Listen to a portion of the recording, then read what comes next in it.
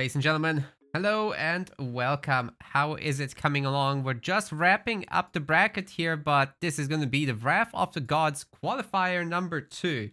Now, this is a $15,000 tournament series, but the qualifier today is for $1,000. There will be 48 players in total.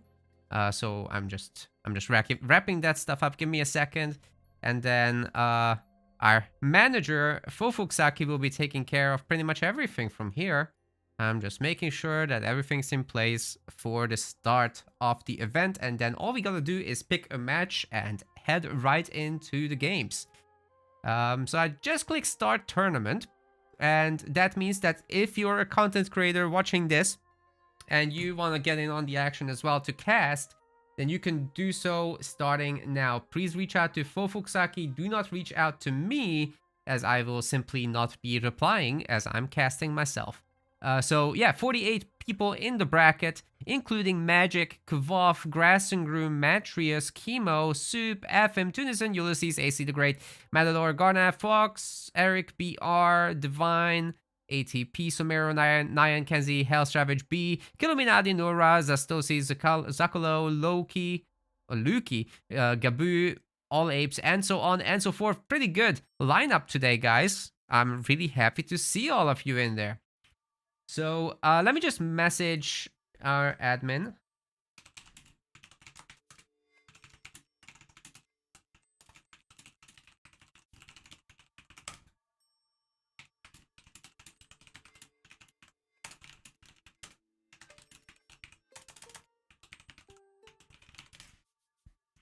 Oh, so there are a good amount of no-shows, unfortunately. We thought we would we would get 64 players today and actually have a full bracket, but didn't happen. Now 48 is what we have, and that's actually the limit for the number of tournament points that we promoted, right? So fortunately, didn't have to edit that. Everybody will get the same amount of points as they would have with a full bracket. So that's, I think, a relief. But 48 is a rather low number. So please, guys, make sure to check in next time if you were late today. Something to keep in mind, right? Now, what I want to be doing next up is pick a good little first round and then spectate whatever follows. I think I want to be locking into something I didn't do last time. Let's say, why don't we catch Chemo's games? That should be fun. Or Matrius. John Arbiter, Forever Till Dawn. I would try to catch those guys, okay? So I'll inform our admin.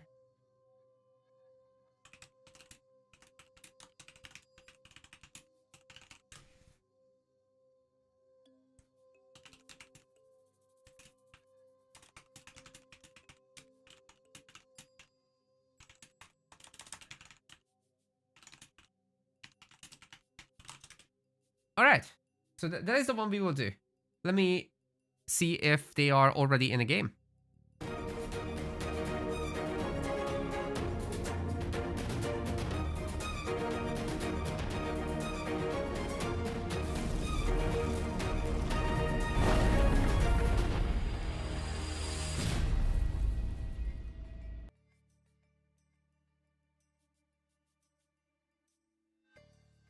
We are searching.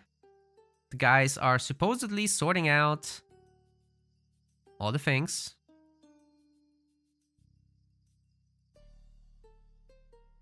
There's a whole draft process to this. So basically you decide what gods are going to be available. in your match via a draft process. The stuff you pick, your opponent cannot pick. There's also a ban in there. So I'm just trying to find out whether they can post their links. I'm gonna message the players, okay? And then we'll see if I can set up a scoreboard as well. It's very hectic at the beginning of the tournament because I'm like almost an admin, but not really in practice. So we're figuring it out, okay? But basically, they should be here. And I'm going to ask them for their links. So John Arbiter and Forever Till Dawn, also known as Punkstar to the old school community. Also really great to see all of you in the chat on Twitch. We got the combined chat thing going on. And I need to make sure that we are live on YouTube as well. I think we are. I see already comments on the MetaPlace YouTube. It's just my personal one I didn't open. Let's take care of that. Because last time I accidentally didn't press the start button. And I don't want to make that mistake again. But I'm pretty sure this time it's just live. Yeah, there it is. Okay, we're good, we're good. I already see Gabriel asking for the bracket there. Use the bot. You're doing well. Fantastic. So, yeah, let's get Forever Dawn and John Arbiter's links.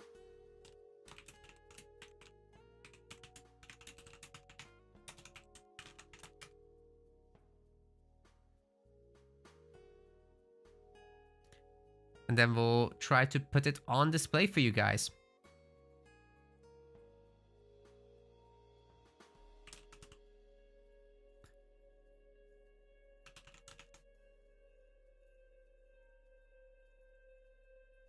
Good to see it shines when IPK as well.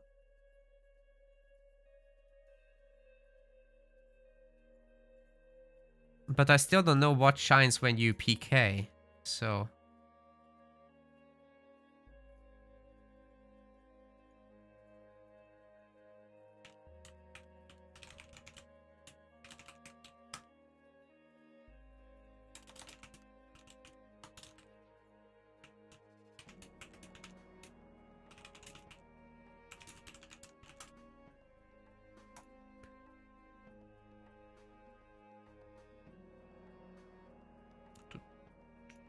Waiting for the info, gamers. Waiting for the info.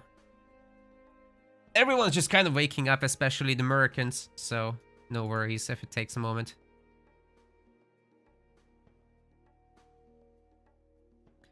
I hope they're not already in-game. If they are, we just jump in. It's no worries, actually.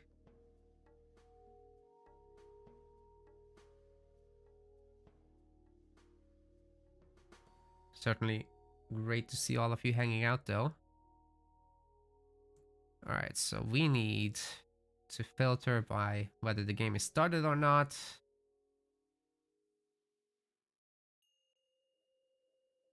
And then hopefully I can find them.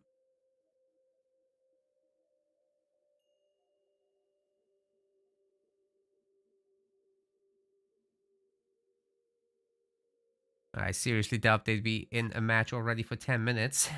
As we literally just announced that they're playing.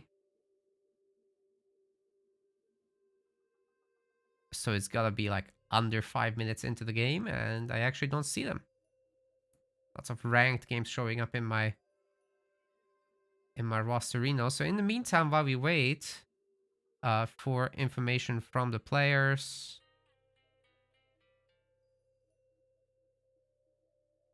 we can talk a little bit about the tournament. Let me get that for you guys. John Arbiter is streaming, then I'll stop by in his chat and make sure that he's aware of everything.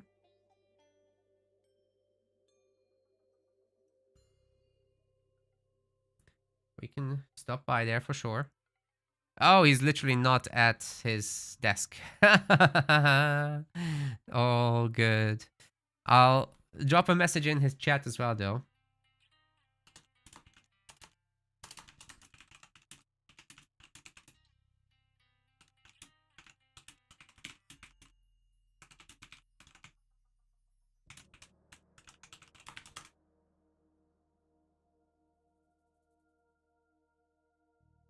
All right, fantastic. I'm sure we'll be just fine here.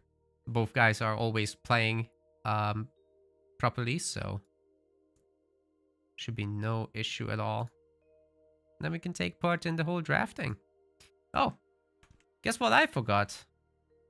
Pinging my own Discord server. That's genius right there. Let's sort it out while we're waiting. And then I'll tell you guys about the tournament a little bit.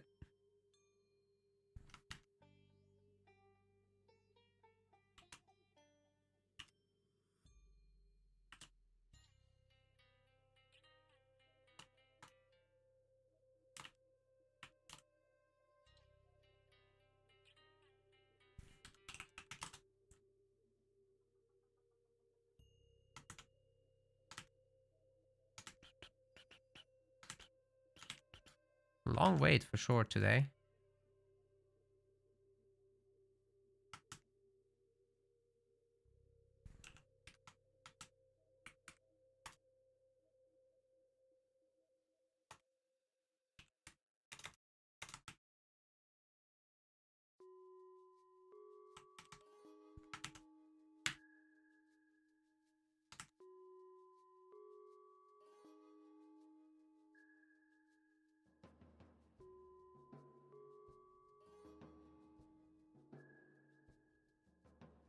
Okay, sent that out as well. Very good. We still don't have any information anyways, so... yeah, let's go through the whole event structure. Let's do it. So, we've basically got $15,000 for the entire thing, right?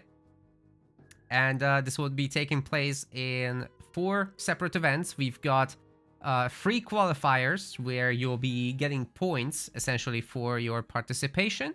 And depending on whether you win games, you'll be gaining more points. So advance to the next round, you get points.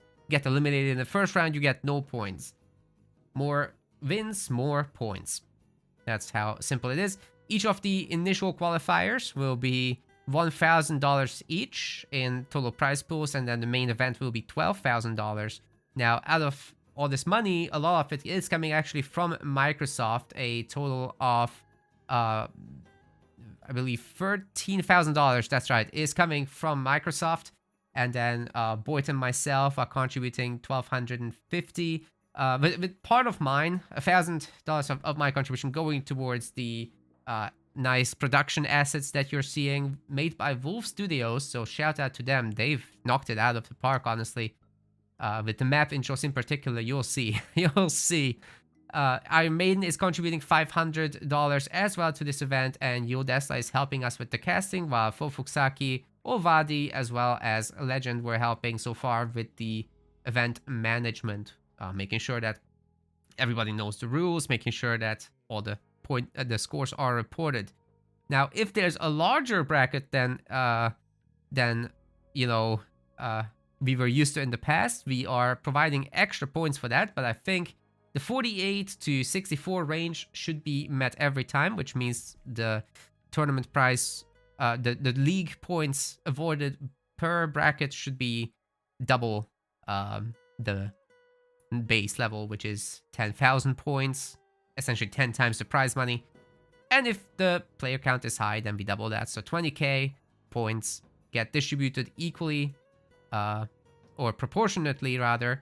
So we have a little calculator on the website. You can head to MetaPlace, punch in that there are 48 players with 20,000 points on the line, and then you get your little calculation here about how that's distributed. It's also noted, however, in our bracket itself. The winner today will be taking home $500 in this qualifier, the second place $250, third place $150, and fourth place $100. I still do not have my draft information, however, so that's a little bit unfortunate. I'm trying to find out what's going on in the background here. Are they already playing? Because, yeah, ideally they'd show me their draft, just so we can talk about it. But I don't see them playing.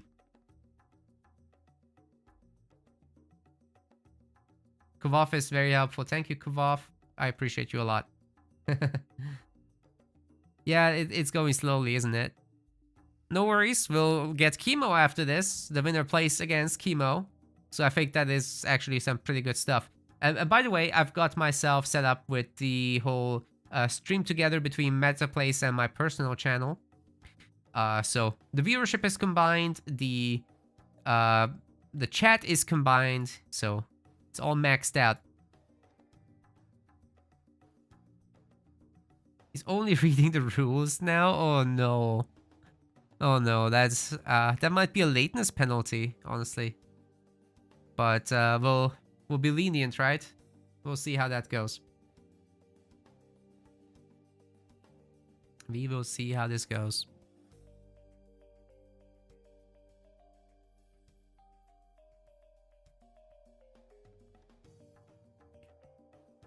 Well, what other matches are going on actually?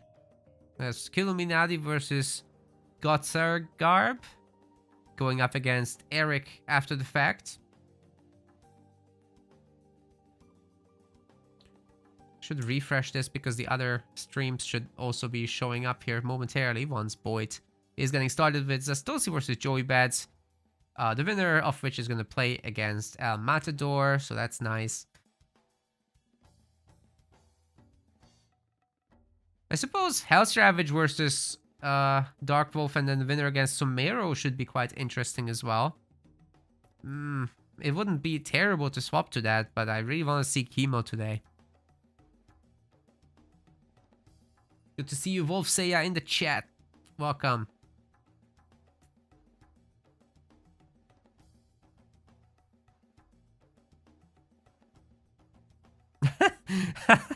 Boyd and Iron Maiden both wanted to cast Joey Bats, so poor Iron Maiden is now having to pick separately. By the way, speaking of Iron Maiden, let's give him a shout out. Tomorrow I'll be hanging with him to co-cast. That's gonna be fun.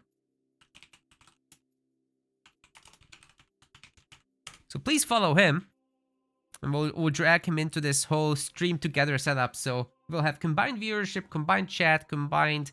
We'll move in with each other basically, as I did with Boyd in the last one. So that was pretty hot.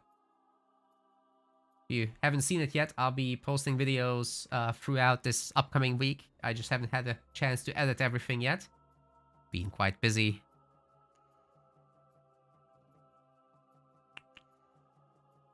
So what's going on here?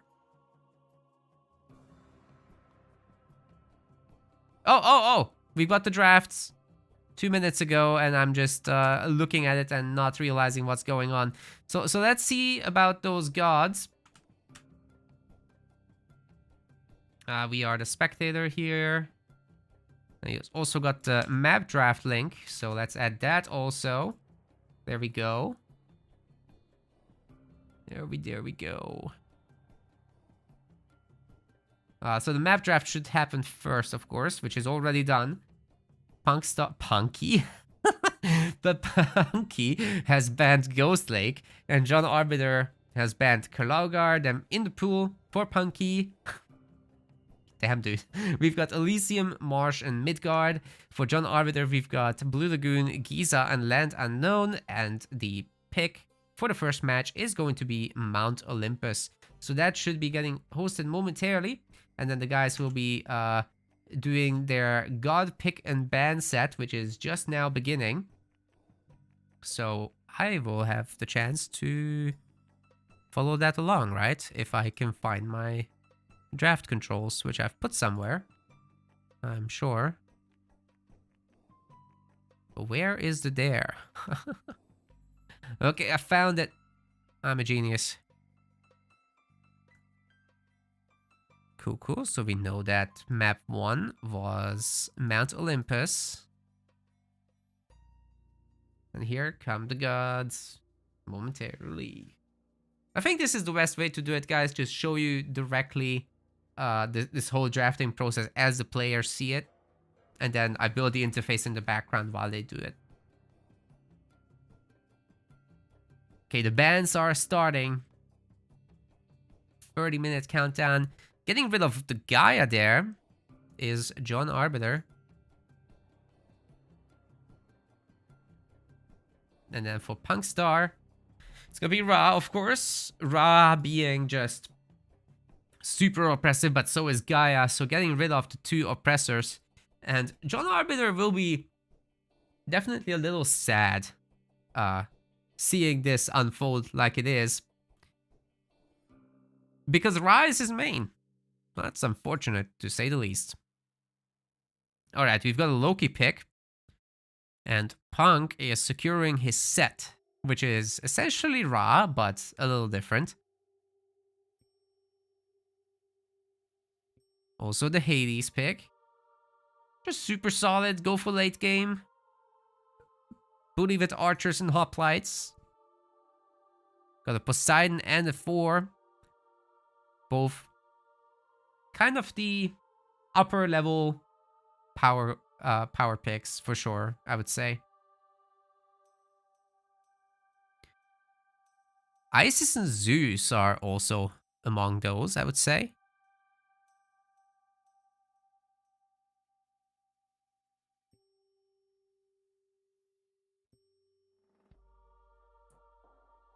Coming up next should be Kronos, but I'm not sure how familiar John Arbiter is with Atlantean play. So we've got a whole lot of the original Freyr. Okay. I was just saying original gods and then he picks Freyr. Well, that's not original no more. This is new stuff. Okay, and then the god picker itself should be coming up from the players.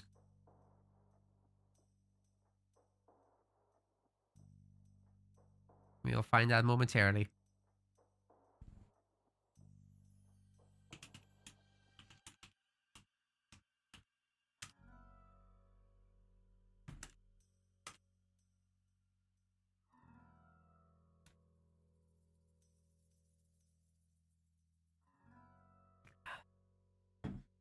Is Gaia the most solid one among the Atlantean gods? Well, certainly one of them. I would say Uranus is a little bit on the back foot, but Kronos and Gaia are both right there at the top. So Gaia, for just simplicity reasons, right? You get your Caladria, which gets to control the early game through the mass healing as well as the burst healing itself. So you just make several and essentially make sure that your guys don't die.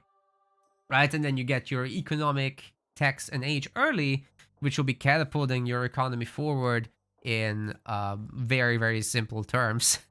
Just more income than the others, basically, for very cheap costs as well. But then you've got oh, and then, of course, you go Heroic Age, you get some free Dryads immediately. And they're very affordable as well, because you've got Gaia Forests, which are gathered from faster, which then snowballs further with your early economic upgrades. You get the picture. So you basically get these free Myth unit tanks up front. But then you've got the Heroic Age transition on top of that, where you actually get your final upgrades early. And you get the Poseidon's Secret upgrade with Theia. Your Quintarius will become ultra cheap and more powerful as well through the tech, and then you get Lance of Stone to further exasperate that. It's nuts. It's nuts. Cheap, fast, strong Quintarius with a superior economy. You just pump. Okay, now Uranus can do this, but just doesn't have the economy behind it as Gaia does. Nor does he have the mass regeneration on the Lush and the speed buffs. Kronos, on the other hand, is a bit of a pressure powerhouse. You got your deconstruction, which is excellent on fortresses in particular. You can also deny the temple, force the early villagers to rebuild. You can time shift your forward temple, your first temple, and you get a double Myth unit out of that. Then you can bully the enemy base a tiny little bit before you head back home to safety. So that just really puts you ahead. Every time you lose Myth units, you get back some economy as well. So I think that adds up quite nicely. And overall, the Heroic Age through Hyperion with regenerating heroes, and the Prometheus economy with the Theft of Fire heroes is just all fantastic. So yeah, that's gonna be my monologue for that one. The game is now being hosted finally, half an hour into the tournament. Oh my god. Yeah, we'll be here for a while. I picked an unfortunate match, but now we're sticking with it. Wolfseya is like, too much information, sir. I'm sorry, I have to fill the time with something. As I still don't have the actual god picks from the players, thus I can't really do much of anything. I am messing with you, it's fine. Okay. Switching over here. Have we got the thing? Wait. What's going on here? Why is it showing that? Am I? I'm on Boyd's one. Rookie mistake. Uh, yeah, that happened. I fixed it. I fixed it. Score is 0-0, of course. This is good.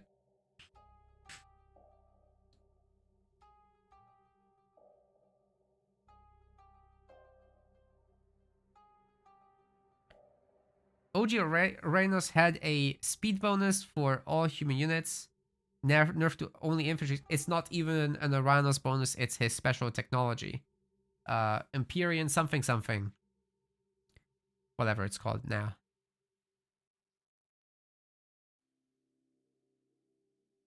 Have these boys started by chance? The game has disappeared from the lobbies, so I think they've started, and I don't know the god picks.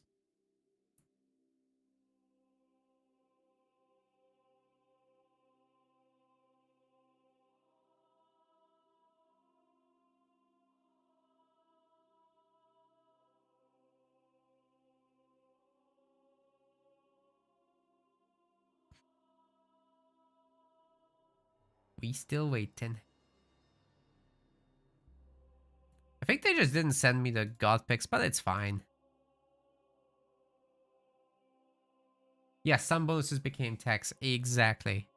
So that's rough to be Oranos, but at the same time, you got infinite, relatively cheap shockwaves. So, you know, you get to win those fights early on several times. I think that's a pretty good little thing to have. And perhaps even more importantly, the whole Sky Passage shenanigans was made much more available. So I think that's really useful. And people can just go out and hunt and then get back when they're too much under too much pressure, not costing too many resources even.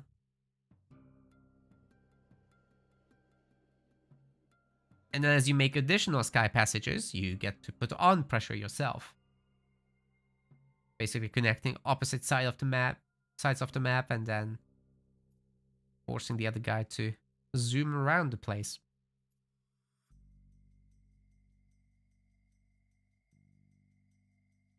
I still do not have a lobby.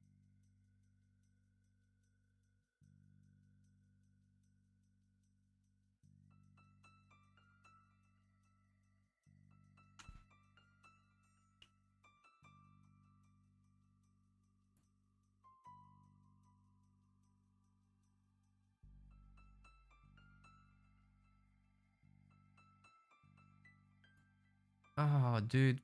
Just can't find the game.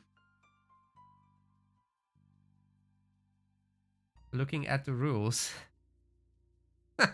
I'm falling asleep too. I'm falling asleep. Help.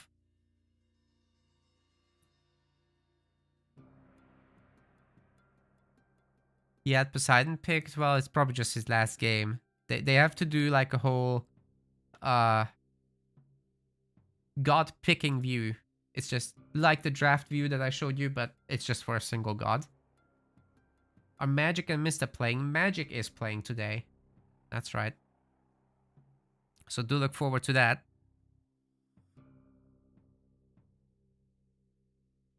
I know I am.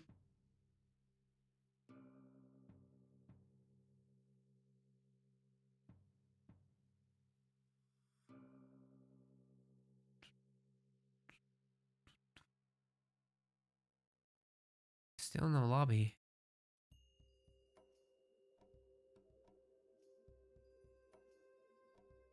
Okay, that's getting silly. We waited 34 minutes.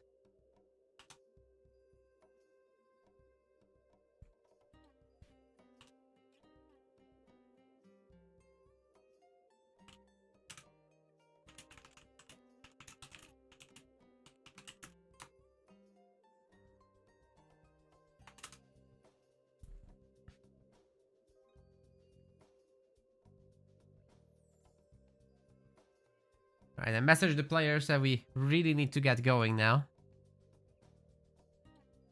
No more excuses.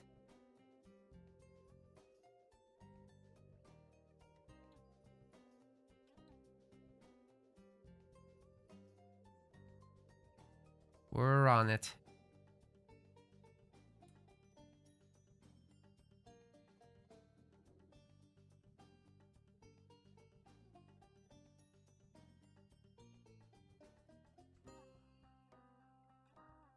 Okay, I think they're doing the drafts finally for the gods.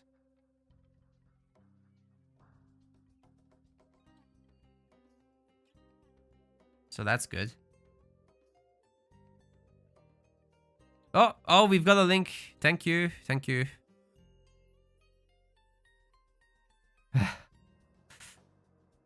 That should be the god pick. So we're gonna have a Poseidon versus Zeus. At least we know. At least we know. Excellent.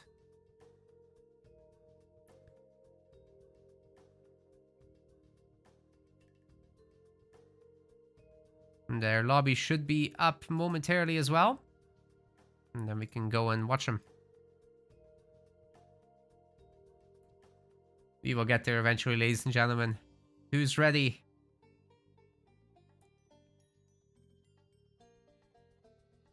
We know it's a Poseidon versus Zeus now. That's a step forward.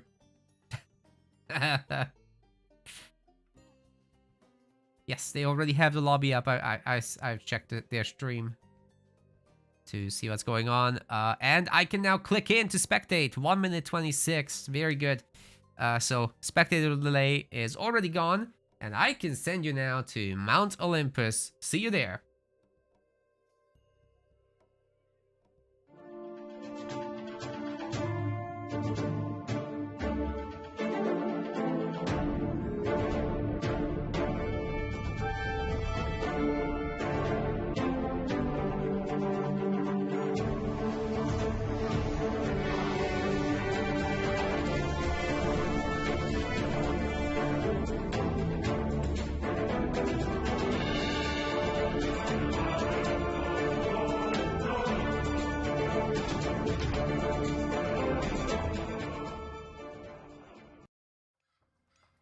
Ladies and gentlemen, welcome, welcome, welcome. This is Wrath of the Gods, a $15,000 tournament series sponsored by Microsoft, Boyd, as well as myself and Iron Maiden.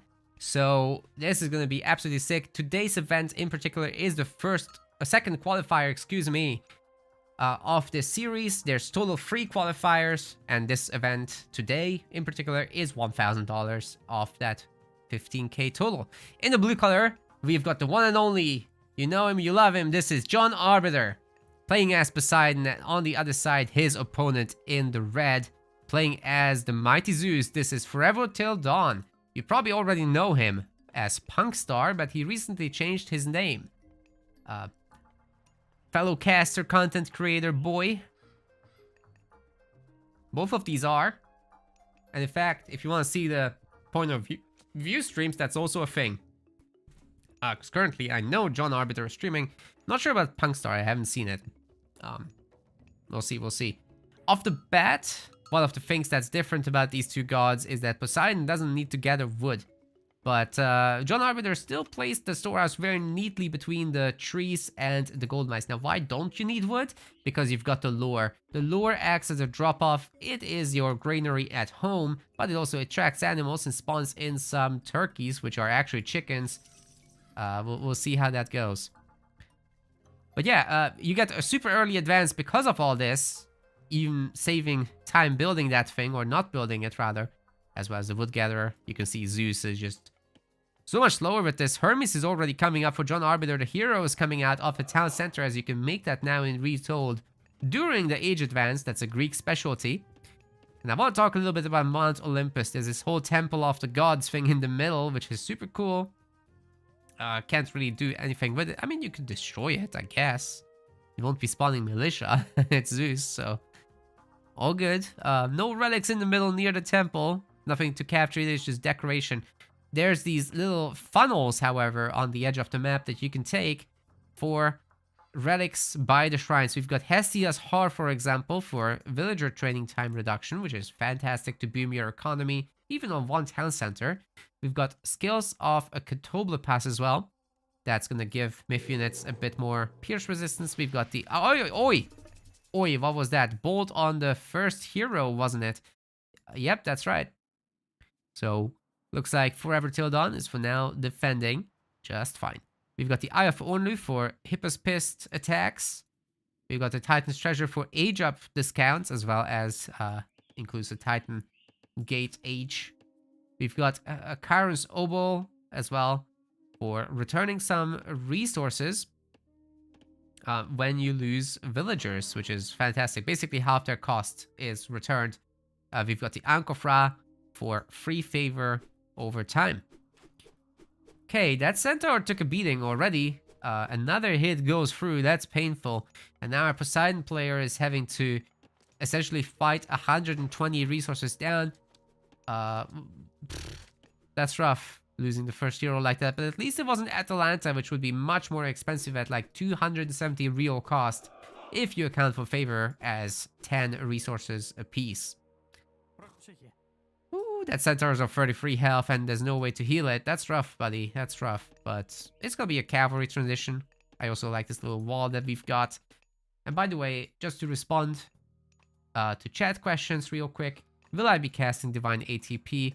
It's not necessarily on my list right now, but after the fact, as the live games are out, I'll be happy to look into some additional casts. Yes, but after this, the winner will be playing against Chemo, so that's the next one we'll be covering. And then there's a round 3, of course. We'll see what comes up there. But after the planned series, yes, I'll be covering some additionals, especially from round 3, which is best of 5s. This one is the best of 3, by the way. I forgot to add that. Alright, here's the Cav. And Theseus is back once more. There's no Atalanta, which is a little bit unfortunate. But hey, Forever Till Dawn is doing a great job saving those villagers, getting them away from the cavalry, and continue to pray. And I think that's a wall off, right? With the trees having a gap, it's a little uncertain if that's actually a wall off, but it's probably close. We've got hoplites versus cavalry, and you have to remember Poseidon's cav is faster, and you can get Lord of Horses to get them to regenerate at 0.5 per second. So these can definitely be an absolute pain. It also affects the scout, by the way. That will be regenerating to keep tabs on people. But yeah, hoplites in the direct fight will be winning rather hard, so you gotta be really careful with this one. Atalanta is out taking a bit of a beating. There's no way to heal your heroes as Poseidon, unless you get a relic for it. Plenty of ways to heal your cavalry, though. You can also go up Dionysus for the heroic age and get Thracian horses as an upgrade, which will be getting them to lifesteal a little bit, so makes them a lot more potent in fights. Right, we've got a bit of movement. Our Poseidon player is moving to the berry bushes. John Arbiter thinking that there's no point in going out there for the hunt, as it's a little bit too risky if the villagers get caught. There's now 3 centaurs, so I totally understand. Just stay safe, stay home.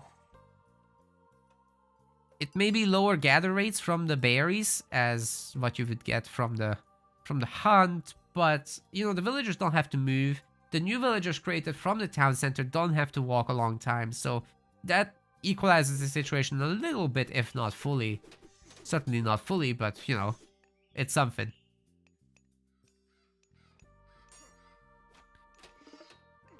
And also, I'm a little bit congested today, guys. I'm really sorry if I make nasal sounds or just sound bad.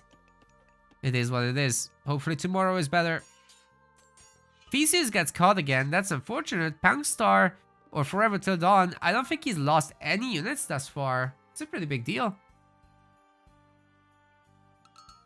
Also, shout out to Wolf Studios for all the production assets. I do think the new framing looks very nice. Could even say that's hot. Ooh, Centaurs putting down hurt. One of the Hippicons is dead. Losing no villager once more. As this one survives at just 5 hit points. Oh my god. Ooh, the Atalanta is coming in, however. And the Centaurs, well, they are not gonna take kindly to that. Trying to snipe her the best they can, but she's too fast. She will be escaping from this. Finally, the villager pickoff has happened, and John Arbiter is putting on some damage. Now ahead by 4 villagers already. How did that happen? I think Punkstar is making too many hoplites. They cost a little bit more food than they do, than Hippicons do, right? So it's a little harder for Punkstar to maintain his production, especially with fewer people on food. He doesn't quite have enough. Okay, now he has 10. That's good.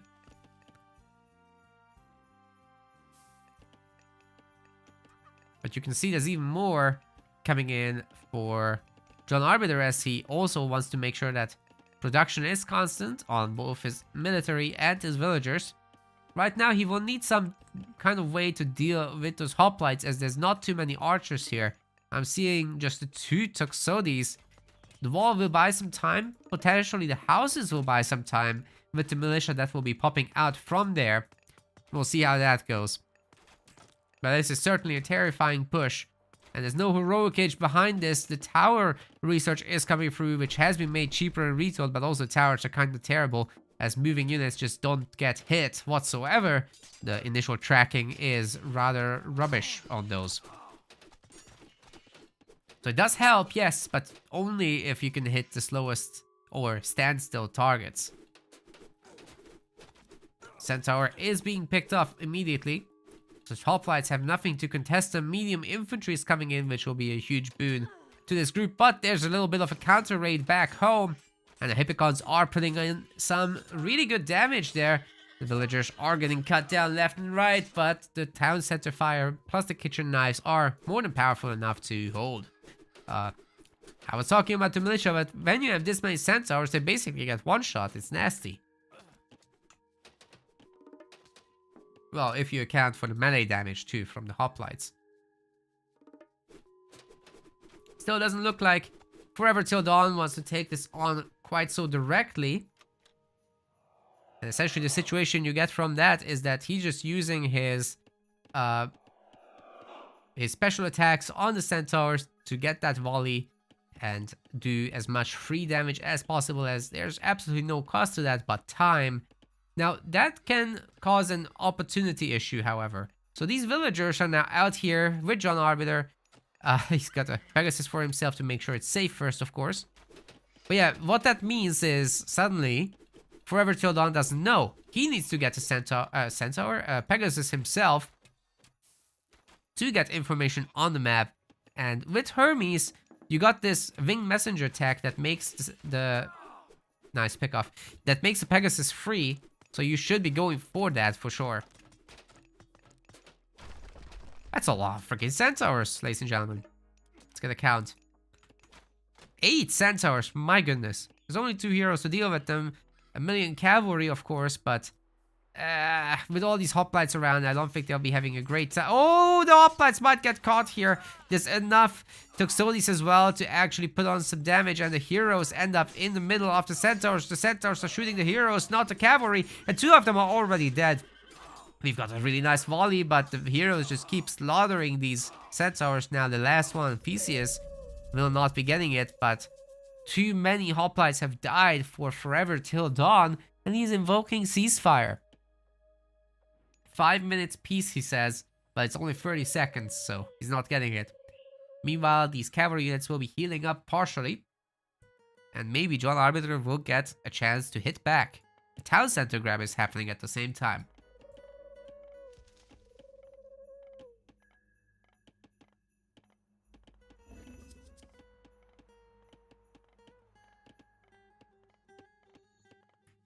Excuse me for the pause there. Very congested, as I said. Okay, we've got stables coming up for John Arbiter as well.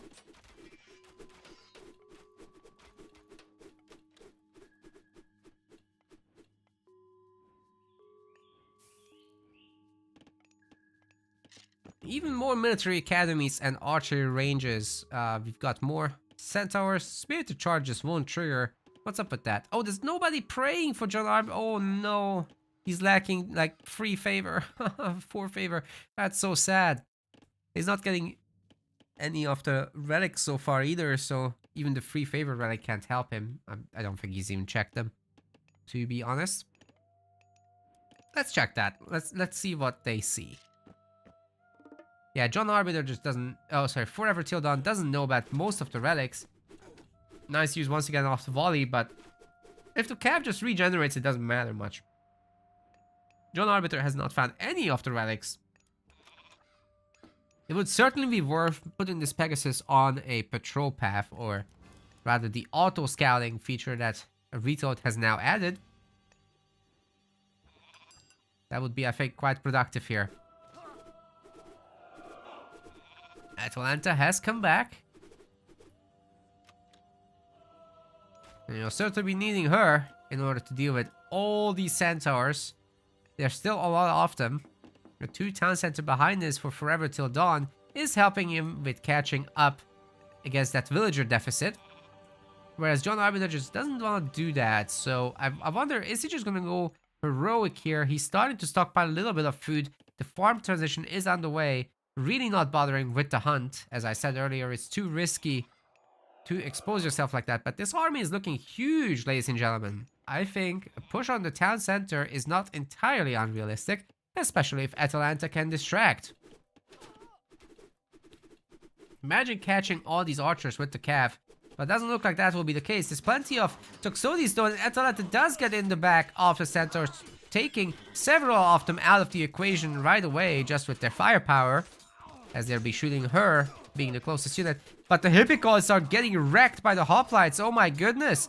The Toxotes aren't quite focus fired on the hoplites. They were shooting centaurs, they were shooting heroes, and that's not ideal. So now John Arbiter has lost the majority of his army. We're looking at equal armies, by the way. And there's some more triple kill.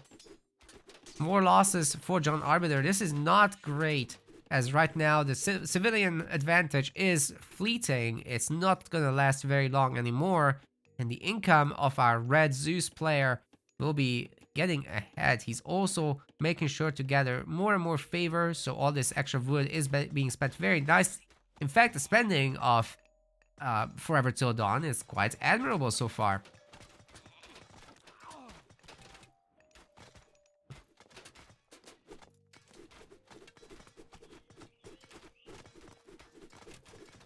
This gold location is no longer possible to hold.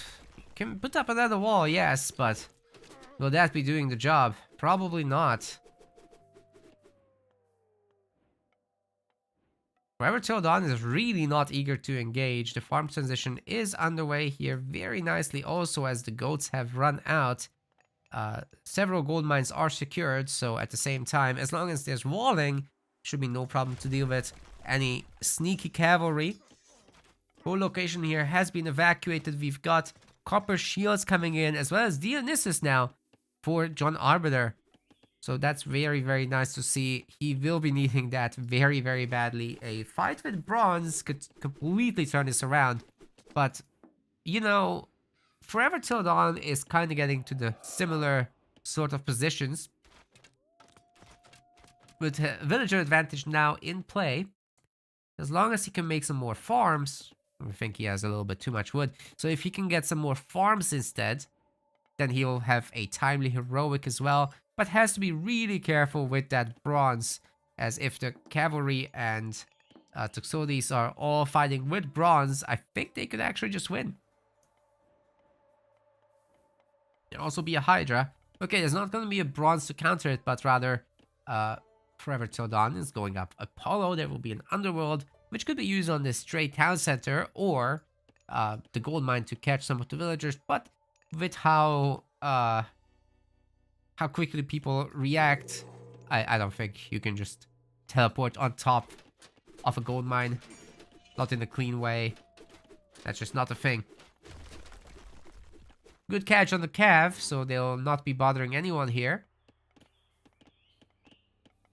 A little bit of villager movement, but not much else. I think Forever Till Dawn might as well just be able to go to the Mythic Age directly after advancing and get an early Lightning Storm in. That would be a really good play. Especially if he catches a gold mine location. You guys have seen what Lightning Storm could do. It will get both the army and the villagers. And bronze, well, it does not help. So, the lightning bolts do divine damage. They don't give a damn about your armor. Which is rather unfortunate, because you can't really protect against it other than with garrisons. Well, it is what it is.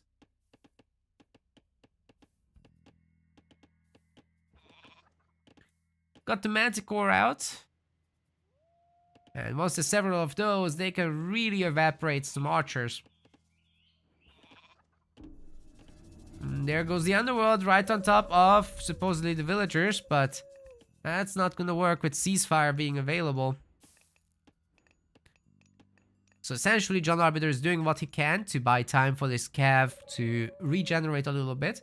He will have several upgrades done as well, including Thracian horses, as well as heavy archers, which are a huge boon to this army. He will have Hippolyta out, and he's running behind this wall. Hell, he could have potentially made a fortress, but he doesn't quite have the gold right now.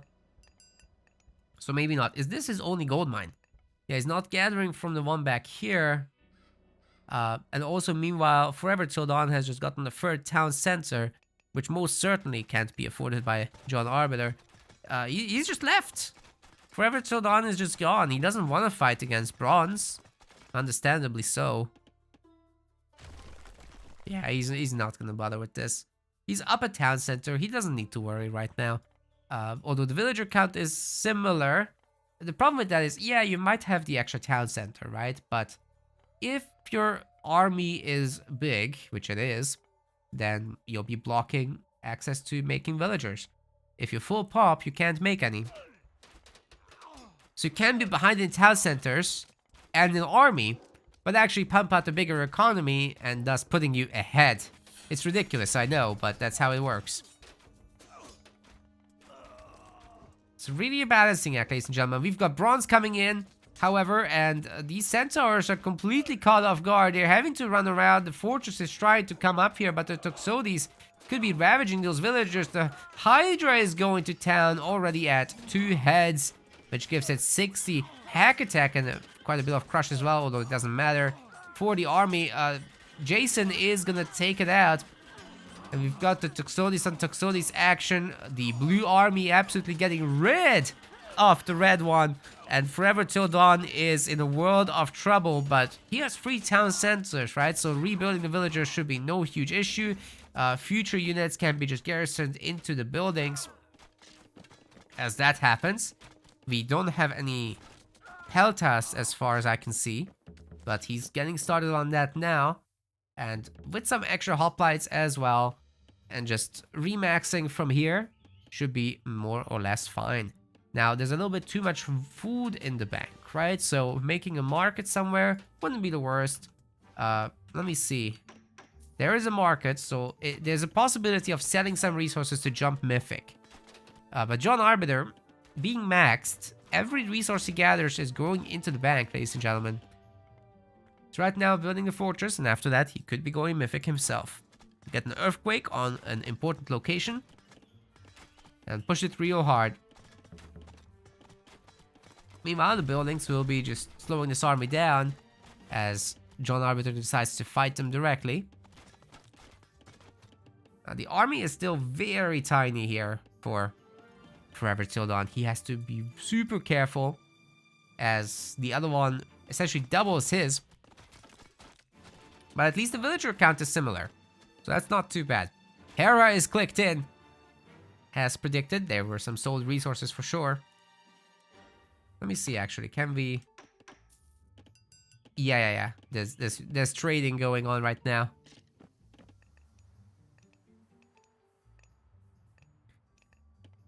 I like the fortified town center idea and the bronze armor and the stone walls. That will make this a whole lot closer to impenetrable, but you really need a place to hide this army for when lightning storm hits, otherwise things are gonna get ugly. And the mission for Forever Till Dawn is just attack this gold mine, right? There's only so many garrison slots available, and lightning storm is gonna get the villagers, is gonna get the fortress, heavily damage the town center as well, and take out the army, except everyone that garrisons. There's a lot of Peltas, so those Toxotes aren't gonna have a good time anyway. Just a matter of making hoplites. Hephaestus is gonna be the pick from John Arbiter, so he's heading into that late game. But let me tell you, Medusa are really good. So you're probably not going to see any significant number of Colossi at all. And instead it's gonna be all about those armory upgrades and using plenty vaults after plenty vaults. Because once you have a really solid core army with defensive buildings up, and you start adding in Medusa with all their upgrades, my goodness. We've advanced through Apollo as well, so you can get Healing Temple, which will heal 3 people at the same time. So if you got some spots to retreat the Medusa into, and let me tell you, they are fast. They can escape the melee heroes easily enough, except Atalanta. That's a really powerful force right there. Hera is coming in, however, so let's focus on what actually is happening, which is going to be Lightning Storm. The Centaurs have been evaporated, ladies and gentlemen. There's a lot of cavalry coming up as well. The infantry is doing a good job going off to face the cavalry, but we've got Lightning Storm, and there are already not many units left. John Arbiter is trying to split out of it, but everything is getting wrecked, even villagers. So many Toxotes corpses there, and actually the extra buildings have helped to tank this. So it's not that terrible actually, but he's still down like 50 population, ladies and gentlemen. There's gonna be a lot of hoplites. Helipolis have been queued, and the Mythic Age and late Heroic Age upgrades for Forever Till Dawn are all coming in at the same time. It's actually too much stuff for this bar that we've got. Fortified town centers as well, so he's gonna be able to get to that population level, but ceasefire is kind of saving John Arbiter right now for the moment. Quite a lot of cav have been pumped out, so that's looking not so bad. Going after that fortress now with the hoplites. They will be replaced, no problem. Forge of Olympus is coming in eventually, but it's gonna cost like 20 favors, so that will be a hot second. Not enough hoplites here to take down the cavalry though, and the archers get absolutely wrecked. Wow. Maybe Poseidon is in, ladies and gentlemen. I was like, yeah, the Lightning Storm is a problem, but Punkstar, Forever Till Dawn, actually doesn't have enough going on behind this to deal with the cav. That was a really good attack with the cavalry wraparound. And this is 235 population, so they can potentially take the town center, but maybe not with that many hoplites around. I wouldn't recommend this right now. Yeah, just running around, causing havoc, making our Zeus player not attack him is good enough. We've got iron shields, mail, as well as weapons coming in. And further villager kills as well. So this is looking rather good, I think, for our Poseidon player. The heroes have been pumped out as well, so they could be helping out with this attack. Even Polyphemus is here, and he's a bit of a chonker. He can fight against buildings somewhat. A lot of the cavalry is being lost, but more is coming in. And next up, we should be seeing some trade from here, ideally. This is a really good spot for a market, to here. You can see Forever Till Dawn is already doing this. So, you know, certainly nothing is decided just yet, right? But that previous fight was rather good. And Colossus is caught and taken down by a combination of the Medusa and the Larfin. It's really brutal stuff. And you know, with how much wood and favor there is in the bank for Forever Till Dawn, I would love to see a pivot to Mass Medusa, actually. But I think he's got much more immediate concerns. Why are we making Hippospist? There is 0 infantry coming out of John Arbiter. You shouldn't be doing that. Hoplites, hoplites, hoplites, get champion. That's it. But yeah, you gotta make hoplites. These Hippospists are actually worse than the hoplites for tanking archer fire as well. The hoplites are very health efficient when it comes to their cost and population. So that is what I would love to see more. Oh, the town center is actually getting sieged down by the Helipolis. The villagers have not been pulled to take down the siege weapons, and this is now going down. Bit of a decent counterattack. Polyphemus also getting caught here by a handful of units, and the town center fire will be taking him down eventually if he doesn't leave. Either way, he'll be super low health. Cav is looking for another hit. Not sure it's gonna be happening. Why are we making Prodromos? There's no Cav. I'm so confused. Okay, in the original game, Prodromos used to do bonus damage against siege weapons. That's no longer the case. They are literally just anti-cavalry. Now granted, there are more units tagged as cavalry than before. Even chariot archers and stuff like that. It doesn't make any sense to make them against hoplite archer based composition. Just like the Hippospist don't make sense against Hippeus and Toxotes. Miskick probably. I agree. I agree. It's not many, so it must be.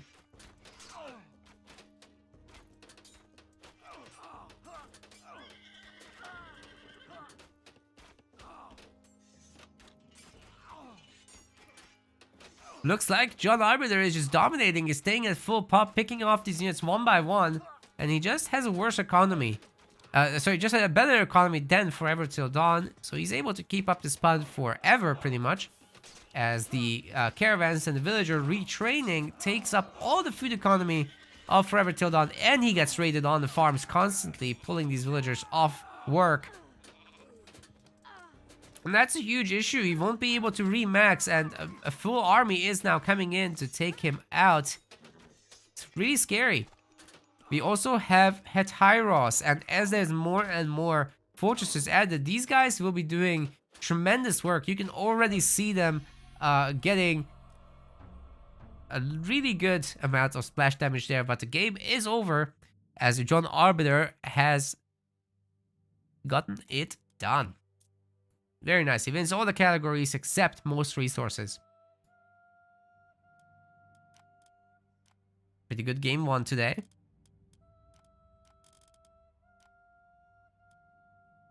But I think ultimately what tells the story is not this bar with the all resources collected, but rather the kill death. I think that was rather good, right?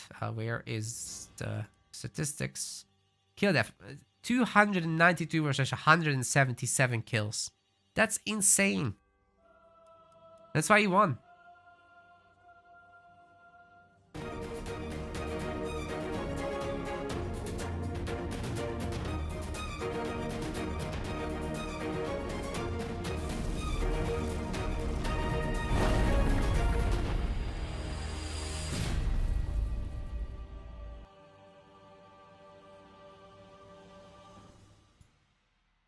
Okay, I'm waiting for some more information from these guys. Let's see if there's anything.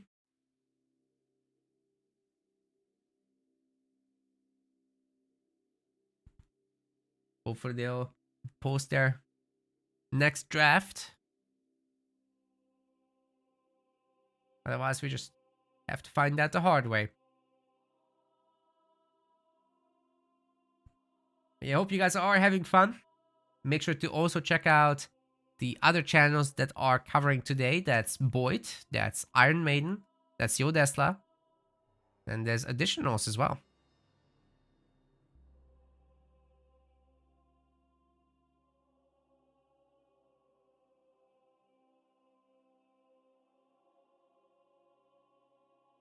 And by the way, the winner of this that we're casting right now is going to go up against Kimo. And the winner of that is going to go up against the winner of Garnath and Nora. So we're getting this sorted out. There were a bunch of updates already. So Kenzie Mafi has defeated Nito and is going up against Nyan Racing Cat right now. We've also had Luki defeat Krusluk. He's gonna fight against Ulysses next up. Any chance I will stream Divine ATP? I can do it after. So I've just said what I'm gonna do, and then after the fact, I can still get the replays from Divine ATP and take a look at him versus B. That sounds like a fun series for sure. So I'm happy to cast that, and the winner of that will be going up against Grass and Groom, which I assume Iron Maiden is gonna cover. But I can cover that match 30 in the bracket if you're looking at that.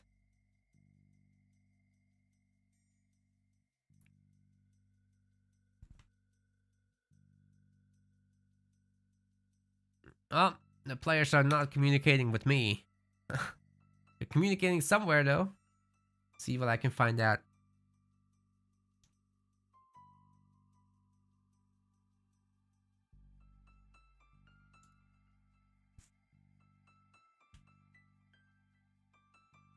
Okay.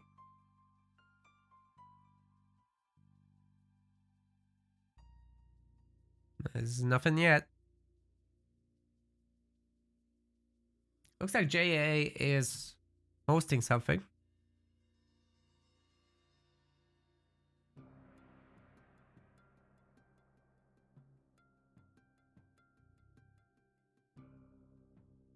It's gonna be Midgard. Yep. Yeah, I'm looking at his stream. The easiest way to find information, apparently.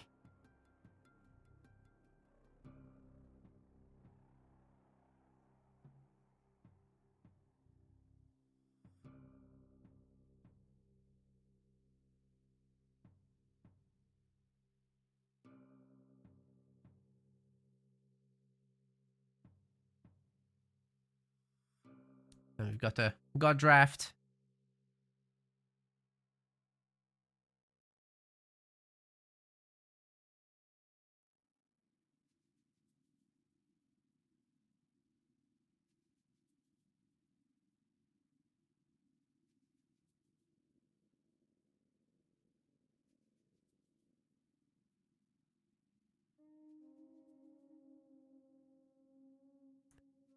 Got the draft. There we go.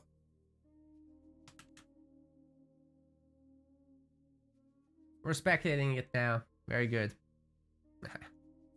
Very good. We made it. We made it. And we know about Midgard as well. So that's great.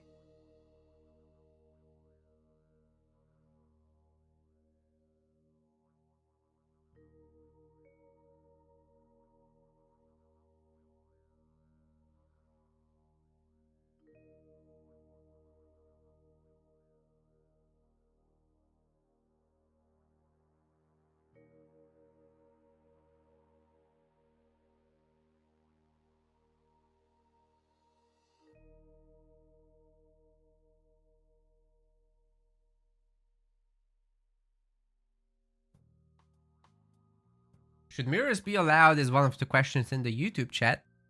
And I think no. I think no. It's... You get enough of that in the ladder. It's not something that people are excited by. Like, imagine having a mirror match of a pantheon that you don't like. So, if you don't like Egypt and you have to watch the same two gods, like not even any variety between them, I think that's not the best. At least in these tournaments. There should be tournaments that do allow it, but I don't think it should be these super big ones.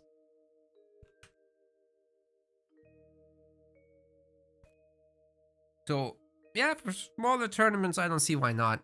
But, you know, you do want to maximize the enjoyment of the viewers, I think. Thank you, John Arbiter, for the link, but you can just pop it in the Discord when you go and then ping Punkstar. I'll be seeing that, so. Someone else joined the other one? Yeah, that's why you should...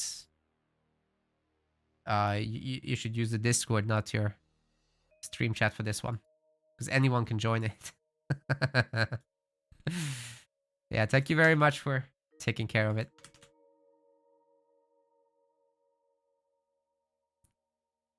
Well, someone joined this one too.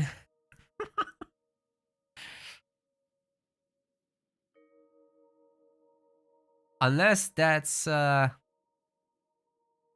Punk Star.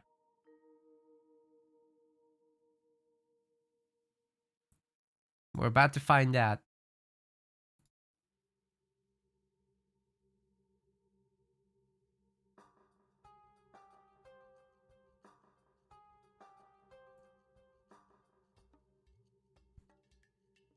Okay, we got Loki versus Hades. I hope that's the real Punk Star and not somebody messing with this.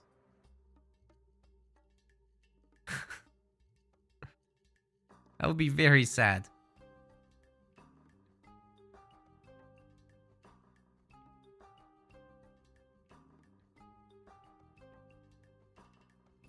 People are gonna start being toxic. We have to develop our own system. Please don't do it. It's so expensive.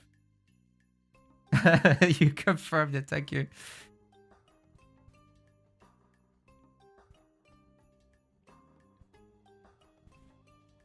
Okay, fantastic. So we do have our draft, ladies and gentlemen.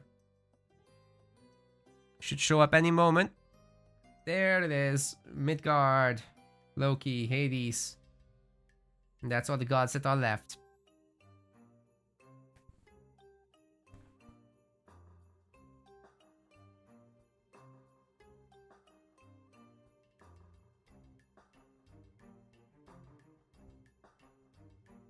That's all the gods that are left. So we've got, after this, it's only a best of 3. So, you know, if John Arbiter wins, then it's over. But after this, we do have Thor and Freyr available still for John Arbiter.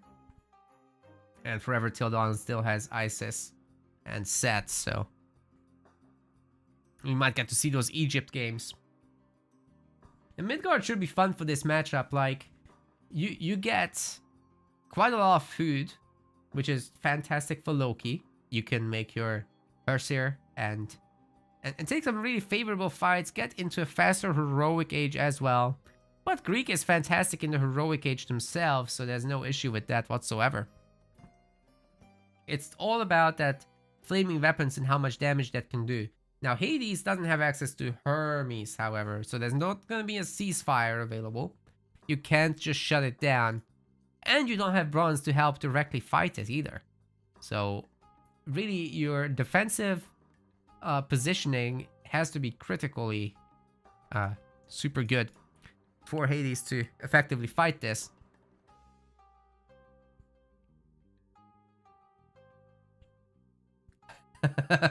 You'll be amazed if JA has a build. Well, here's the thing. It's fairly simple, actually.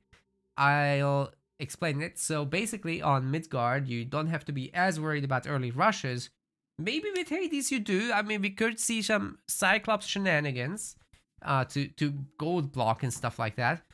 But it's not as scary as it once used to be, because if you have 4 docks up across Midgard to gather from all the fishing spots, those fish are pretty close to the shore. So very good income from those. And you do have the whole situation going on with the market now being available in H2, unlike in the old game. So you can always sell your excess food. Anyways, we are already in the game, ladies and gentlemen. Let's jump into the map introduction. It's one of my favorites.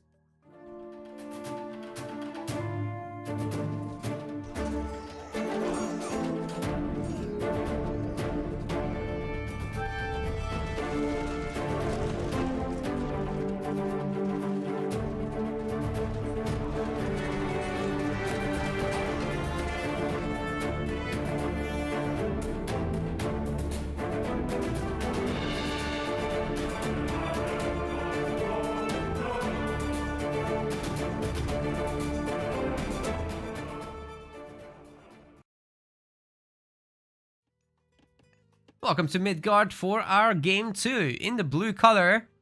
Going in fast forward so that we can catch up with the actual game. This is John Arbiter playing as Loki. On the other side, our red Hades player. This is Forever Till Dawn. He's on match point. He needs to win. Otherwise, he out. The Zom comes down early on. Already deciding to protect this one main base. Both players, of course, going for the Dockerinos. This map was actually Forever Till Dawn's pick because the losing player does get to pick the next map. A little bit of advantage, a little bit of potential for comeback right there. I think that's really nice stuff. Alright, the fishing ship goes for the distant spot, but spots this one also. This is definitely something you should be taking. But it wasn't the best of fortune when it came to finding the initial area. Usually the corners are pretty rich, but behind the players, I've seen this trend that there's just not as much fish as there could be. It's usually a pretty empty area behind the players, and then as you expand around the edges, you get more and more fish. Hell, these whales are even going out. The orca are even going out of the map. It is what it is. Flat Earth, by the way. Just saying. We should have a relatively quick H2 setup here from John Arbiter. I think he wants to slap down a temple as soon as possible on one dock and just pressure. Maybe during the age up he will be slapping down some extra docks as well, but when you put 10 villagers on hunt, in addition to your fishing... Oh my god, it's a single fishing ship. I just noticed. What's going on? I'm scared. I'm so scared. You know, Forever Till Dawn will still have a pretty reasonable age advance time as well, so I don't think you can put on too much pressure. And it's Hades, so what damage are you hoping to do in this scenario, right? There's a double sentinel at least shooting at you, and if you get too close, then the town center as well. So we got the Forseti advance. There's not going to be an undermine even to take care of the towers. Which also means that our Hades player can upgrade towers to help further defend against any early aggression. With how heavily you're distributing in these scenarios for wood and gold, that's going to be very easy to afford also. And that's a lot of fishing ships, by the way. The second dock is coming now up. Yeah. Really good read by Forever Till Dawn on what's going on in this one. And he's now confirmed it with the scout. I wonder what he's actually seen though. Let's take a look. Okay, so he would have seen that there's not too many fishing ships, only 2. So that's already immediately a tell that there's not enough fishing ships being made, and all you gotta do is hold on to the alive, get your heroes out, defend, and make more docks. The third one is coming in, and there should be a 4th one at some point later down the line, maybe even just here, to really double down and secure this location. Or the other thing you can do is just put it in between because there's already a fishing patch here. So yeah, 4 docks as predicted. You don't really need more. You can make more, but you don't have to. So from here on out, will we see some triremes? I would say don't do it. That's just 3 fishing ships. It's literally not worth it to shut that down. Just get the land army out. It's gonna be fine. Ajax finds the system of Bast. That's gonna make villagers a little cheaper. Got the Fetters of Fenrir. That will give villagers higher attacks. Got the Canopic Jar of Imseti, which will reduce infantry training time. And the Ship of Fingernails for food trickling.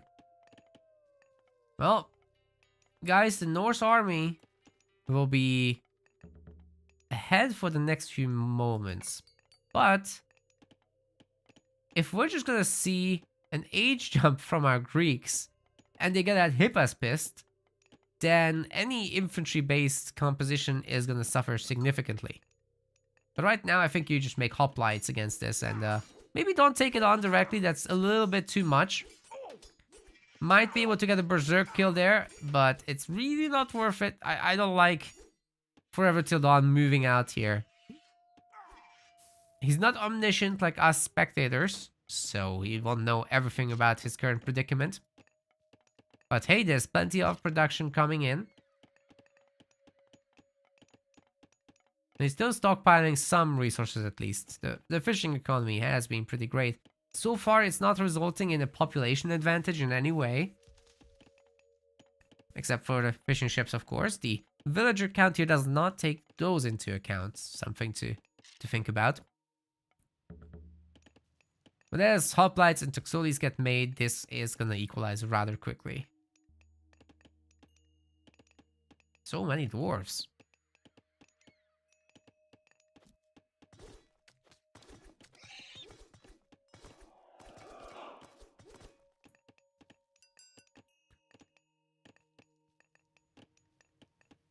The army is now looking to fight this off. Shouldn't be a problem, especially with restoration available. But you do want to keep that for the next age, because no doubt that Loki will get to heroic, even with a small army.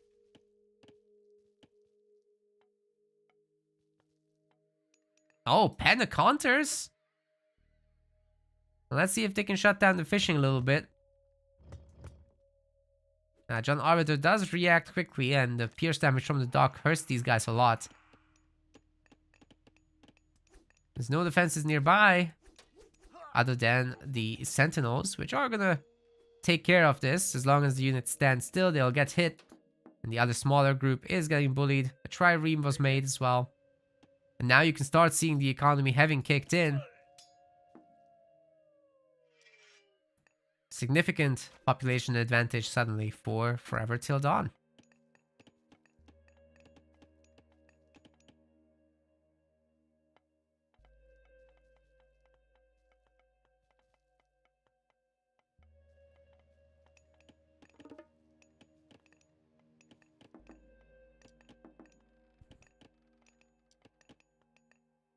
Once again, the harassment plays are coming through.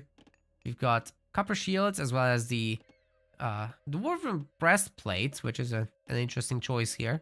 There's not that many. Oh, there's a lot of berserks actually. Okay, so that will help a little bit.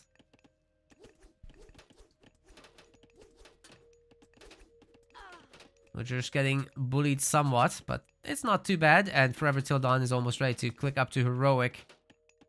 Smaller army, yes, but under all this cover fire, they'll be more than victorious. So a little bit of idle time is all this army managed to cause so far. Now, having shields is going to be nice, though, especially for the next age. But with John Arbiter just not having food income, this is going to be a pain point. Over ecoing definitely on gold. You don't need 21 dwarves on this thing. Some of them should be doing something else. It's understandable that you make dwarves here as Loki, even though they're expensive. Spending so much on food units like berserks and heroes that you just have the spare gold, right? It makes sense. Aphrodite is coming in. She's gonna get a curse added into the god power pool. And then that can take care of a lot of the berserks in the next upcoming fight. Also, during flaming weapons, not a worst idea, but I do think you want to get the fight early rather than later. Got the healing spring with this town center location. John Arbiter trying to get further ahead. He's looking okay in terms of the population. But meanwhile, these fishing ships have been working, and the heroic age is just not going to be in. We got medium hoplites as well as medium toxotes coming up, as well as the weapon upgrade. And we've got Vaults of Erebus that will provide a gold trickle to our Hades player. Taking out the house is not the worst idea. They're pretty weak. It's quick work. And with the 2 god powers available as well as a Nemean Lion Stun, this should be a really good fight. Oh, the piggies.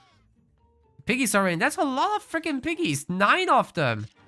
Wow. Okay, that's a significant number of berserks converted. And suddenly the population is not looking so hot anymore.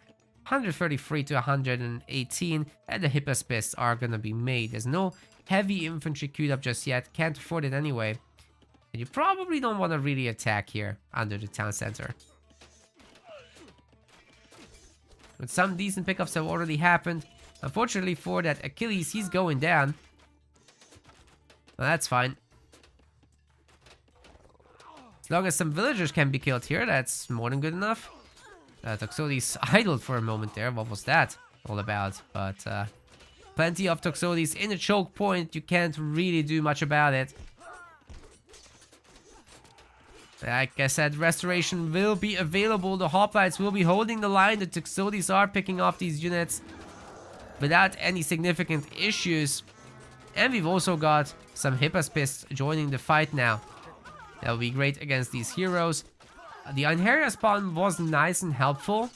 with the boost, but the Greek army is just far too large.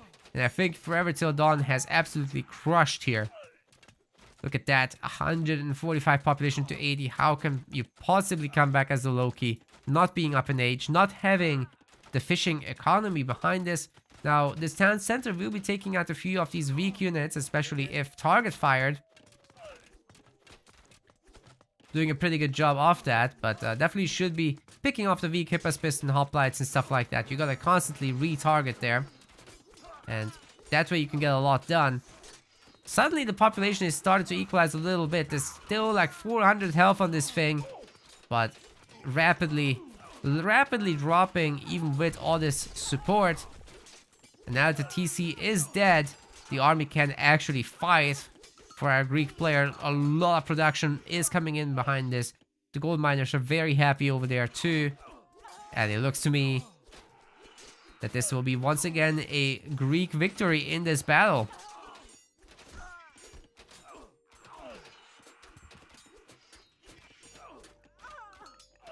John Arbiter will be having to pull a rabbit out of the hat. Oh my god, there's no hat anymore. The villagers are all dead. So many got killed at the second town center, it was definitely not paying for itself. And what you can do after this, if you're Forever Till Dawn, you can just take this town center yourself. You can benefit from the healing spring for now and just get all your boys back to full. Destroy all these buildings, it's plenty of damage, it's totally fine. Get some more Hippospis out, of course, with heavy infantry ideally. But I will say you have to protect the vills. Okay, that's happening now. We've also got the heavy ranged soldiers coming in.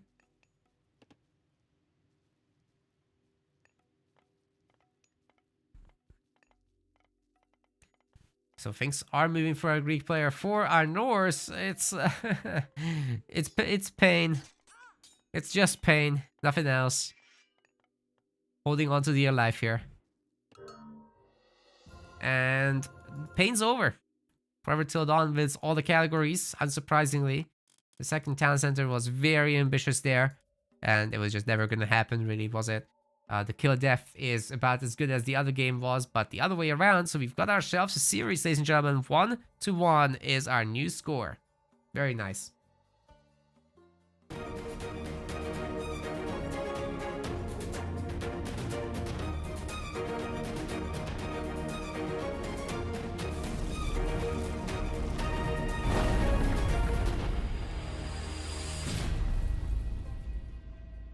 GG indeed. There's a total of 80 of you hanging out. That's fantastic. I love this whole shared chat thing. I think it's very nice. Rose will live on YouTube, by the way, on both my personal channel, Nakamura RTS, as well as the MetaPlays YouTube. So just pointing it out, there's another 24, 26 viewers, 28 at the moment. So over 100 people watching. This is not bad. I'm happy. Last time it was a little bit rough. but today I like it. What we've got going here.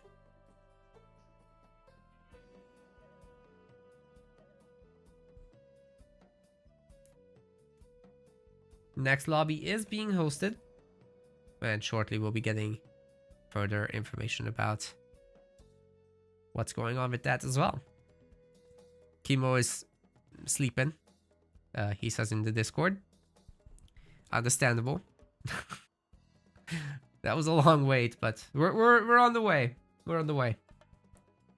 Soon enough, Kimo. It's your turn. Funny guy.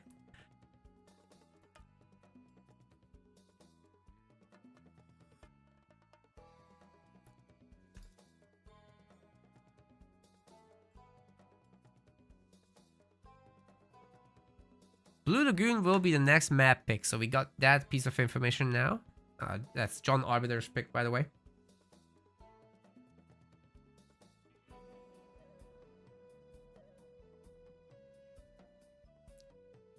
So let me go and set that up.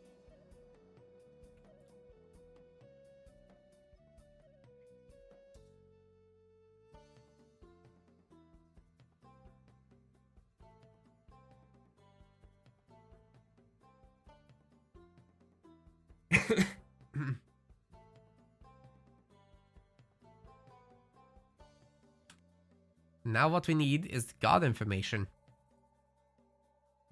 I'm sure the guys are getting the draft done shortly.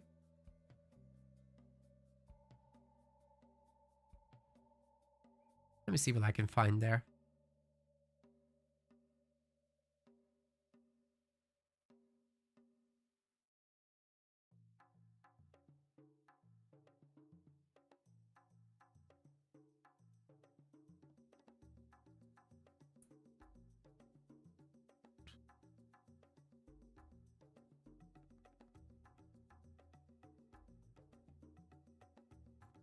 So far, there's no draft.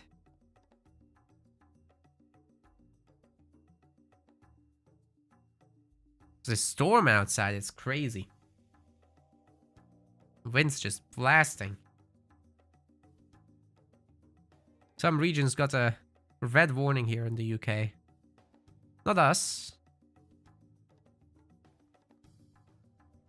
But it's still noisy. Could probably knock down a bunch of trees, honestly.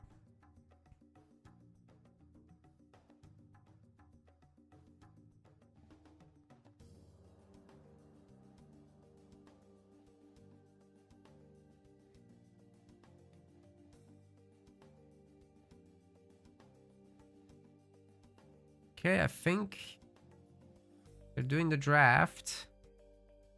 Not gonna be able to show you guys. Or I could from John Arbiter's stream. That's fine. That's fine. Let's just watch him. There's our boy. Full screen him.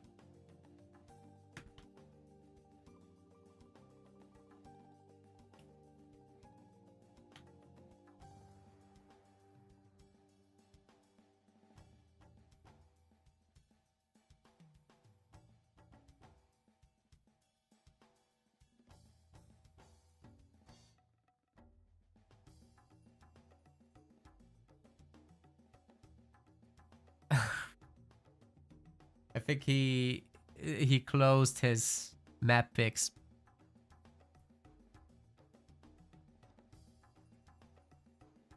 Alright, he's sticking with Blue Lagoon, it's fine. That was one of his maps. I'm pretty sure we can check that. We can check that for him. This is the maps. He does have Blue Lagoon, so this is fine.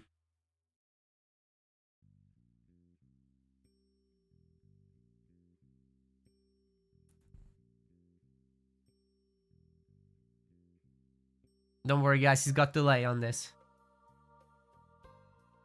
There's only 30 seconds anyway. So 4 versus ISIS is going to be the next one. All right, this worked, right? This was fine, I think. So what we do now is set that up here on Lagoon for ISIS. And that should mean I can show you guys. This should be our setup. Everything's accurate. Very nice. Last game of this best of 3. All comes down to this. Only one of them can advance. The other one's dead to us. I mean, they'll be eliminated from the tournament. 4 versus ISIS is an interesting one. So ISIS is more interested in a little bit of pressure play here in this one. I think it's fantastic actually to go for a little bit of Anubite play. Surprisingly, it's not always all about that fast heroic with Ancestors Eclipse, right? it can be, but it doesn't have to be. So I think here, you want those Anubites. You do want to bully the 4 players so that, you know, you idle those expensive dwarves a little bit. Get some work done with that. As 4, we'll be probably going greedy and get those early armory upgrades and extra dwarves from that. If you can do some pressure play to slow that all down. And especially with Anubites, which are very difficult for Ford to deal with. I think that can be fantastic. Let's see if that's going to be the strat for either side. Because you can certainly just do a fast heroic and roll with that, right? There's no issue at all. Okay, I think the game's on. I don't think they have delay on the spectating, so let's hit that. Going to Blue Lagoon, ladies and gentlemen.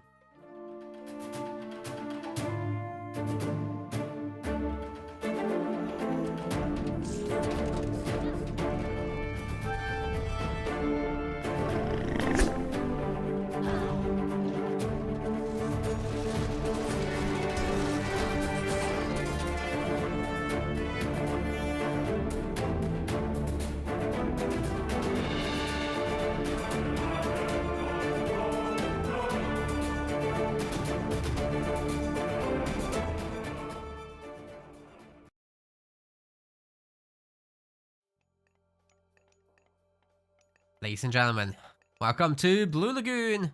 In the blue color, playing as for, this is John Arbiter. And on the other side of Blue Lagoon, going in fast forward so we can catch up with the game, this is Forever Till Dawn, playing as Isis.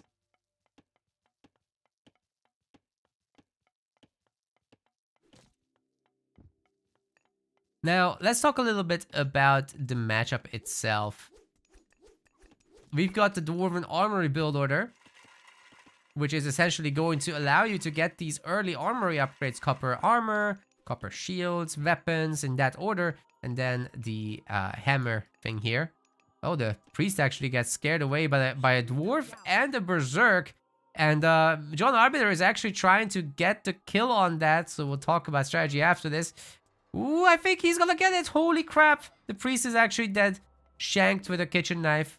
Arbiter makes a house on the spot. So if it's gonna be actually a vast classical age advance, this house is definitely there, ripe for the picking. But we've already got the second armory upgrade coming in with copper shields. That's gonna generate another dwarf here from the Dwarven Armory. That's one of Thor's greatest bonuses. And it basically allows you to make very few regular gatherers and thus not spend food, but rather just make pretty much all dwarves. And you can save on the on the resource drop-off time and walking by using your berserk to go after the huntable animals and just forcing them under your town center. So fantastic stuff there. And you're gonna use this for a later advance and a absolutely phenomenal economy behind it. Now Bast is being clicked in, so it's gonna be completely traditional ISIS. Before the game, I was talking a little bit about maybe Anubis is a pick to consider. Just because if you do that, then you're gonna get super fast Anubites, which are super hard to catch. And get to put on some damage and prevent the 4-player from hunting outside. One of the things that 4 doesn't get a lot of because of all this construction work with the Berserk is scouting information, especially if you don't make a second Berserk, which would be expensive to be fair. So you don't know a whole lot about the map. You're going to be staying at home for the most part, with the hunt getting eaten up very, very quickly. And by the way, those chicken kills have happened to facilitate the purchase of Hammer of Thunder. So that's going to be yet another dwarf coming through. And it's a nice little boost here on the Hersier, as well as their favorite auto-gathering. But for our ISIS strategy, we're talking about Sphinx raids in particular. So that's going to be shown to this house right away. That's an easy kill. Might as well just go for it. It doesn't take too long, especially with the upgrade having to go through. And then we'll see whether our ISIS player will actually make further ones or not. Is the empowerment? It was going for the monument for a moment, wasn't it? Sacred Cats is getting researched, which will increase food gather rates as well. And we've got yet another upgrade. The weapon upgrade is still left, and now in the classical age, the researchers go faster with the Dwarven Armory, by the way, so that's a nice little perk as well to have.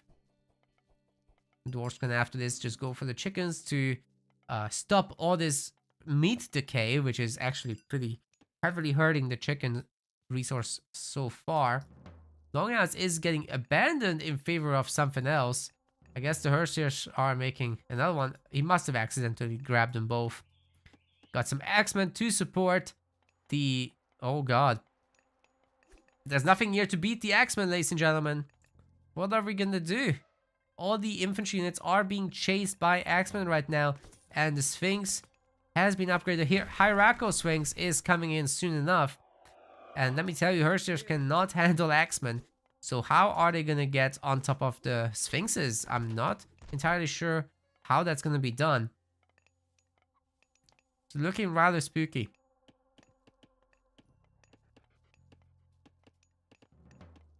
From here, you just go up to the heroic age, I would say, but so far it's a very heavy classical army for our Egyptian player. The Slingers will be helping to take care of throwing Axemen, and the Axemen are annihilating the frontline heroes, allowing your Mythonists to go to town. So you could see an early eclipse here, technically. It's not necessary, but we could see it. Bear in mind, a gold mine is available from the god powers here, for sure. So 1,000 gold in that gold mine rather than just the 500 you would get in the archaic age. If you can wait for heroic, even better, but that's not going to happen. And the 4-player most certainly cannot leave the space. I like the healing spring. That's a good idea. But can he reach the heroic age somehow? I think not, honestly. This is too far out. This is too far out. I think Egypt can do it in the same time. And we've got now the Sphinxes looking for some damage. They're pretty freaking fast at 6.1 speed. Getting on top of those dwarves. Oh, I think they're gonna get at least 1 kill. That's nice. Could have been maybe 2 with better positioning, but it's good enough. It's good enough to even pick off just the 1 dwarf.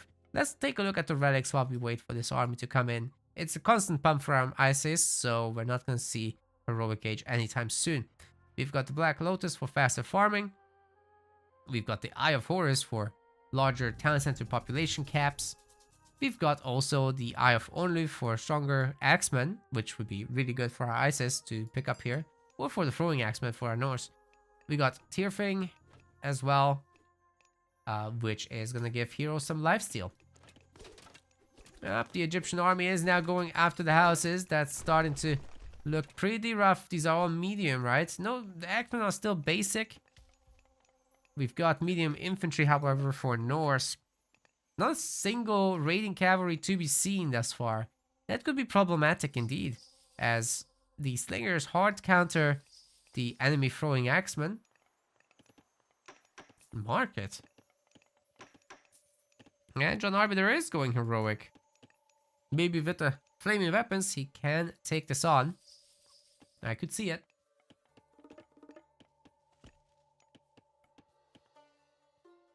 A lot of Tanaya coming in for a little bit of food trickle. But our Isis is now also kind of starting to stockpile. I don't see any units getting made. The Hands of the Pharaoh is coming in. And the priest will be no doubt going to work with that. Bragi is on the way. But with so many counter units, can you actually make anything happen? I'm not so sure. Only thing our Isis player is lacking is priests. Only 2 priests, certainly not enough.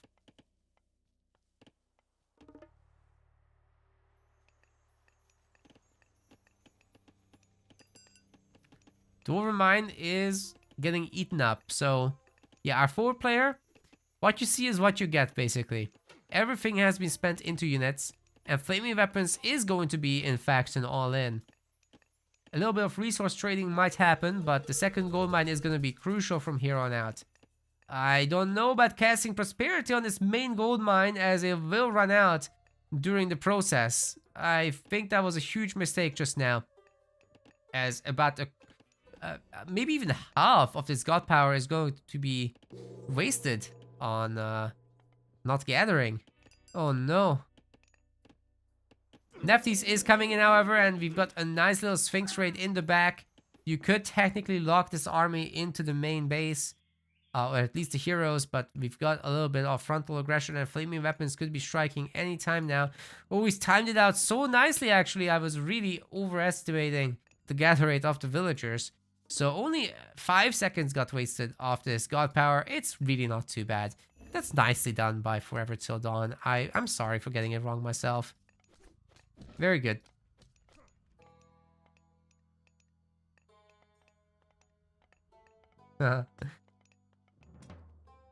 Suggestion from Joey Bats in the chat.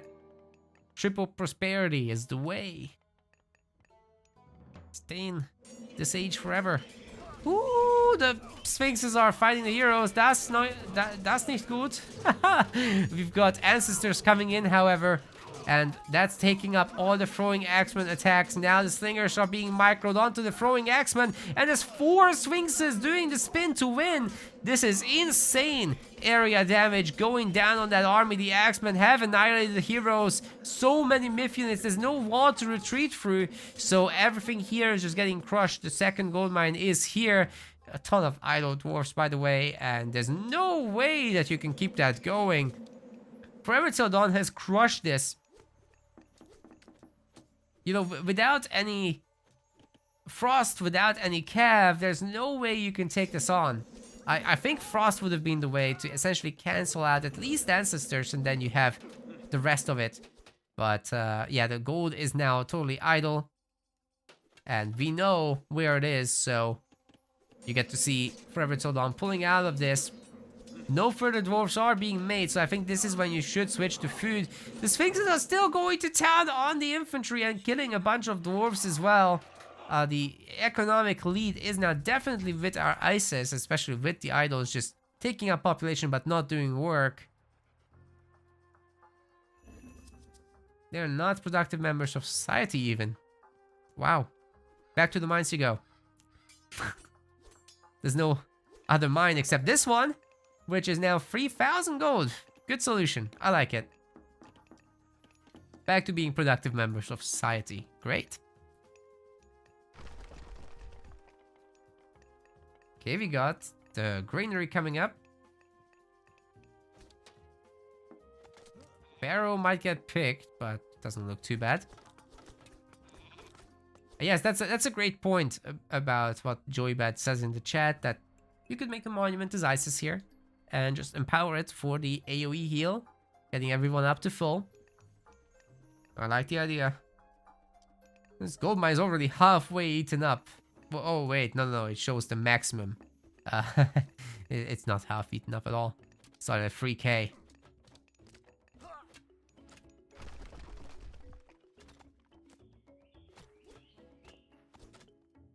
Good little raid, but the kitchen knives can take care of this until the army arrives. Methinks.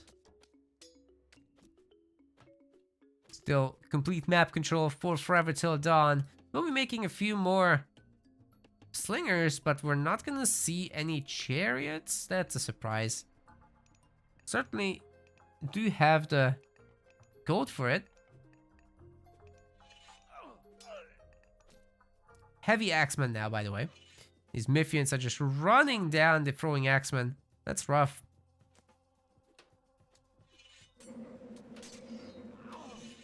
Basically none of them left. John Arbiter's holding on to dear life as the tournament depends on it for him. This match is what he needs to win. Moving throwing axemen, actually dodging some of the slinger shots. I think if you can micro that very cleanly and change direction, there's a lot that you can do with that. But the slingshots are so fast, it's very difficult to... It's not impossible, but it's very difficult to do. There's a Sphinx everywhere he goes! It's crazy, man. Oh. It's so rough. It's all berserks. What are they gonna do against the Axemen? Gather some favor by dying? Yep, I guess they do. They do get to do that. Alright, here comes the Migdal Stronghold, and once chariots get added, I don't know how you beat this. Without raiding Cav. It's just not gonna happen, is it?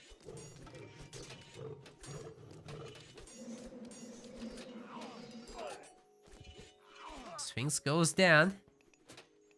But at what cost? The dwarves now have to work out there. This time there's not gonna be any favor for recast of Dwarven Mine, costing 100 favor. Not worth it to sacrifice all these berserks. there was a huge Norse army advantage, then sure, you could beat this with mostly raiding cav. But that's not what we're seeing. It's all berserks. They're gonna be annihilated. Especially now that Chariot's coming. I'm just gonna keep up that pump. Unfortunate that Forever Till Dawn has given up on this gold mine location. He could definitely bully that. Priests are fixing up some of these hurt units as well. You got the Myth units are going for a raid.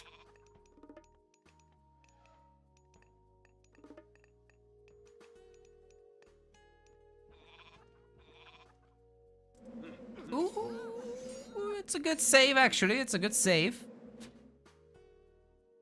Berserks are now heavy. Well, infantry is heavy. The TA also are affected. We've got irrigation coming in. That will be very nice for the farming operation back home. But, ooh, the space, the way this base is built, there's no space for farms. Well, that kind of sucks. Don't want to be John Arbiter in this current situation. His predicament is of critical nature.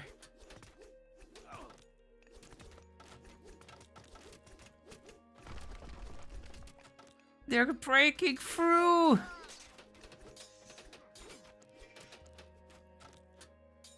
He can't hold this location, man.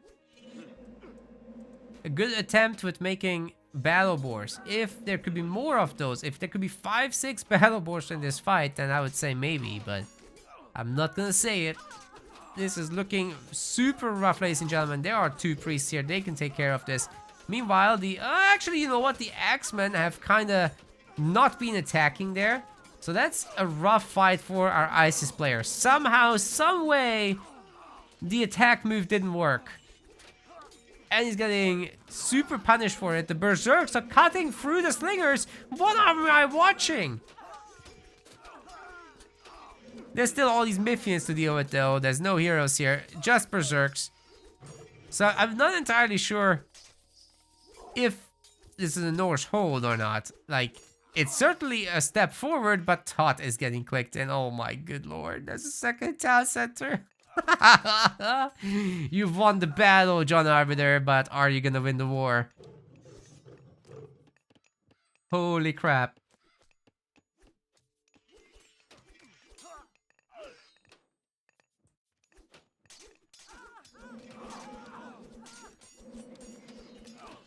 Holy crap.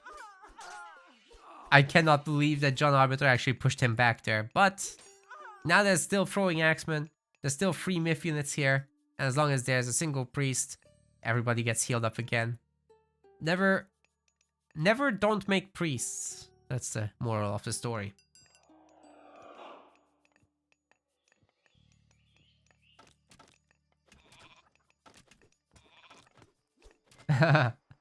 Maximus says there's no way this is for 15k.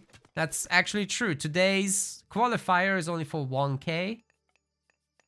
But the actual entire event series is for 15k, so it's sponsored by Microsoft, and we've teamed up with a large crew of content creators to make this happen. So Boyd is also covering, Iron Maiden is covering, Yodesla is covering, we're all doing this together.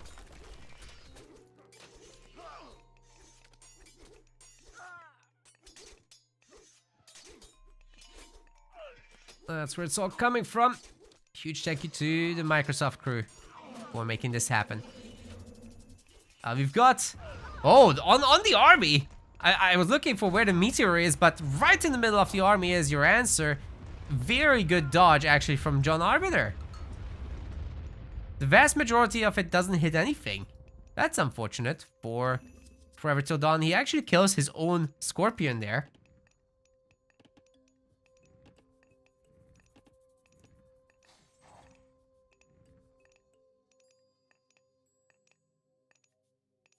That was unfortunate. Now you've got a Phoenix. How are you gonna deal with that? You're gonna need Godi. Godi are in the building that we don't see. There's no Great Hall anywhere. And now there's 4 Sphinxes again! If Forever Till Dawn just had a little bit more favor, we would see like repeat eclipses on these things as well. But he doesn't have that. So it's all human army now. Need more monuments for sure.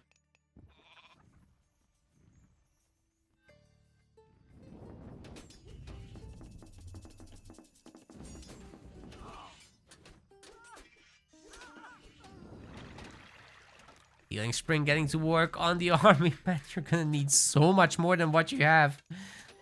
But that many throwing X-Men can actually take care of the Phoenix. So Forever Till Dawn does have to be careful.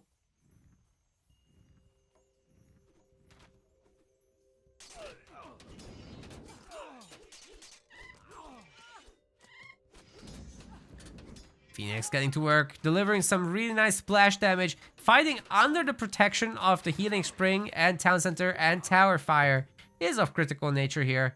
I do really like that that is now going on. We've got a little bit of pumpkin picking going up in the north. That's a crazy location for it, but okay. The frontal third Town Center gets taken. Our ISIS player will have infinity population available momentarily, 220 population total. This is almost something you want to crash the party with, right?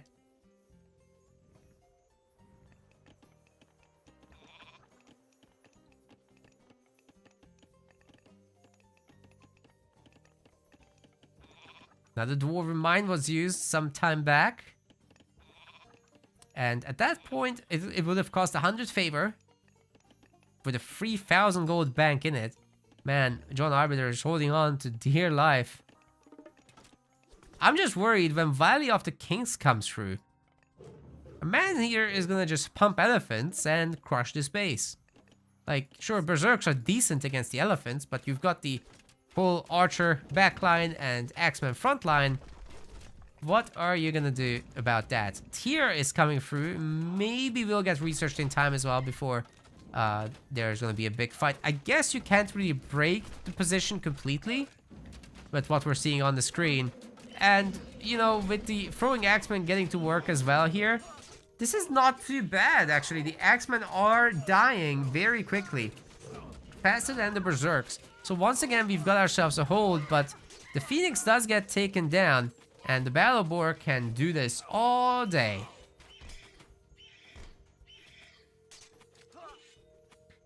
The Valley of the Kings can only come if he clicks it. Well, that is very true. Chat, I love you guys. You're so funny. Alright, the slingers do pop out.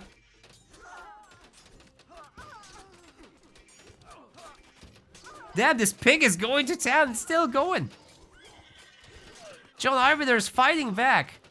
Never would have expected the potential of man going this far. He secured himself the opportunity to make use of his 4th god power. That will cause a little bit of chaos. Forced out some mercenaries as well. Killed another Phoenix.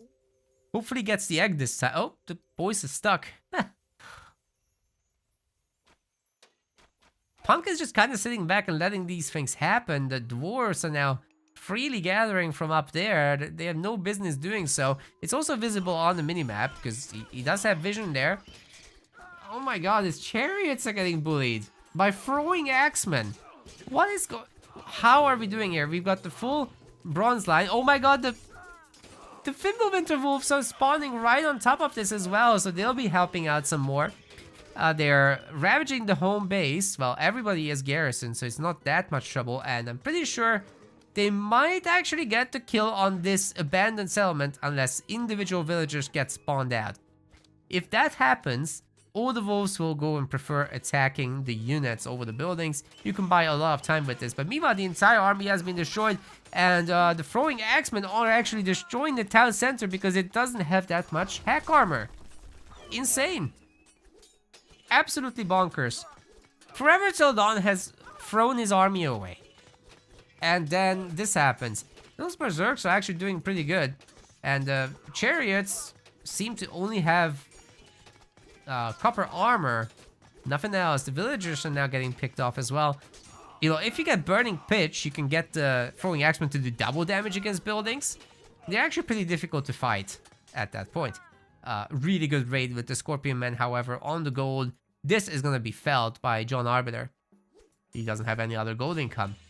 But he's still working against an 89 to 59 villager advantage, so the game's far from over. But with the huge population advantage, he might be able to just round down this entire economy.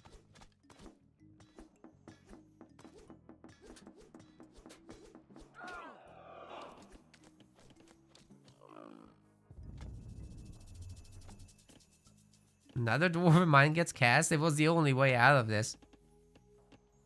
Very expensive at 150 favor. The next one is 200 favor. So at that point, I think you want to save up for Flaming Weapons instead.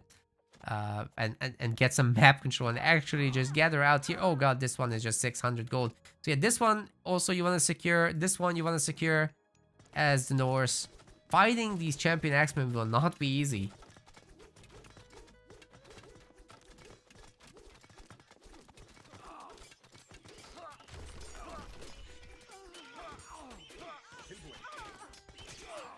The piggy is just doing the business. Oh my god, John Arbiter cleans up the fight again.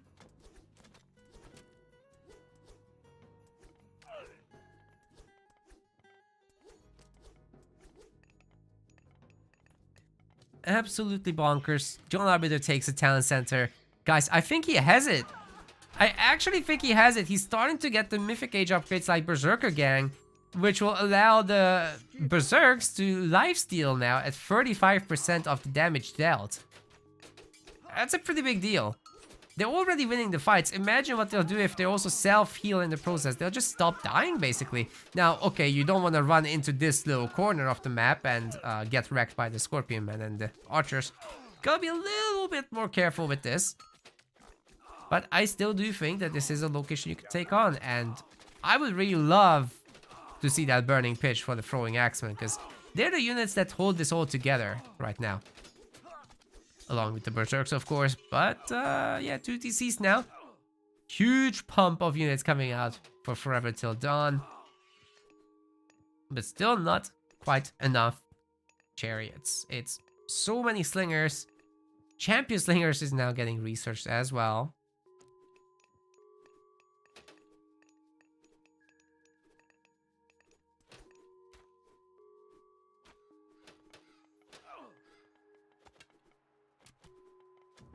I don't understand the whole slinger situation. Now, if we start adding in some Huskarl as well, or even just Ballista with draft horses, then we can establish a frontal push, such as on this town center location. By the way, that town center is so weak, I think you just attack it with the units here.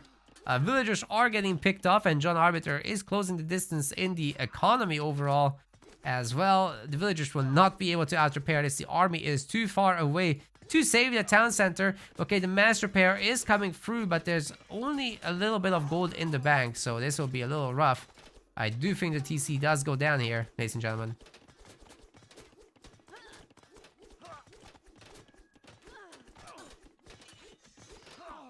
TC is down, and now here comes the fight. The villagers aren't helping with the kitchen knives, but they're just tanking. The axemen kind of get picked off by the throwing axemen, but there's just too many units here. And the slingers should be finishing this off, but the throwing axemen just leave anyway. It's fine. It's fine, John Arbiter just makes new ones. No problem, he's got the income now, right? He's gathering from this home Dwarven mine still. Then he's got this one to go for. I still haven't seen Valley of the Kings, by the way. It's kind of insane that this late in the game, we still don't get it, but there's no favor for it. It's like 40 favor, right? So our boy literally can't afford it.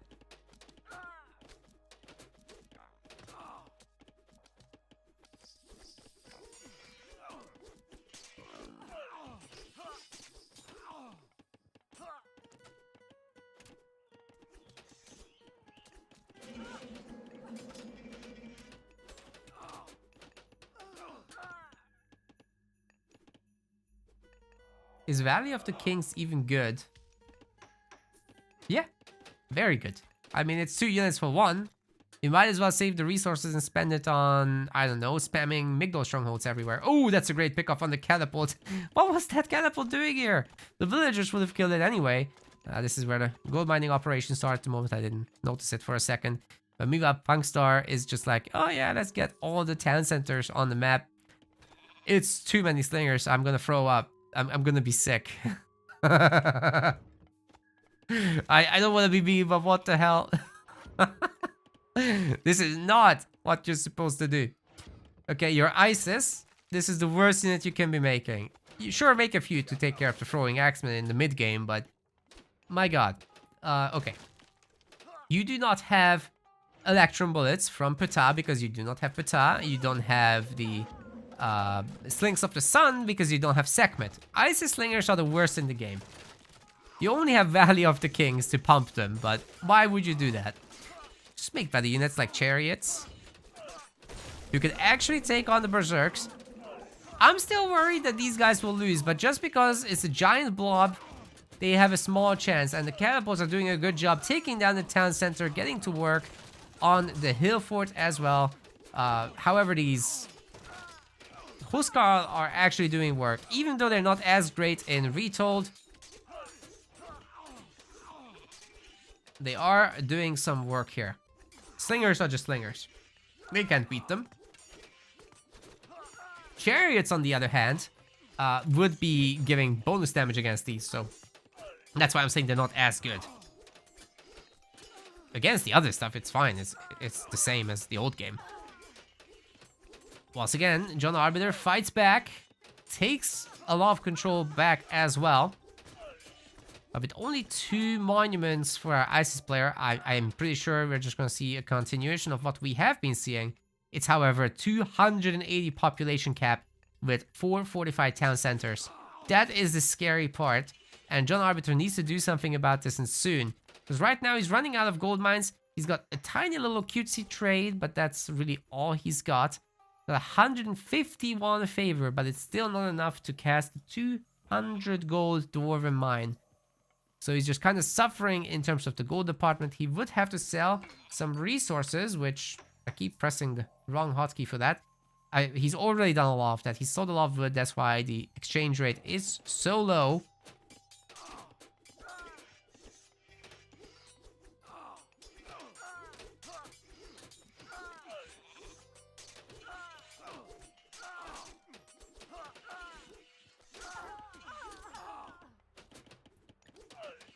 Berserk's doing a decent job here with dying. I'm actually not kidding. Dying is not a bad thing for Berserks if you have the money. Because they'll be generating tons of extra favor. The Ballista here, just kind of missing shots. It would be nice to have Ballistics. Ballista-istics would be very important so that they can hit the shots against these moving units as well.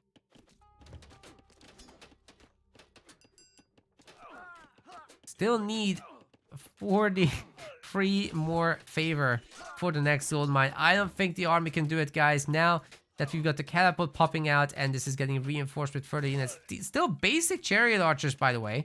So that's a huge, huge issue. The catapult just one-shots the ballista. It's brutal, man. It's brutal. Town center is under attack. We'll be taking quite a bit of damage. And maybe the army will just finish it at this point. Don't even need more catapults, but 2 more are being made. Book of Thought is getting researched, and we've got the bowsaw finally coming in. Iron armor and other stuff is getting trained as well. We've got trade coming in. There's no more units for John Arbiter.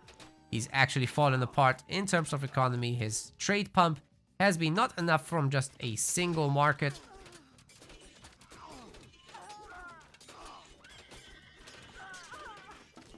And as good as that is working for the European Union, that's not the case in Age of Mythology. A single market is not enough, you need multiple.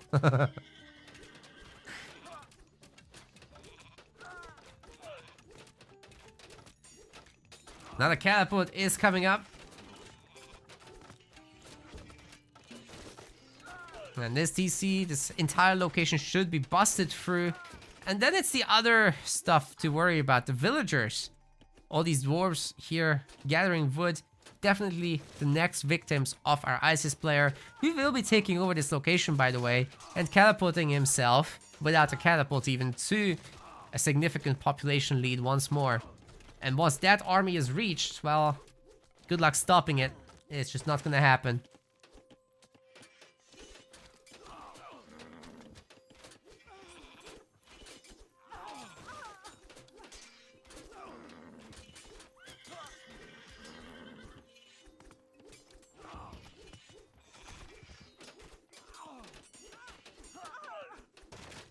He's getting picked off one by one.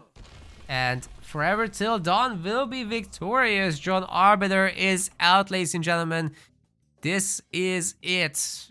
We've got Chemo's next opponent. First opponent of the day, in fact, it's going to be Forever Till Dawn.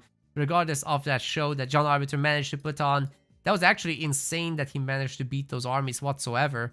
Very impressive for sure. Going up to 106 military pop there against 21. But the larger economy that Forever Till Dawn had behind this was enough to catch up. I mean, you look here, that's a 10,000 resource difference by the end of the game. You can't discount that even with that kill-death discrepancy and the slingers kind of being a terrible unit.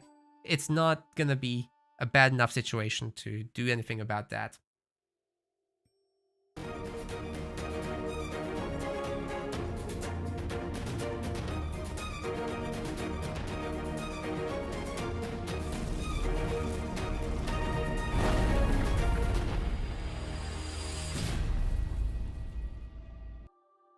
So, ladies and gentlemen, we've got our result. That's going to be a 2-1 in favor of Forever Till Dawn, and we're going to wait for a game with Chemo to be set up next. Let me go and enter that score.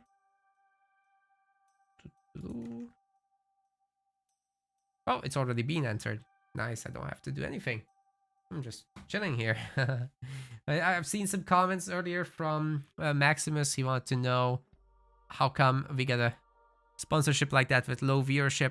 It's true, we have low viewership, but it's not in the 20s because I'm using the Stream Together feature. I'm live on my personal channel as well as on the MetaPlays channel on Twitch. I'm live on YouTube with both channels as well. So getting it added up. 28 on my YouTube and 7 on the MetaPlays YouTube. This is the first time we do anything with MetaPlays, by the way, on AOM Retold, so many people don't yet know about it. And because of the combined viewership on Twitch, we got 69 at the moment. So it's closer to... It's north of 100 for sure. And then Boyd is pulling a lot of viewers, Jodesla is pulling a lot of viewers as well. So it's really not bad. Altogether, we probably have 1,000. And then the actual YouTube videos add up on top of that. That's why it economically works. By ourselves, I don't think we could have done anything. But all of us together, sure. That's reasonable-ish. Actually, today is a little slower. But day 2 is going to be bigger as well. And then, of course, some players are streaming. Fork X is streaming in Portuguese.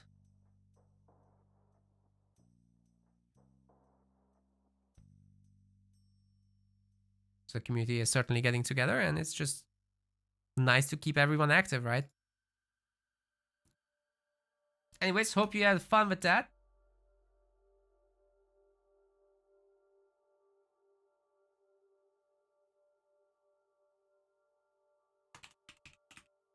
Chemo. Oh my god, Chemo has 3 accounts in our Discord. My goodness. How many do you need? Alright, Chemo and Forever Till Dawn are up. And they should do their drafts.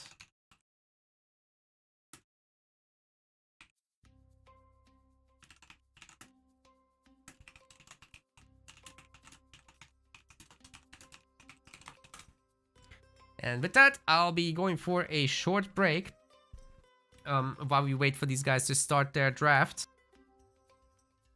And then I'll be back. We'll be covering Chemo versus Forever Till Dawn, as well as whoever ends up being their opponent. Looks like Garneth and Nora are fighting for that spot. So I'll see if I can cover their match after the fact as well. And then I promise to look into the matches between Divine ATP and B. Is something that people want to see. But Iron Maiden has done so already as well.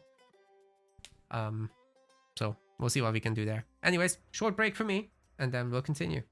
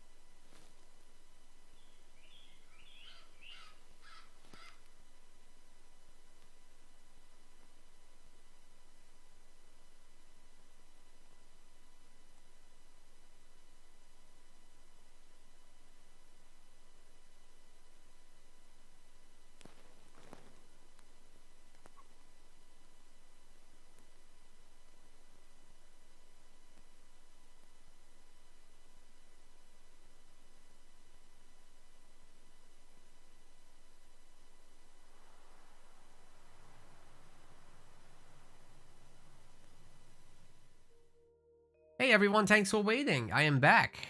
It's pretty good, right? This is Gods. That's not what he was supposed to send. That was supposed to be the maps. Let's do that one. That's also not underway just yet, but we're getting to it. We're getting to it. Shouldn't be taking too long. By the way, guys, if you're having fun, make sure to hit that follow button on Twitch on both channels. It's MetaPlays RTS and Nakamura RTS, depending on which one you're watching. Get them both, because going forward, this Wrath of the Gods event I'll be doing in this multi-stream fashion, but I'll be using MetaPlays going forward after this event. So next year, we've got our own stuff coming up, right? And that will be through MetaPlays exclusively.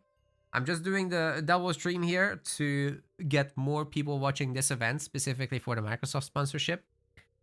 But once people are aware that MetaPlays is a thing, I'll be swapping to that exclusively. For events, that is. For my personal channel, I'll still be doing like gameplay streams.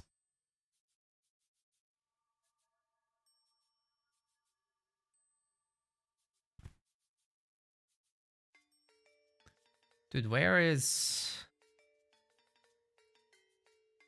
Forever Till Dawn? He's not doing the drafts.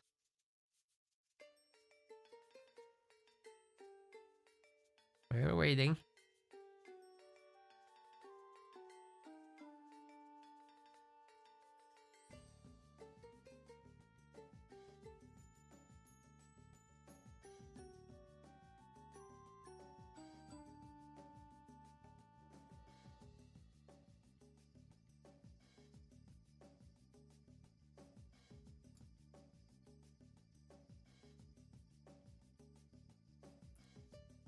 Also, to any YouTube peoples, you can also support by just hitting the like button, and if you're not subscribed, then please do so as well. Very helpful if you do.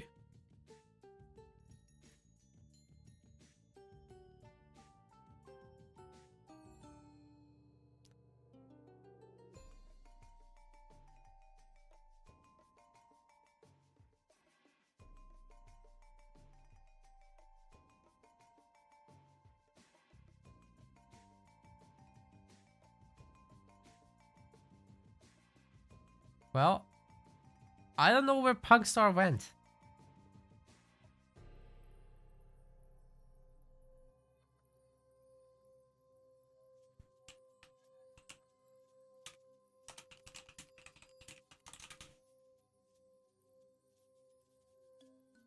It's been... Kimo's been waiting 10 minutes. Almost. So at some point we gotta kick this off. I'm just cursed today with the picks. The players just don't want to get moving.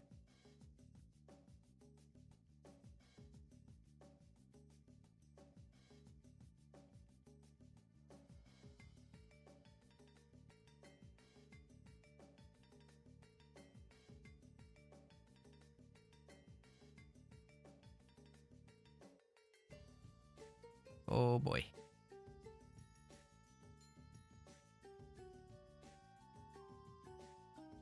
What happens now?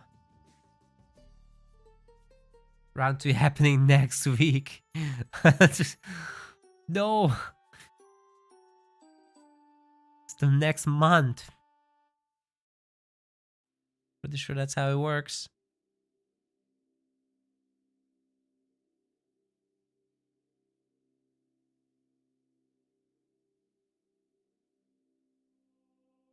It's the next month.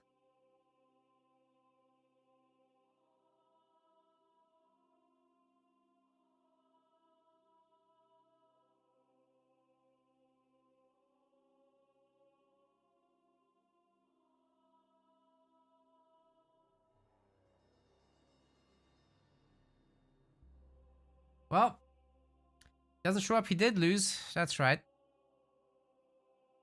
What I'm gonna do is I'll check about lateness rules, because this is getting silly.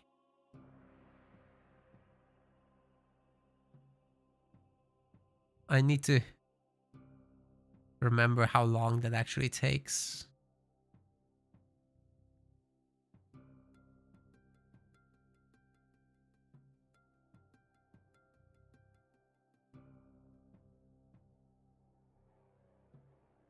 Okay, punctuality.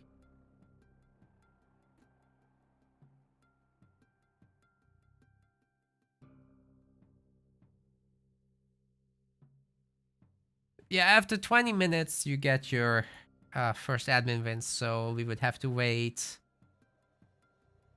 another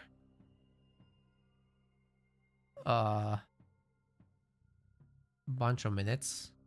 It's like 12 minutes left until the first wins.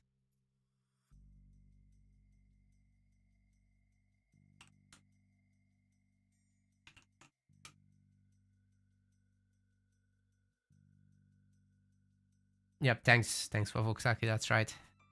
Just found it in the rules. You're faster.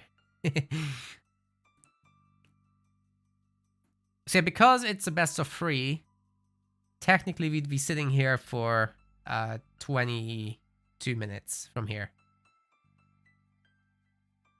At which point I could be watching something else.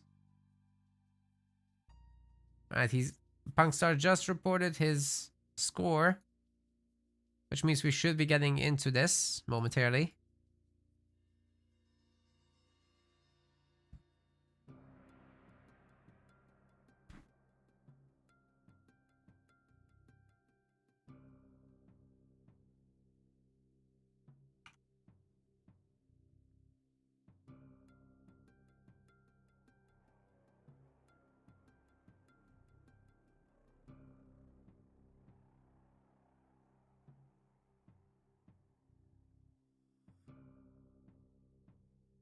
We waiting.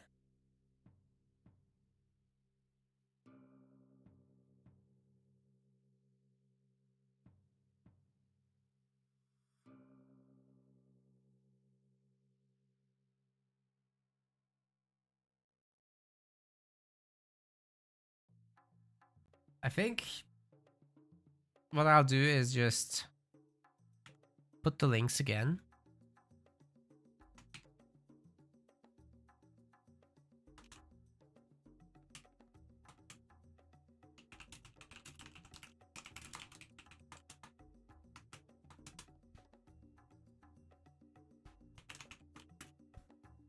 Okay, maps, then gods.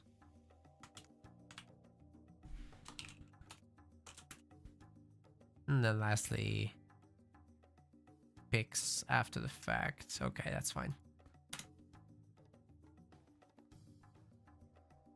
Hopefully you'll be joining that now. Hey, Chandler, thank you very much for the subscription, by the way.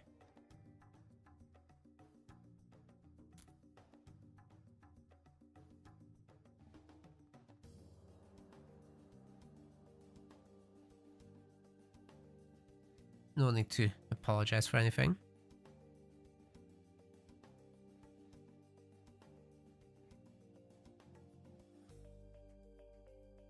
He's not seeing the pinks. Jesus Christ, man.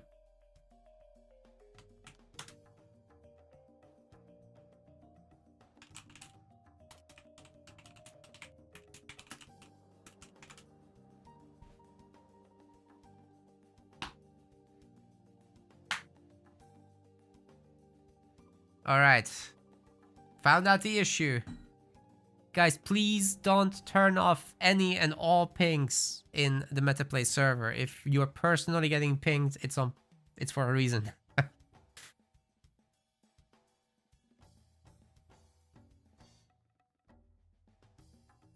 Just making 100 people wait here.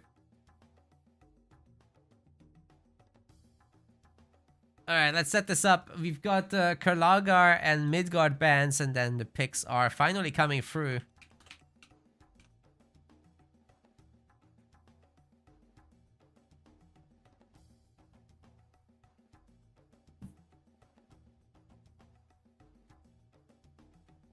Land Unknown is gonna be the first map pick. Kimo just picks the good old Blue Lagoon.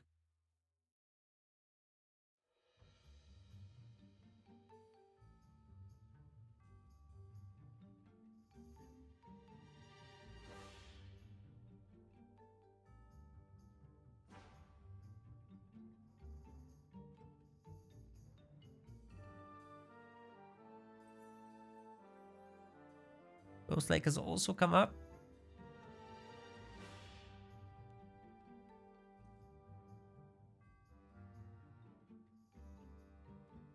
Got Giza and Marsh, or Chemo and Forever Till Dawn, respectively.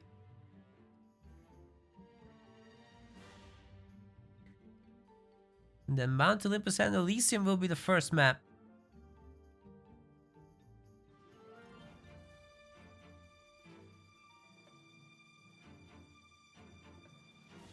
Working on setting up the interface for you guys. But I think for Chemo, Elysium is gonna be quite right. He just picks one of the more mobile gods there because it's a very big map. That's probably what we'll be seeing. It was Elysium, right? Yeah.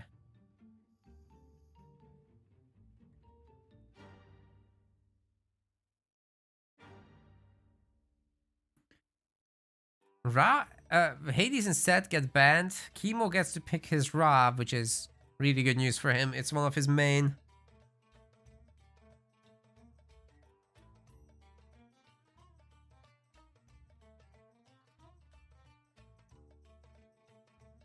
Punkstar does like his Greek, of course.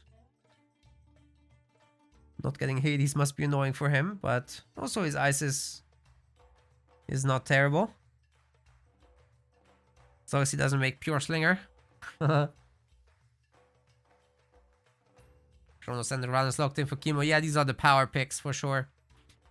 I'm surprised about Uranus, however, but I mean, his other favorites are just not available, so this is going to be the list.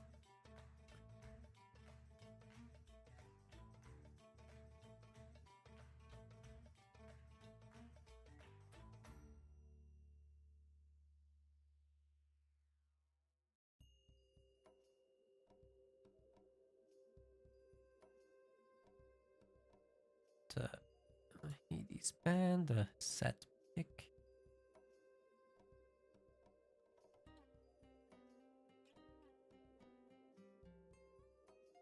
Gaia, Ronos, Uranus.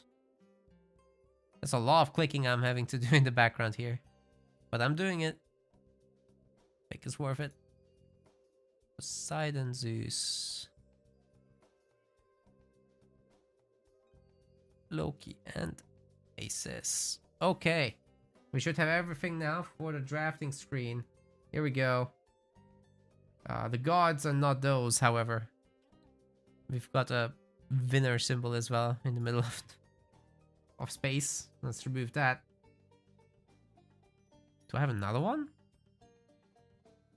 No, that should be gone now. Okay, the initial gods, we'll see what they are. And we've got the gods getting picked momentarily.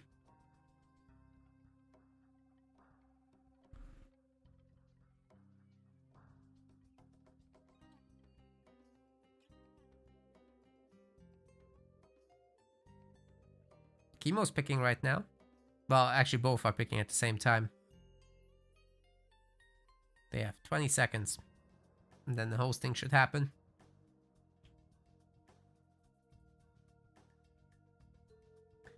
Ra and Zeus are gonna be the gods for this game one. It's a best of 3, by the way.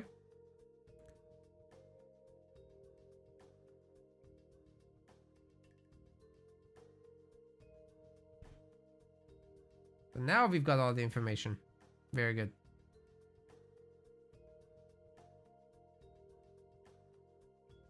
Just a matter of getting the lobby up. Now, Ra versus Zeus on Elysium, it's... well, it's pretty standard, right? There's gonna be no surprises here, I think.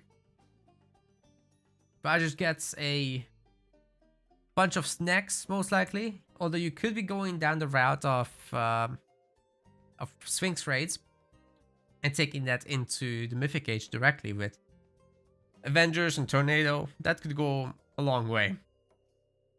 We'll see whether that's the way this goes, but you could just go Ptah, Hathor, And Osiris as well. That works. Especially when you hit Mythic with Osiris and you have like 2 or 3 mummies. You save your Locust Swarm for that. And you combo Locust Swarm with the Son of Osiris hits. And then convert those units into minions. That is really brutal as a timing.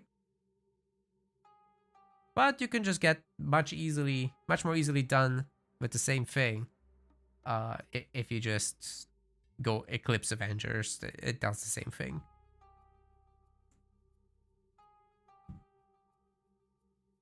And there's always the risk of, Belorphin messing up your mummies as well as your Son of Osiris in the long run.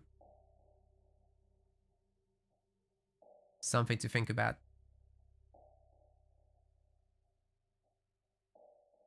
Why do people prefer to watch on Twitch? Those are the links I've promoted today. So that's the main reason probably. As for why people don't just naturally catch it on YouTube, which they used to at the beginning, I guess people are just not that interested at this point. Maybe they'll be back when there's the DLC. Because, there's no new content. It's just tournament stuff. And I've done that a bunch of times now. People have seen it, so a lot of the casual players move on fast. Anyway, Elysium is coming right up, ladies and gentlemen. Let's do this.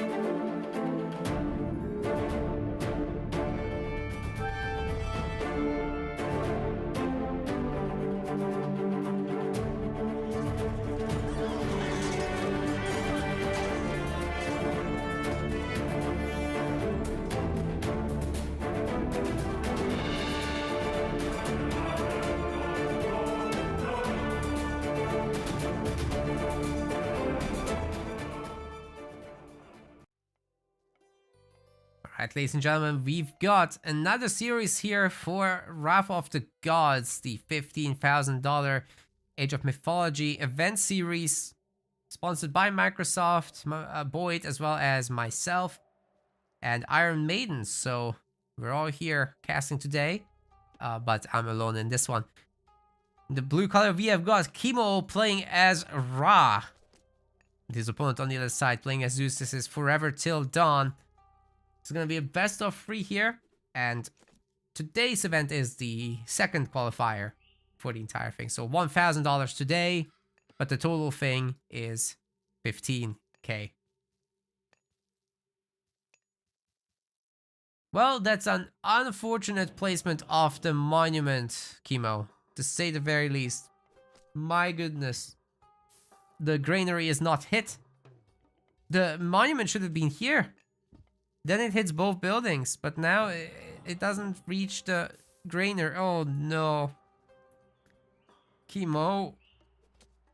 I think he just woke up. This is his first game of the day. It's excusable.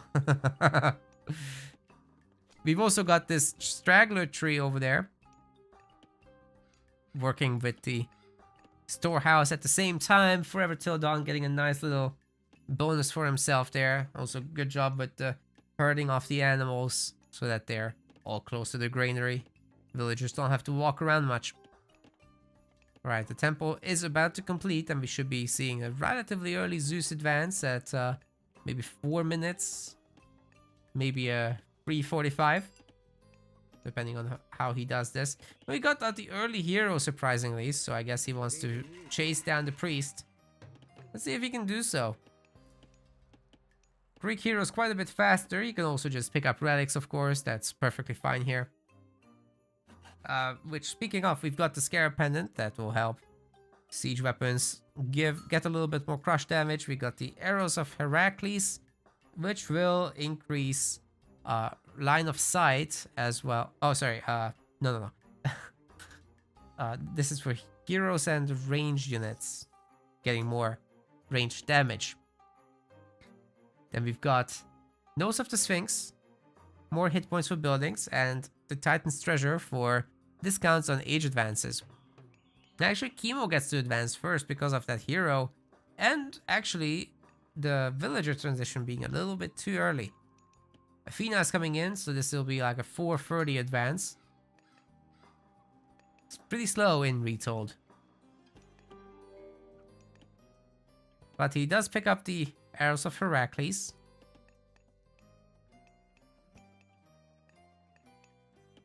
And then Chemo going through Ptah.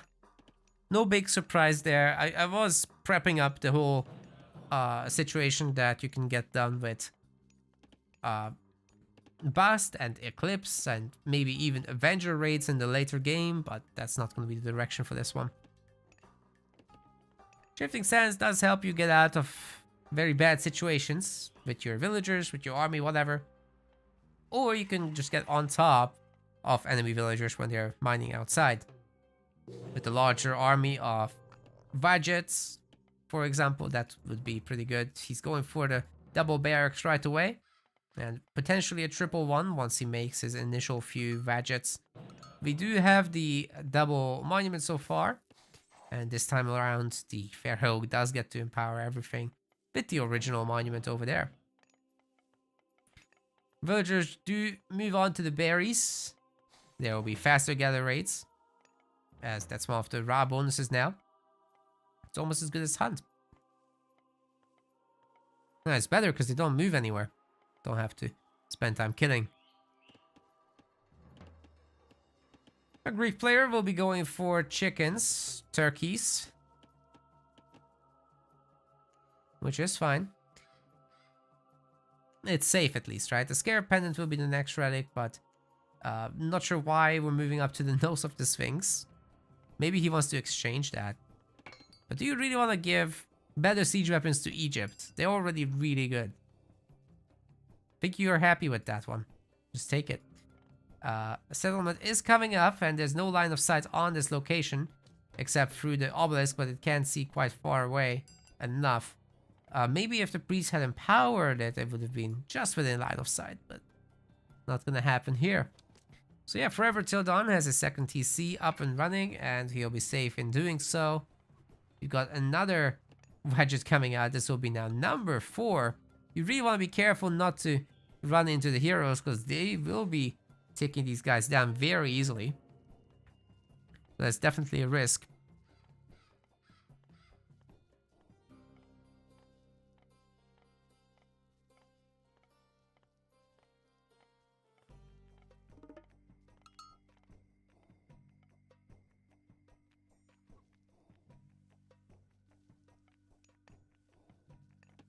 So much empowering. All these houses that get made are gonna be working pretty quickly as well.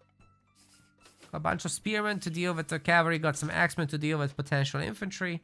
For now, I think if you just make spearmen, it's fine. They're a little bit better against the villagers, add the heroes. Now later you can just add in the axemen once needed. So much poison stacking on Heracles here. Very, very nasty with these Vajets. As long as they're not overextending, they'll be able to do quite a bit of damage. TC will be shooting back pretty hard though. They don't have that much pierce armor.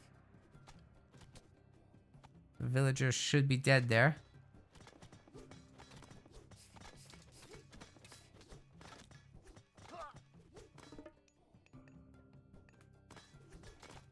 Garrison can't save you against damage over time.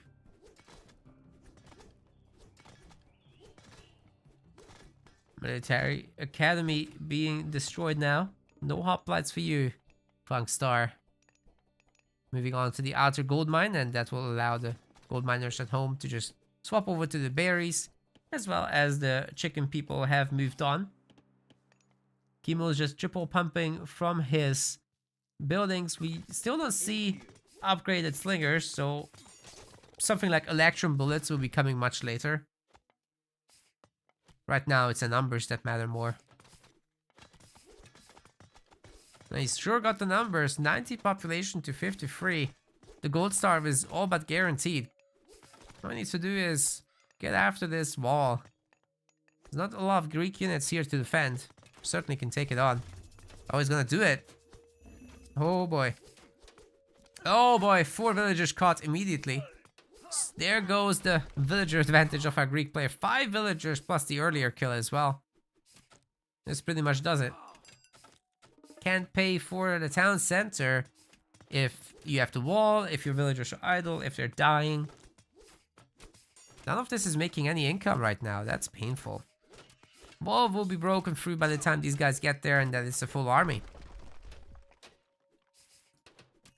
Should be pretty easy for the slingers as well to take out the Toxotes. There's really few of them. Villagers somehow snuck out and got another gold mine. Don't know how that happened. But yeah, this is very dominating performance so far from Chemo. If he can keep it up, if he can catch those villagers out there.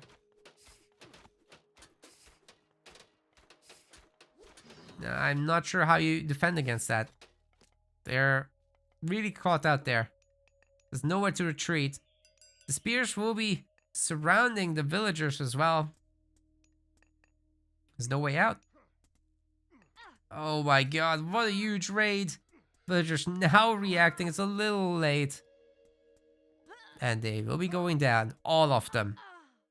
That is a Chemo villager advantage now. And he's pressing further into the base. My god. Another villager kill comes through. There's a second Minotaur. Had there been a handful more, that would have been nice.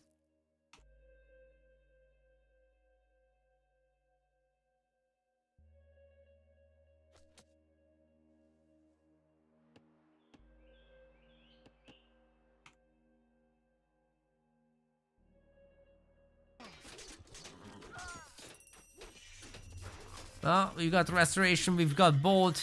It's as good as this is gonna get. Hero's getting on top of the Vagets now. But this is still a trade for Chemo. He will be taking out all the Minotaurs. He is taking out the cavalry. And his spearmen are raiding in the back, by the way, as this is going on over there. So, this is not his entire army. This is even his full power. Toxotes gets picked off. Leaving forever till dawn with precious little units.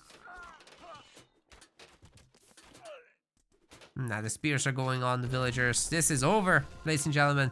Chemo wins the game rather quickly there. Just winning every category with pure spam. Not much else to add. Killed so many villagers.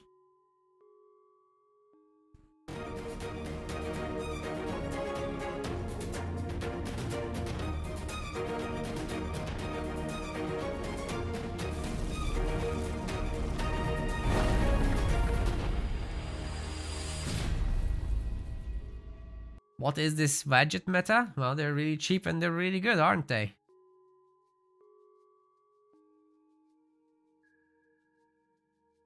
I think it speaks for itself. They're really strong. You make the 2 monuments. You empower them both and your economy gets empowered. You can stay at home. It's totally safe to do so. And they're costing wood, right? So you're not in a rush to leave your base. Of course, if it gets crushed, then your second gold mine is going to be in trouble. So something to watch out for.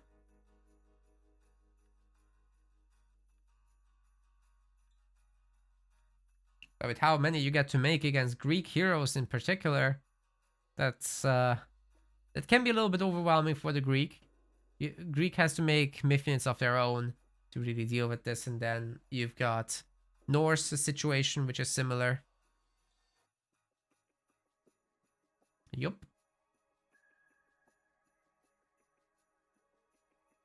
And we're gonna be waiting for the next game to be started. And meanwhile, I noticed I've got an extra bot that I shouldn't be having right now. So let me see if I can take care of that.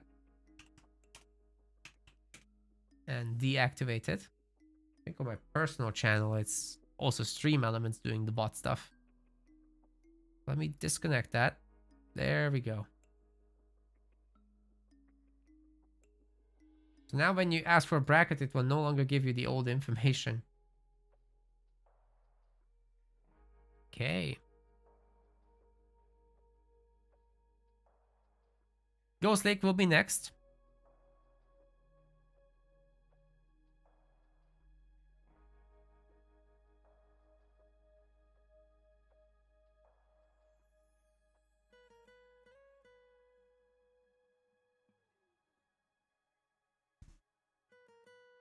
So this is where we're at. And now we're waiting for the god picking.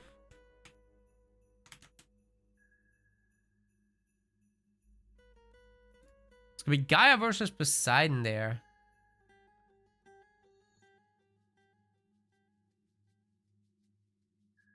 I've already spoken about Gaia plenty today, but I'll just add, you should expect a really powerful early stage for Gaia with all the healing going on from multiple Caladria. You get your serrated blade Murmillos running around, especially if you turn them into heroes. Even better than, they can keep up with cavalry a little better, which Poseidon will be wanting to make, but it's not guaranteed that it's going to be the best of options. You probably want some hoplites and Toxotes in there. Instead, the problem is if you do that, Gaia just jumps heroic, gets making with some birds, and will be going cavalry themselves in heroic, which will be very difficult for you to catch, having spent a lot of food on your army. Because Poseidon hoplites are very slow. So perhaps one of the better things you can do is just actually commit to that cav with Toxotes back up. Get their regeneration. Pick off as many villagers as you can. Anyways, it's on. The guys have already started. Let's go to Ghost Lake.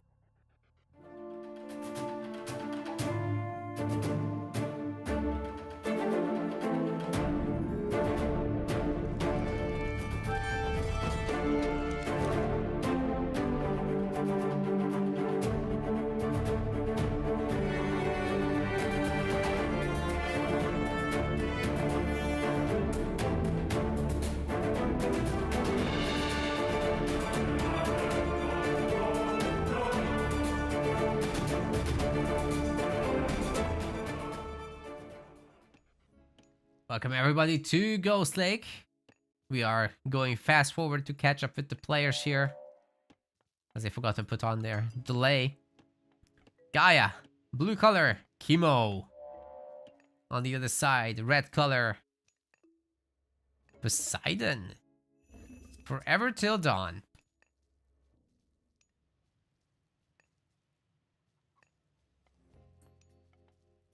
Already going with the temple, of course. I'm being told the map intros are too loud. Sorry about that, we'll have to take care of it tomorrow. Maybe I can do it in a break.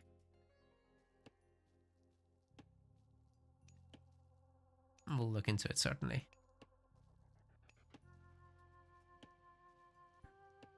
Alright, well, we've had the Gaia trees. There's an all-food focus at this point, of course, for Chemo.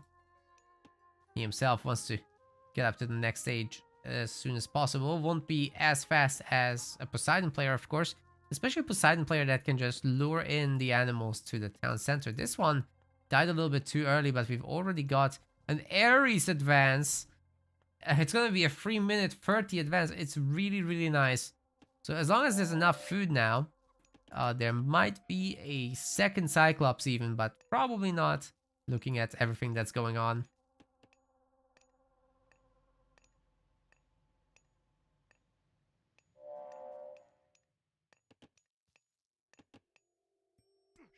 Oracle is getting harassed a little bit. That's always very useful to do with your scout against Atlanteans. If you have both a Zeus, then even better to use that and just drastically reduce their early game favor. Oh, you guys probably would want me to swap their sides, right? Yeah, that's better. Now the blue is on the blue side. I wish the game did it by itself. And here's the name panels as well. Okay. Now we're all aligned. Chemo sees all around the map with these oracles, which includes the relics. We've got Archimedes, a ledger for siege population cost reductions, and he's picked up, Forever Till Dawn has picked up the Hearth of Hestia, Hestia's Hearth, that's reducing villager train time. That's very nice. Then we've got the Kefara of Apollo for villager movement speed increases. The Task of the Iron Board for cavalry. Okay, this is a super, super nice map here for our Poseidon player. You definitely want that relic. The Cyclops will be going after the Citizen and immediately getting a pickup there. Should be able to throw it at the others. Tossing this away, but there's 2 hero Citizens, remember? The starting ones. And then the Caladrier comes in, and this is going to be a full hold as the Villager goes back to full health and the Cyclops is staying at low health. No military buildings seen for Chemo whatsoever anywhere.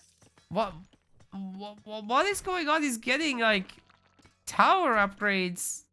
No units. What? Cavalry and infantry is being made by our Poseidon player, as I expected. Heavily committing to this stuff. Chemo now relying on Lush's healing, except this temple is not on Lush. It won't be able to heal, regenerate up. Huh.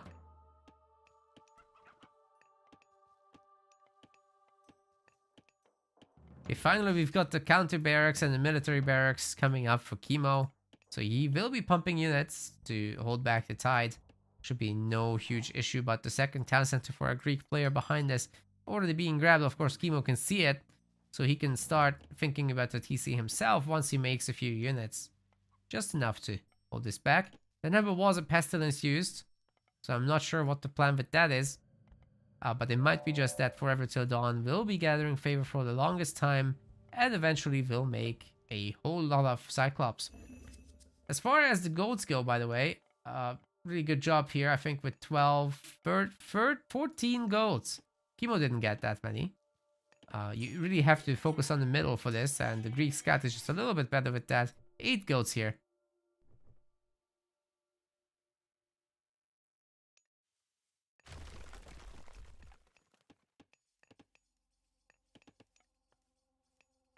Okay, the animals are now getting attracted slowly to the lure. Even a goat gets found. That'll be great in the long run. 300 food per each of these. But here come the Murmillo and the Catapeltes. What kind of economic upgrades do we have for Chemo? Looks like we've got hand axe, pickaxe, husbandry, but nothing else just yet. So he's not using Gaia's advantages just yet. He will be getting to it, I'm sure.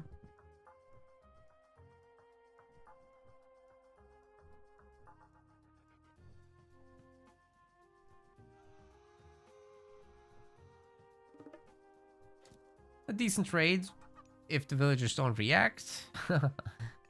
They will be reacting, of course.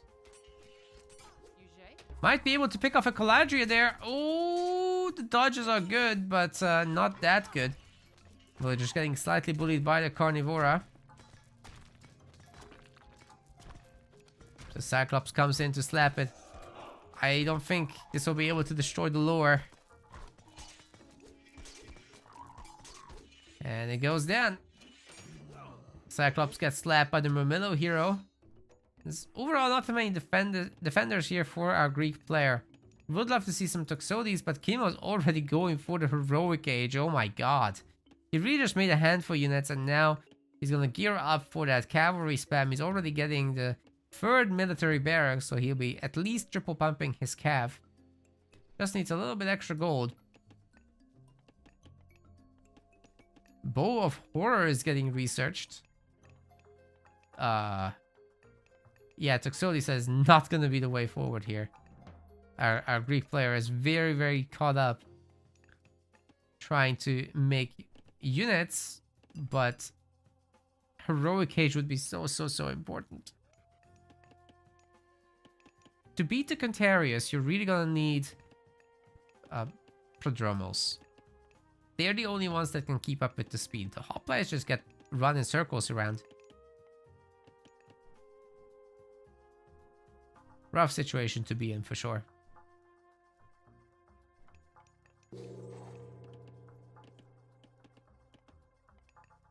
I mean, this many villagers on wood, I just don't see our Greek player getting up to heroic anytime soon. If those were on food, that would be a different story. Now, these goats are still fattening. I don't think they have husbandry even. They do have husbandry, so they will be going a little bit faster than otherwise. Right now, going for the goats, I just don't like it. I do think this should be all pumpkin picking and hunting here. Let those guys fatten a bit. One thing Poseidon can do is get this walled off with military buildings. Now, it won't be easy to enter. That's the one thing that's still doable here. That you could just hold the choke points. Well, this table is under threat. Good hold thus far, and the resources are coming in for that heroic age, but needs a little bit more. First Contarius gets picked off easily. That's nice. There'll be a lot more coming, and they're cheap now. I'm pretty sure I've seen that upgrade come through. Poseidon's Secret makes them this cheap. 51 and 34. That is ridiculous. They're cheaper than a hoplite. And of course, Gaia's income is nuts. Thanks to all the upgrades. Alright, Aphrodite is coming in. We've got Phobos' spear as well.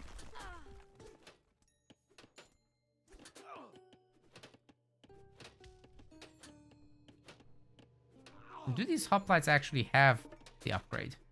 Yes, they do have a divine damage now. It's a huge boon. And the town center itself can do a lot of the fighting for them. But why are these villagers... Oh god. Oh god. The wall-off not being complete is definitely a huge issue here for our Poseidon. And there still wasn't any use of Pestilence. Like, it could have slowed this down significantly. Anyway, one thing that is going for our Greek player is that Curse is about to be unlocked. The villagers are not getting pulled away preemptively, which is a problem. But at least most of them do get away from this. I don't think the Contarius care about this slight arrow fire, however. Curse needs to be used here. That's going to be a lot of extra pigs for our Greek player. And now the remaining firepower should be enough to do some work, but so many villagers are dying that Chemo has already equalized the civilian population despite being only on one town center. That is ridiculous. The army is mostly Toxotes. It's not particularly scary for him either. Just make more Contarius and you'll be fine.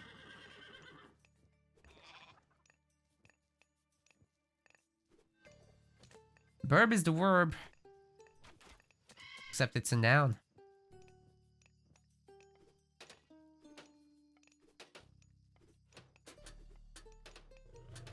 Got a bunch of Prodromos out. Now, together with the lion stuns, they should be able to get a lot of work done here. Chemo will have to replenish his army, but he's already done that and he's hitting the other side. There are no Prodromos here. Just villagers, and the kitchen knives just aren't going to cut it against these giant lances. Oh no. Oh no, I think Chemo's running away with this game again. So many villager kills. Yikes. Chemo's up 5 civilian population. And now he's getting a TC as well, so if he can keep doing this, that's gonna be nuts. Is this bird actually killing the hero? No way. Because they do make the heroes bleed, right? And the Caladria is just healing it. Alright, the Caladria is finally dead. Now the bird's next. Prodromos do push this away, but I mean, the cost has been so high this whole time. And what? Why did the hero stop attacking? What's happening here? Brevetildon is looking for damage, but there's nothing here. I mean, there's this one villager trying to build a TC. But meanwhile, his gold miners get wrecked. Dromos are putting on some admirable work.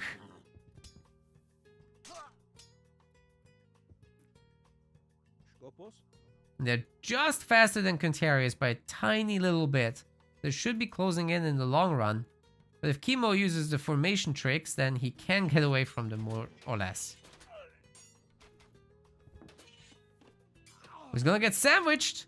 Maybe Forever Till Dawn has some tricks up his sleeve. His population is looking rather good right now.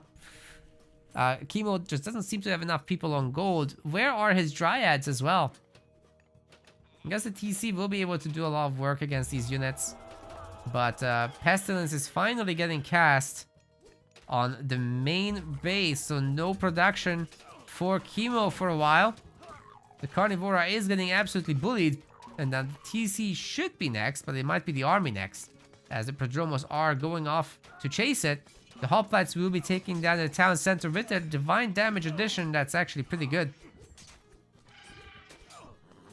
There's a handful of Catapulties in here, and they're slapping the Prodromos so hard that they don't even remember their own names anymore because they're dead. Well, that's rough. It's a cleanup if I've ever seen one. Just getting out some Catapulties for the Prodromos. Okay.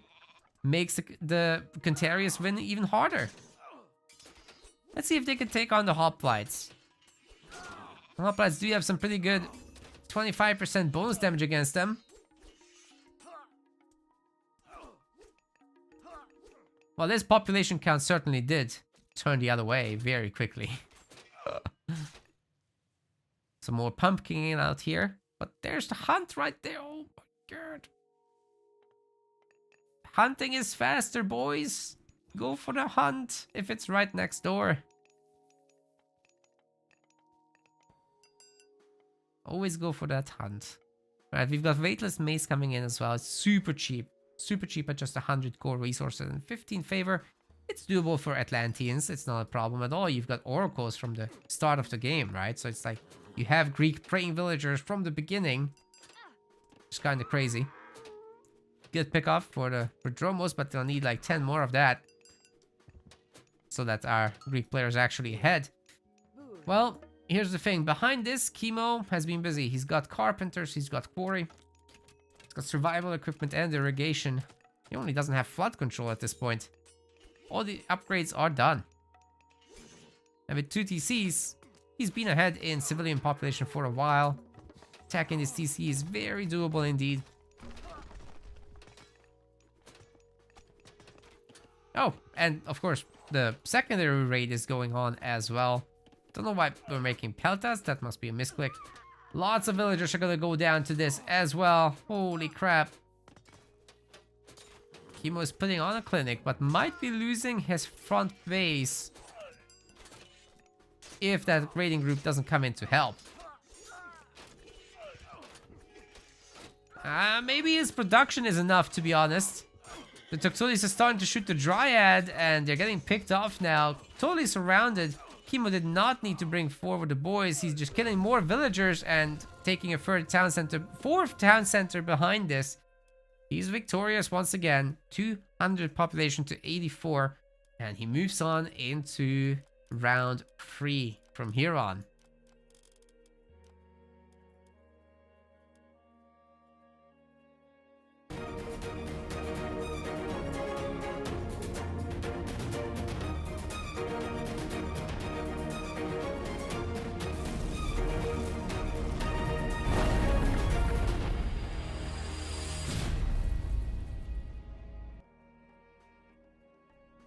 Well, gamers. That was rather straightforward. No Ra is now waiting for Chemo to go after him as he defeated Garnaf 2-1. So that's not bad at all.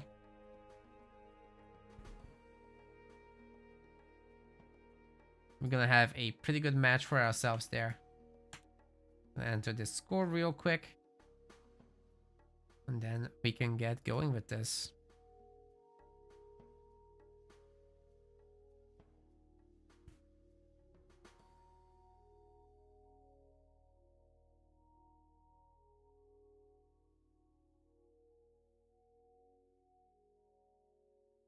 Just gonna have to wait for the guys to do their thing.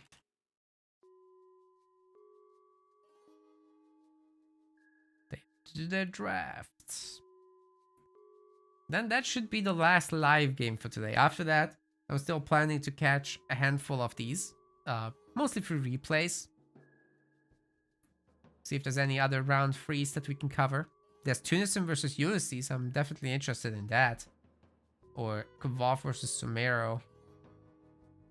Yeah, Divine didn't make it far. Divine versus B is probably something I could look into. That sounds like fun. Or Soup versus Matador, but I'm assuming Boyd will cover that. So I pick something that hasn't been covered, okay? You can catch Divine. There was a request for him on Iron Maiden's channel in his VOD.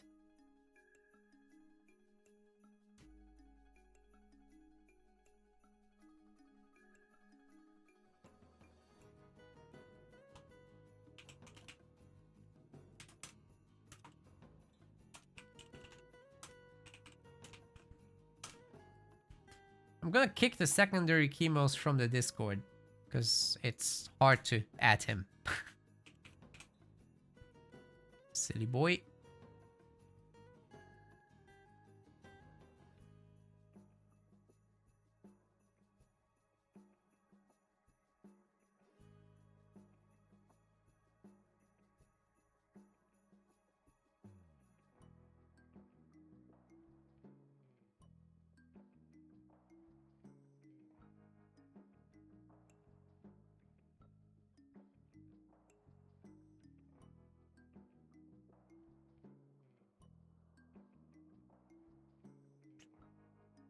Alright, that's the chemo with the red avatar that we keep.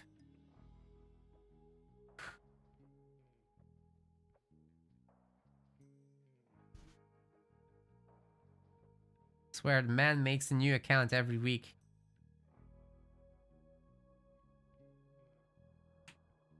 Alright, getting the map draft on.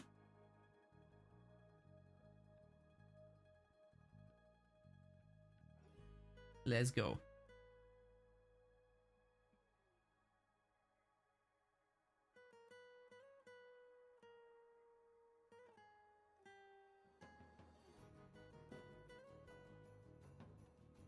Got the Mount Olympus and the Kurlagar ban. No big surprises there. No Ra wants to play on Ghost Lake. Maybe.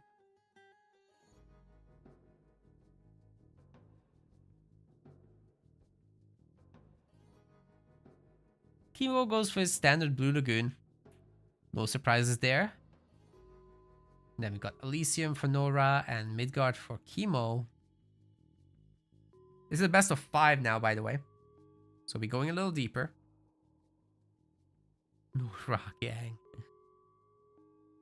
We also got Land Unknown for Nora.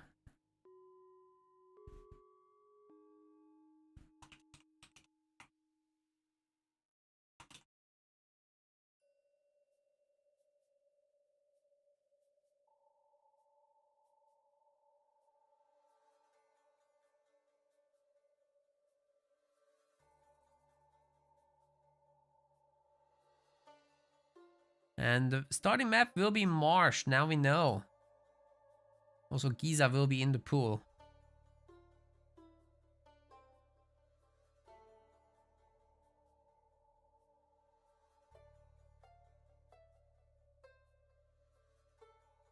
The guys will be moving on to the God draft, but I mean, looking at this, it's not going to be that different from what we've seen from Chemo before. So I think Nora would do well to ban either Gaia or Ra for Chemo, as those are his arguably his best gods. Let's see if he gets to do that. Should be called Goat Lake. True.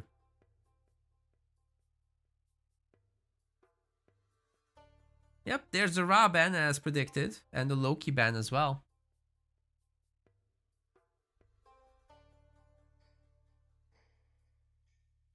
Chemo gets his Gaia. No surprise there at all. Ice Season 4 coming in for Nora. That's pretty good options to deal with Gaia, especially with the Contarius bullying you hard. You get to stay a little bit longer at home with 4. I like that quite a bit, actually. We've got Kronos and Set coming in for Chemo, and Poseidon, Hades for Nora.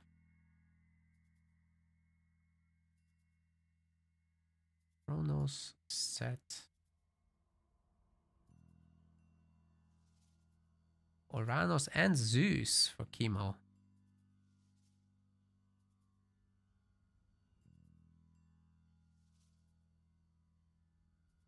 Odin for Nora, not something you'd expect, but pretty much all the gods get used in this draft mode, so...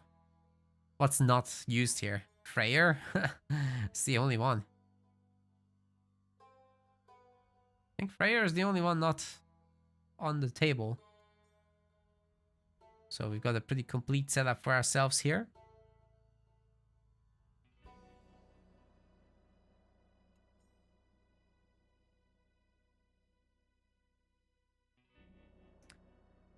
And then we just need the god pick for the first map, which is Marsh.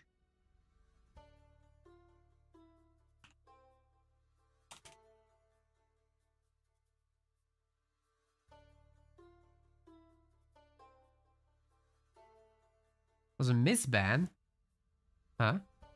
You mean the Loki? The Loki was banned incorrectly? That's unfortunate. But I mean, what are you gonna do?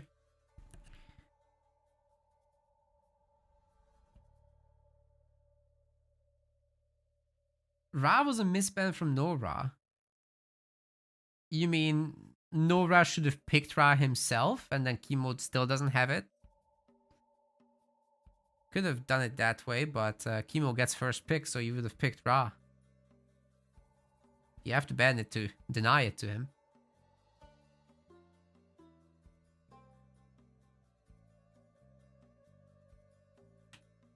Ladies and gentlemen, we've got the God Draft happening for the first match. Getting the info in a sec. Okay, first game will be Set versus Poseidon. We've got it.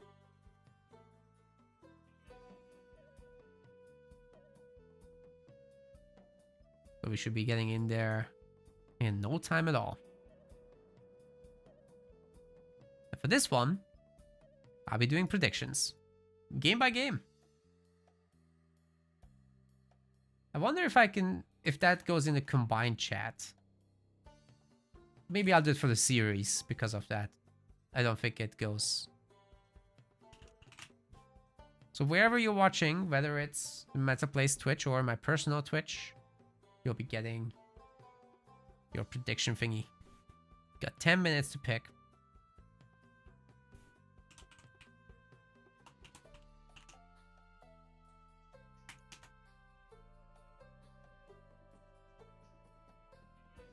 Alright, MetaPlay's gamers can start now, and I'll set up my personal one in a sec.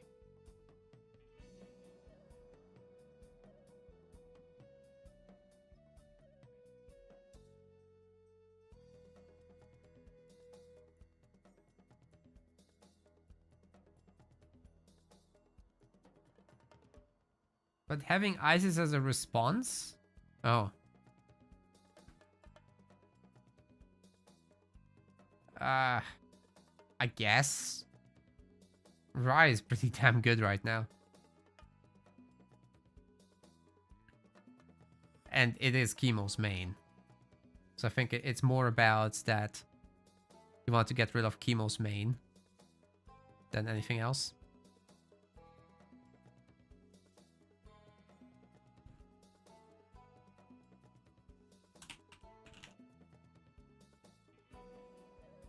Right, gamers.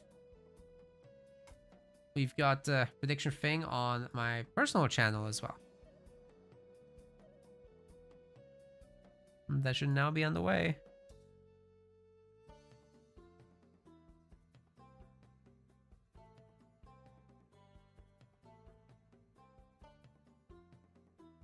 And hopefully the players will have hosted by now.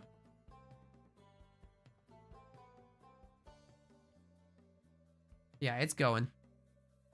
It's going. Let's take you to Marsh.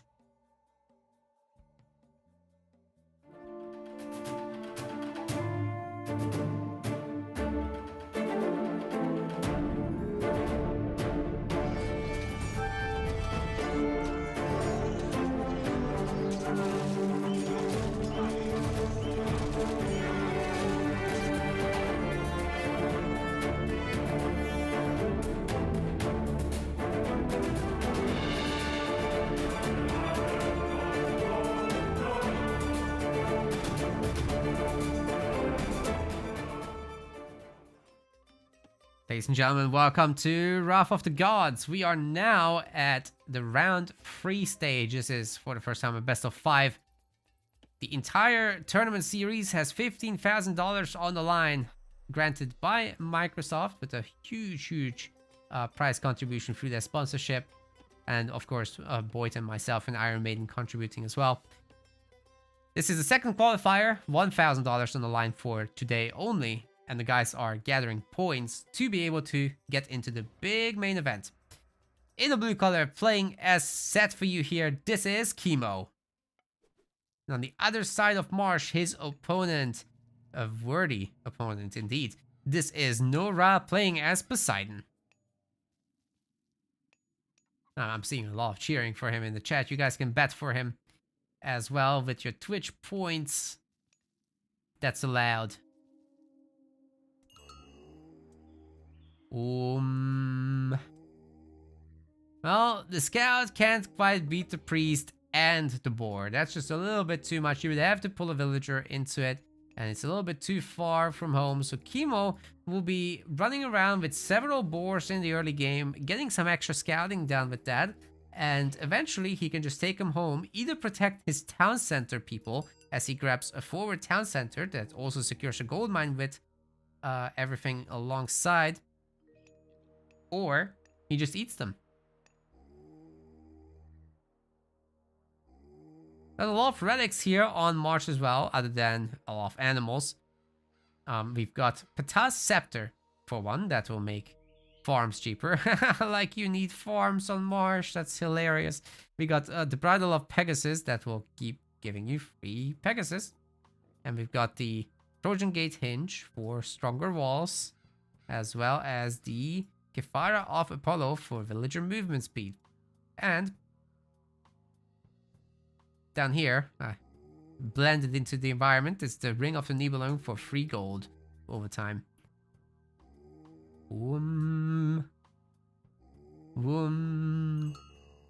Okay, chat should be following me now, and you're supposed to say mana.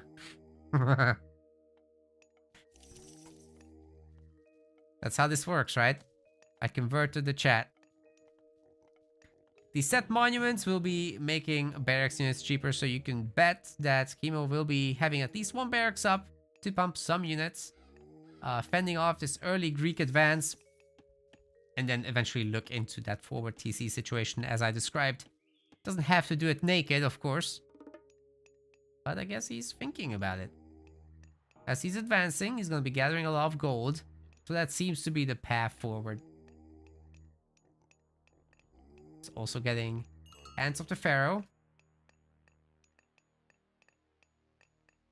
The idea for this monument here in the back is that you minimize the distance that you move between the hunt empowering and helping the monument go up faster, I guess. You can juggle the Pharaoh between both so that you get both tasks done. Because actually what the Pharaoh does is he improves the hand-ins that units do. He doesn't make them gather faster, he makes them deposit more. So as long as your villagers are not depositing, you can empower something else and then swap back. So you can get both of those done, and then you can make the barracks in the back, that's fine. Tons of animals here. Want to be careful not to lose the boars, but this is certainly enough to fend off this little pressure from Nora. So Chemo is definitely doing a fine job. There's the first barracks. The second barracks will be around here.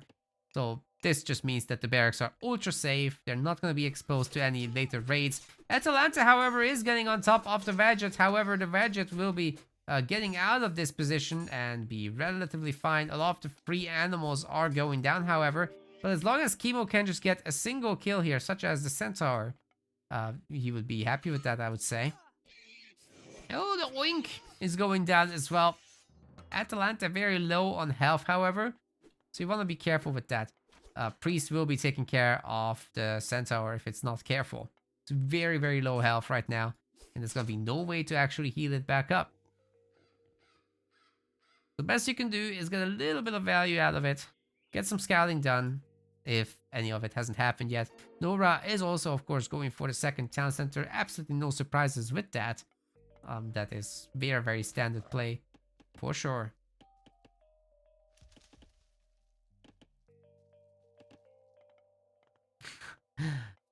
Do I think Titan Quest 2 will come out before February? I know when it will come out, I'm not telling you. That's what the NDAs are for. Watch this space. Winter. Something with winter.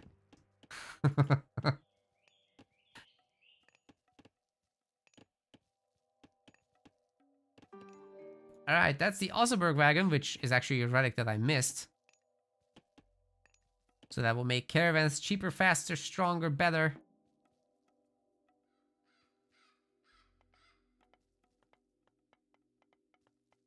One day there will be caravans, maybe. Many of these games don't go actually super late, but with both of these players being rather solid, I say solid, what I mean is they're top players. I think there's a chance for it to actually go long. This has now become a relevant hunting spot. You might as well throw down a granary here. Whenever you kill set animals, you can just eat them. The monument to soldiers coming up. This probably means there's going to be a Migdol here around the gold mine somewhere. One schemo goes to the heroic age. It will be a moment. Like, he did make a handful of units, right? But not too many. It's literally just to protect his villagers. Maybe look for some sneaky, sneaky damage.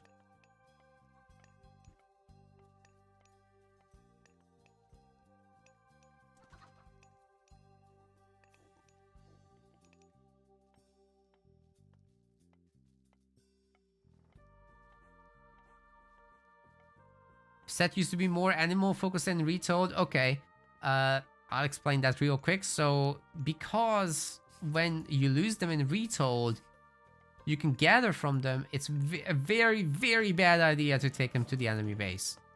They're still fantastic for yourself, so you should be getting them.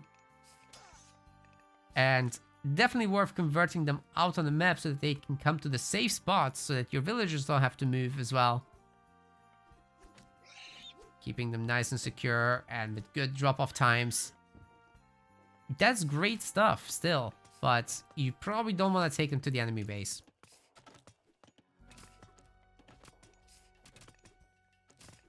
And the monuments, they do not stack, no. You just build... You can't even empower them to make the effect better. Unlike the other monuments, this one doesn't get anything for empowerment. Anyway, we've got Sekhmet coming in. Citadel will be probably cast immediately, making one of the town centers build or train villagers and other units and researchers faster. It just works 25% faster, basically. Really nice improvement here for that. And we've got Aphrodite, of course. A lot of these units could be just turned into pigs. Maybe all of them.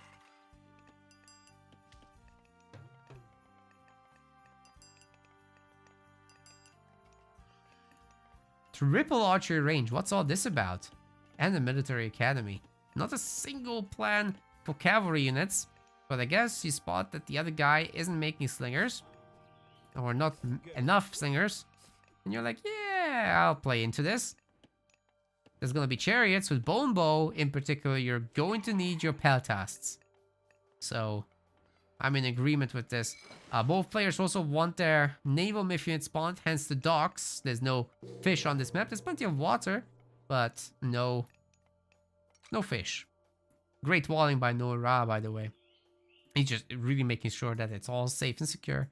And in a heroic age, once he has his farming economy going and eats the pigs, I guess he's gonna have a pretty good time with all that. The Scylla versus the Leviathan fight has started. And as the Scylla gains more heads, this will rapidly turn around in its favor. I would say. The Scylla does have a lot less health though, so that's something to keep in mind. And if there's a Adjutant Priest helping, that's going to be the other way around. The three-headed Scylla, I think, would have won, but with all this help, it's different.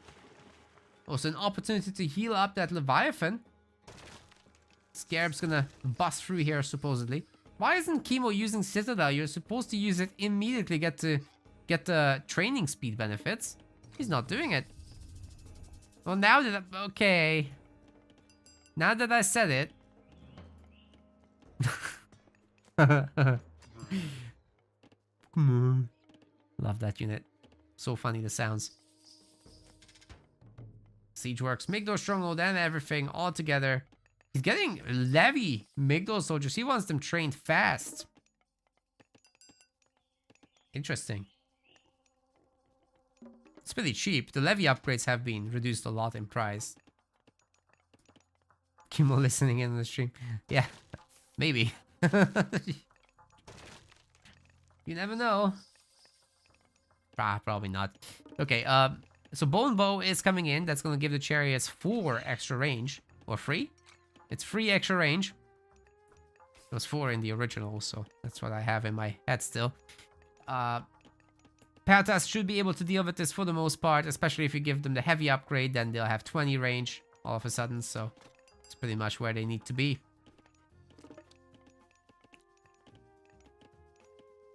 Yeah, chariots are gonna not have a great time against that, let me tell you.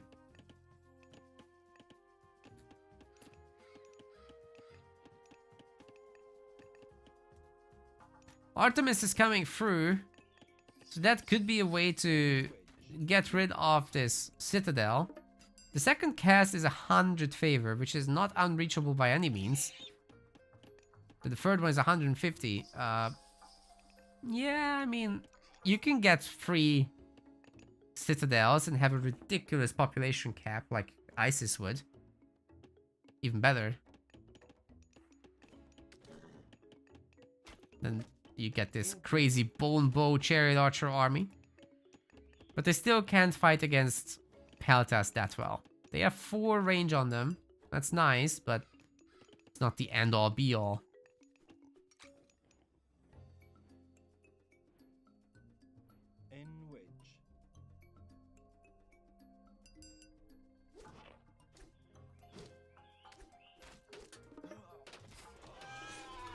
Curse coming through, turning a handful units. Kimo will have more pigs now, but will also have trouble holding against this aggression. The stun, stopping the chariots from shooting for a little bit, allowing the hoplites and peltas to do a little damage. You know, the peltas are not that great against infantry, but against in large numbers against a handful of spearmen, why not? Just shoot the infantry. It's fine. Artemis is nearly through. And that's a lot of farms I'm hearing. So the animals have all been eaten up. Chemo still has some here. And here. So I think it might be a little early to make the transition, but it is what it is. I like the third monument. For sure. Shifting Sands has never been used either. But he's gonna be hit pretty hard here with Earthquake. He's going up Horus himself. He's finally getting ballistics, which will help him shoot at running, chasing units and whatever. And it's gonna be the front TC location that gets Earthquake. Not the production base up front, but just the TC and the Migdol. I guess this Migdol is getting tickled by it, but not too much. Actually, no damage dealt. So it was an okay Earthquake, but it wasn't amazing by any means. And now Horus is in. A tornado could be just used to swoop up the entirety of that Peltas army. Jesus Christ! There go hundreds of resources, ladies and gentlemen. Chemo is eating a little bit of it himself. Oh my god. Chemo! Don't go in there. Why would you go in there? Okay, no worries, no worries. He's getting champion chariots. He's got this Avenger. And he's getting greatest of 50 as well, which will give his infantry a lot more hit points. All infantry, by the way, not just spearmen like in the original game. It's a pretty big deal. Spin to Win Boy has been taken out by the heroes immediately. And we've got more Peltas coming in.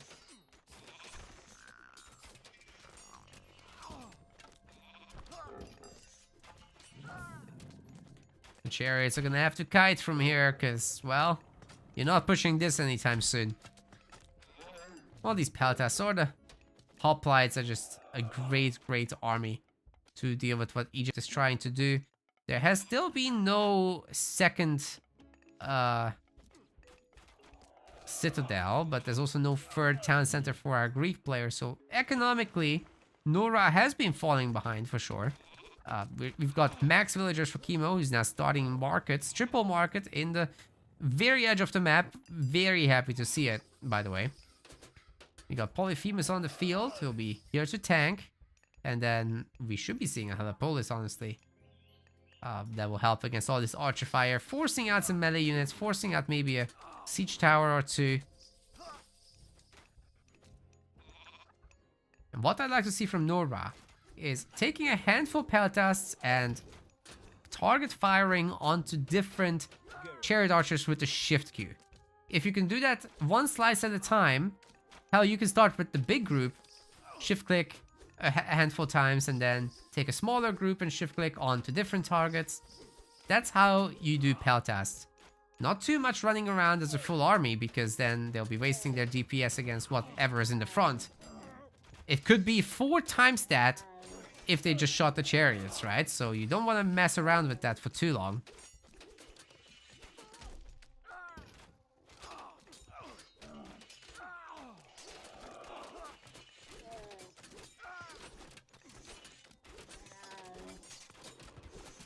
Chimera does get taken down. Many of the melee units are just not fighting at all.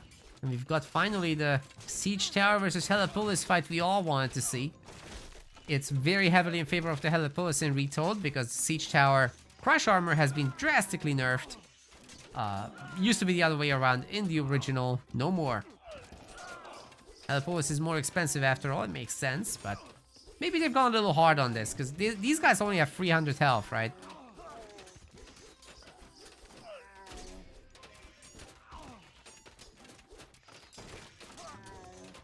Helepolis is just at double health. Doesn't care. Peltas are kind of not fighting, and Nora is spending more time running around than actually shooting. And Chemo is now starting to overwhelm him with mercenary cavalry also joining the battle. And all he needs at this point, in my view, is a catapult or two. Catapults would be better to actually deal with Helepolis, because they can shoot them from a distance. Hiding behind the bone bow chariots would be the ideal play. Chemo's got a pretty good amount of armory upgrades, by the way. The whole copper line is already done. For the peltas, we've also got that, as well as champion archers.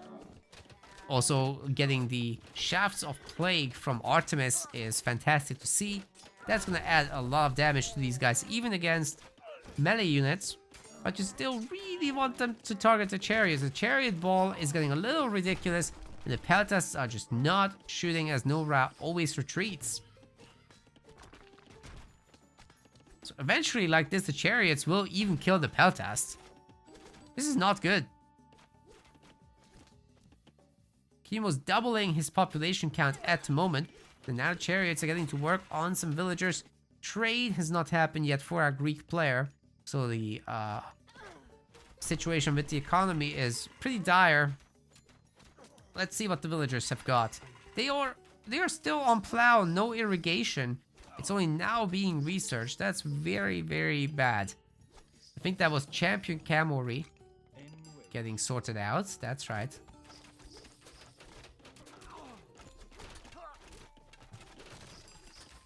Siege Tower gets the bonk. But Chemo is very happy just kiting this. One shot at a time, he will take this all down. That special attack from Polyphemus is so bad sometimes. Just hit one unit with it. Looks like he just gets taken down here. The kiting is so strong from Chemo. He's barely losing chariots. Picking off so much in response. Nora is in so much trouble, ladies and gentlemen. One thing you could do is spam some Chimera out. Now Chimera, especially once you upgrade them to Tyrants, should be able to deal with the chariots more or less. Right? They're pretty much the same speed. And their AoE is fantastic against these clumped units.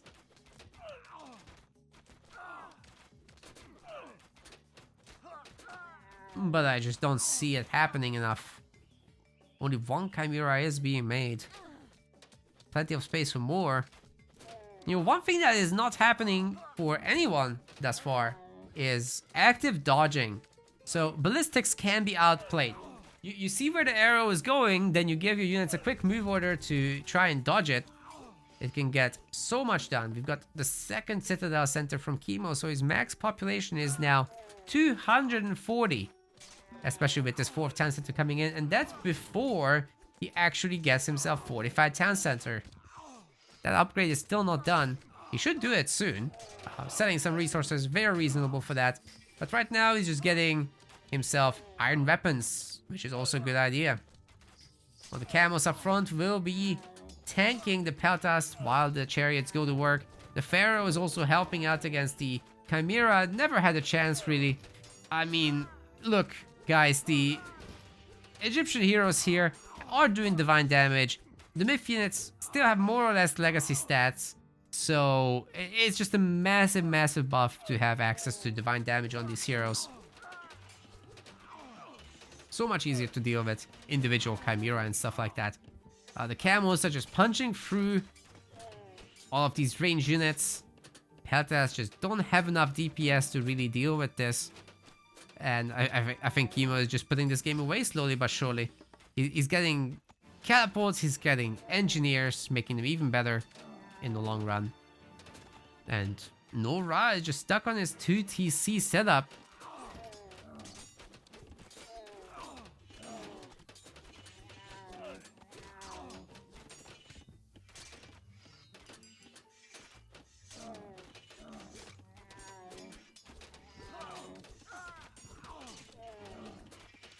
Is there any hope here for Nora? The production bar is just ginormous for Chemo. Even Force of the West Wind is coming through. Wow. Alright, maybe the hoplites have a chance. Maybe the hoplites, and maybe if Nora waits for a second or third Chimera even to take this fight. All of the chariots have died now. But there should be nothing stopping Chemo from getting some fortified TC upgrades. Well, the one, there's only one. Still gathering gold, he's getting started with the layering.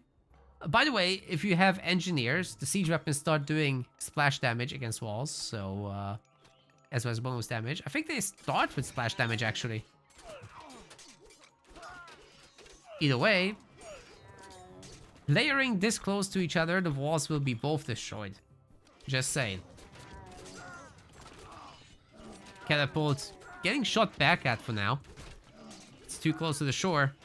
Actually, the catapult will lose. Chemo needs to move it.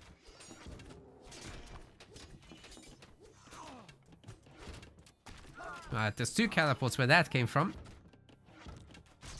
Oh! There's no resources to repair.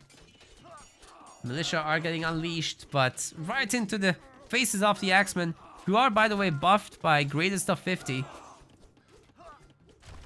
So these are some super Axemen. I'm not sure if they have Axe of Vengeance. Yes, they do. So they have bonus against buildings as well. And that's gonna be it. Chemo takes game 1 in this best of 5 series. Beautifully done. No Ra only won the Relic game in this. It was looking good in the beginning, right? Like, the boom for our Greek player wasn't too bad by any means. It's just, after Chemo had this third town center and nothing was really done about it, that really hurt Nora's prospects of moving on to the later stages, and the chariots just immensely outkilled him. Because his peltas were just moving around and not fighting. RIP. Plenty of opportunities to come back though.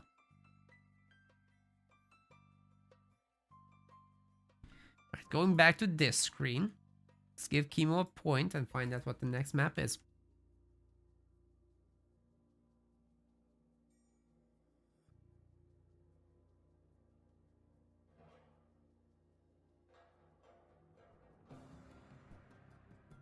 The map pick is actually Noras, and it's gonna be Elysium.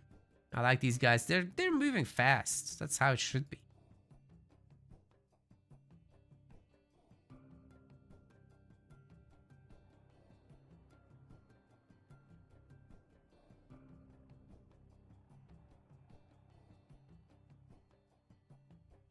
Oh god. I've done everything wrong.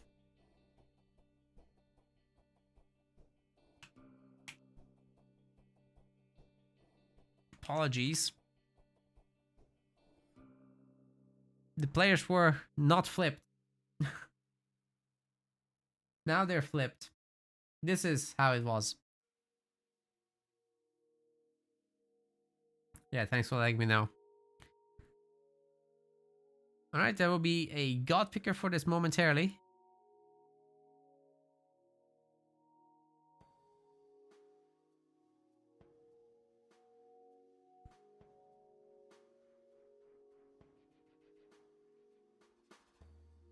Just a matter of moments.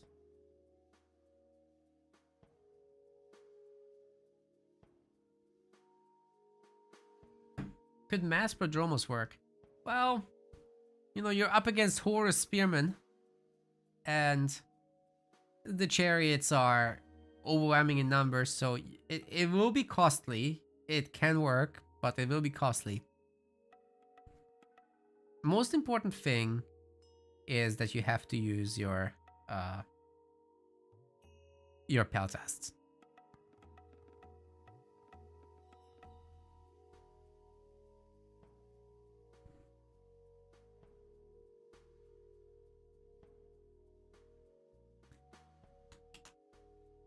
Alright, let's see what the god pick's gonna be.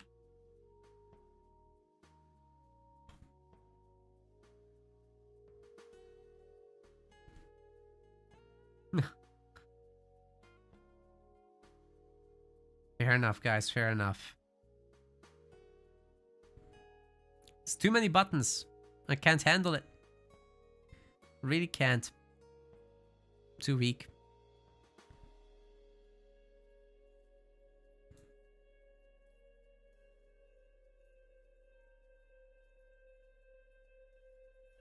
Okay, we've got ourselves an Oranos versus Thor. Should be cool.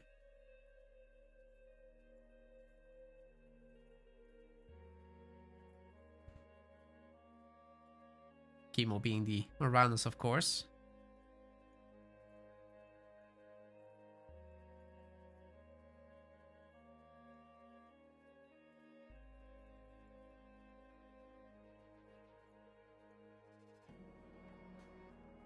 So this should be pretty soon. The guys must be hosting.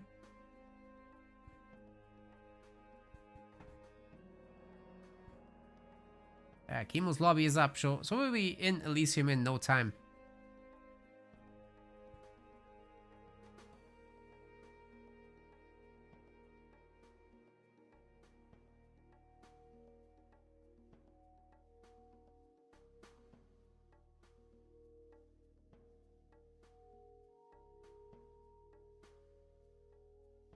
With these draft formats, you need to be able to play pretty much all the gods. Like, in a best of 5, you already end up using the entirety of the selection, right? Almost. In the best of 7, you actually do use everything.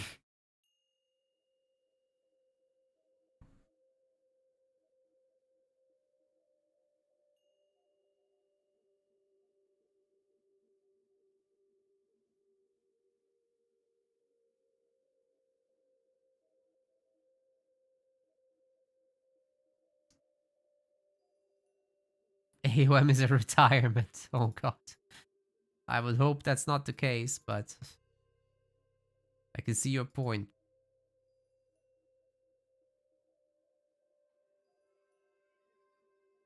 We're definitely a smaller scene at the moment. I would really hope that the DLCs can push this further.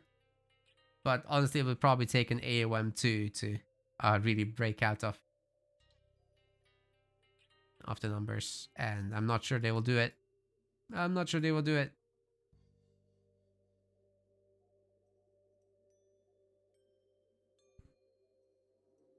Alright, gamers, Elysium. We're going.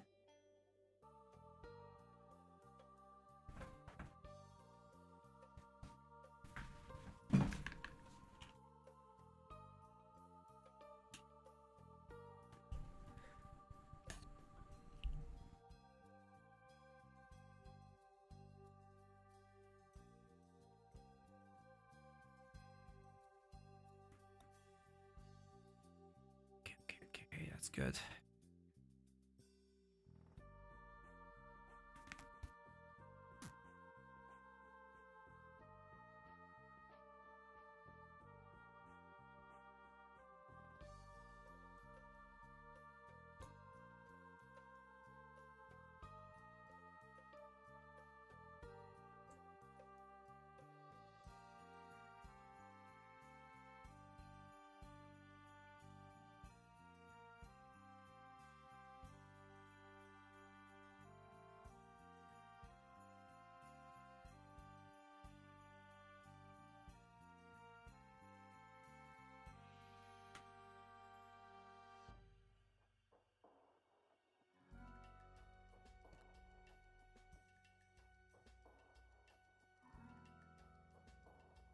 Okay.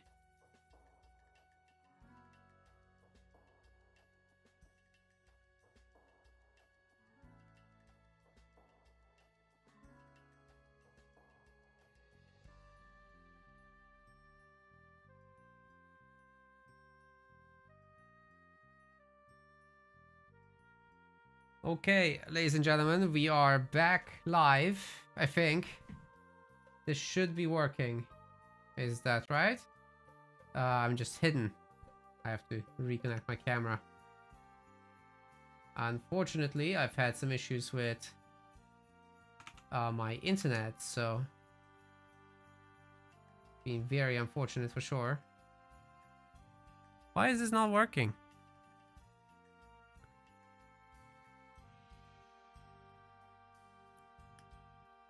Why is this not working?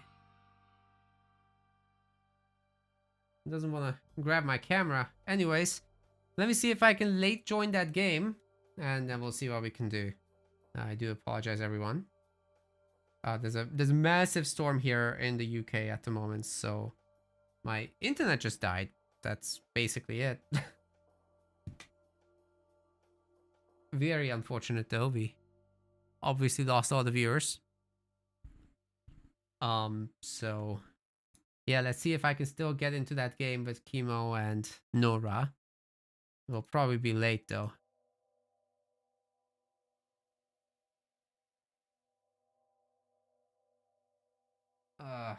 Now my phone doesn't want to connect to my controlling app where I switch to scenes. Yay. So many issues. No camera. Oh god. What have I done? I don't even see the lobby between these two players.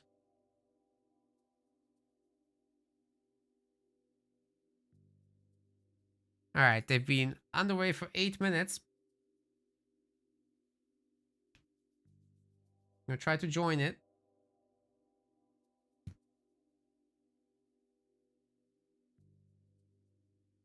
That's worked.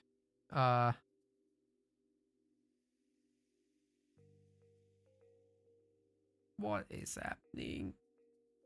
Alright, I'll just do everything by hand. First off, we'll try to fix that camera link.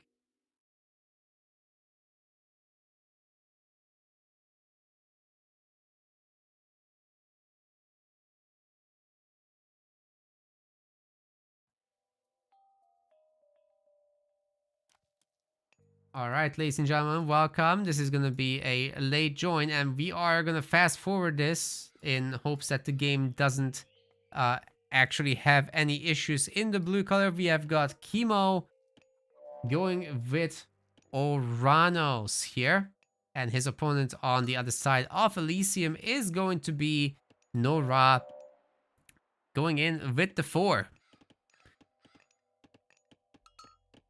We are seeing the early Dwarven Armory. That will help pump out some extra dwarves there, of course. And we've got plenty of chicken kills as well. So that's going to be for the upgrade here, which is Hammer of Thunder. Takes 5 favor, so you have to kill all these units in order to get it. Yeah, once again, apologies to all the live viewers. I had an internet outage due to the massive storm that's going on in the UK, and yeah, it is what it is. There's nothing I can do about it. So We are at least back live. The YouTube streams are moving as well. So this is great. Okay.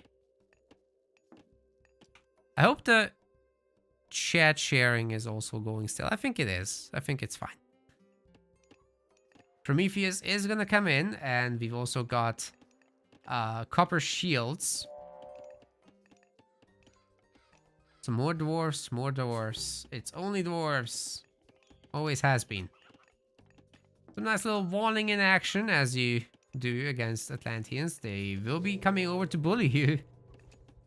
And no doubt, Valor should be used on heroes here, on hero villagers here, because that will allow you to later get Theft of Fire as an upgrade, which will make them work 20% faster individually. So you just use all your Valors on these guys. You get all your favor anyway from the Oracles early on, which are free units essentially. Chemo is just going for the second TC in order to economically keep up with the old dwarf economy. And as predicted, Theft of Fire is getting clicked in. Doesn't cost that much favor at all. We've also got another Valor available already. And with this double speed playback, we are actually catching up with the players for the most part. So I really hope that we're not going to get cut off at the end of this replay. That's why we're going fast. Gotta go fast. Oracles are all maxed out. There is also an extra Oracle, so it's now 4 of them, gathering more favor for Chemo, so you can keep affording that Valor. And meanwhile, the Prometheans were looking for some damage, but didn't end up finding any. More upgrades. Mithril Breastplate is now done for Chemo, so even more dwarves. He can just keep this up forever. Nobody can stop him. Actually, the 2TC seems to be putting a dent in his ideas, because this is now 36 civilian population versus 30. Dwarves are not that good, right? But that little raid with the Berserks is certainly doing some amount of work. I'm expecting around 3 more minutes of double speed casting. I'm so sorry guys, but we have to do it because the game has a high chance of glitching out if the players finish up before us. And then we just don't get to see anything. So this is better than nothing, I would vote. Oh, really good catch on that villager there with the Berserks. There was space in the manor, but Chemo didn't make use of it. Now the manor will be destroyed, and these guys are getting a lot of work done. Overall, giving the Norse player a little bit of extra favor to use. Now to keep up with these, Empyrean speed will be needed. That will make the Murmillo faster. Wow. Stylish with the walling. Doesn't want Chemo to have anything to do with this gold mine. So far, so good. The gold block strategy is probably the optimal one here, as Chemo will be looking to get to the next ages and whatnot. Easier said than done. That citizen is on 8 health. If the Berserks later can get around to that, that's huge. Not sure you can take on the Murmillo, but hey, if they're not fighting back, then why not? They're medium Murmillo, but they're outnumbered by the Berserks here, kinda.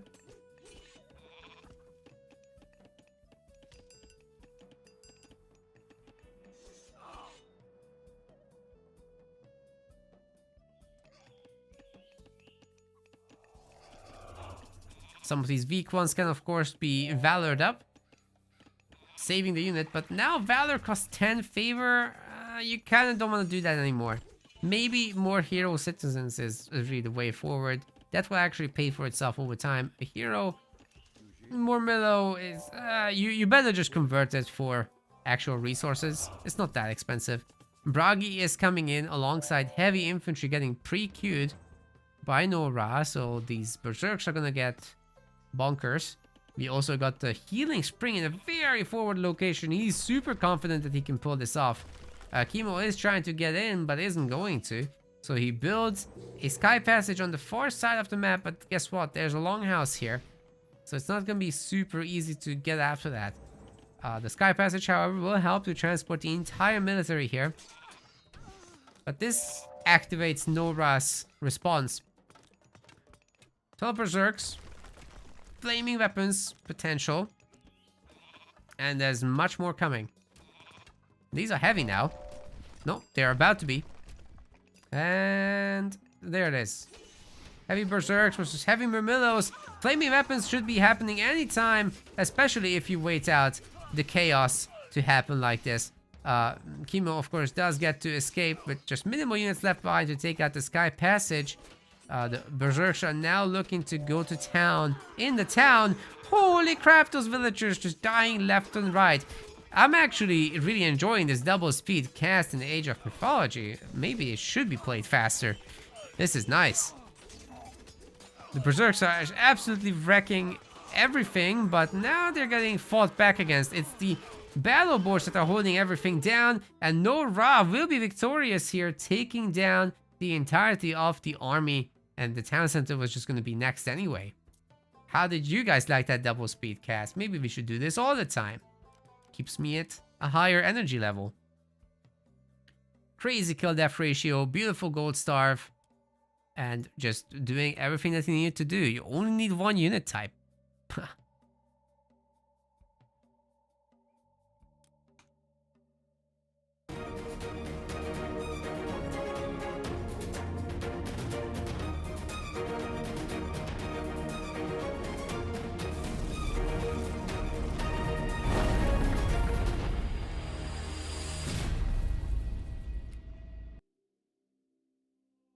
Alright, ladies and gentlemen, I'm having real trouble doing the production now behind the scenes as the internet connection loss actually broke my tooling. The next map is going to be Midgard.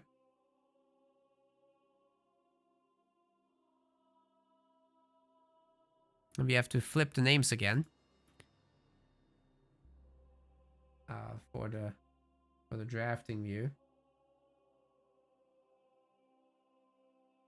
Once again, incorrect.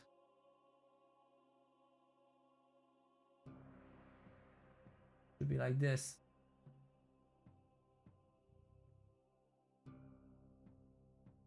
Time now. There we go. Yeah, this whole flipping thing in game is messing me up. I have to flip the gods. I mean, the players in the game because their slots are assigned based on what player number they are, not what their location on the map is. Alright, gamers, Midgard.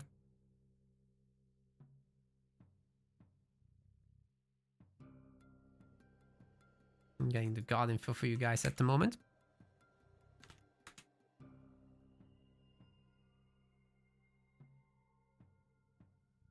Proud of Nora. Fair enough, fair enough. Got Zeus versus Isis coming right up. Let's do it.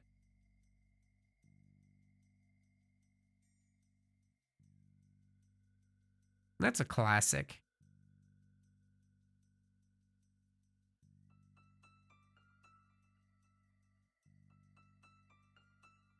While we wait for the lobby, as I don't see it yet, I'm gonna see if I can fix this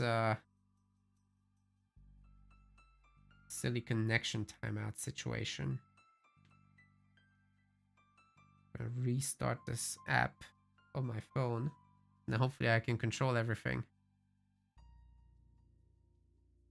Don't worry, channel, it's not game by game, it's for the series. It's 1-1, and it's a best of 5, right? So anything can still happen.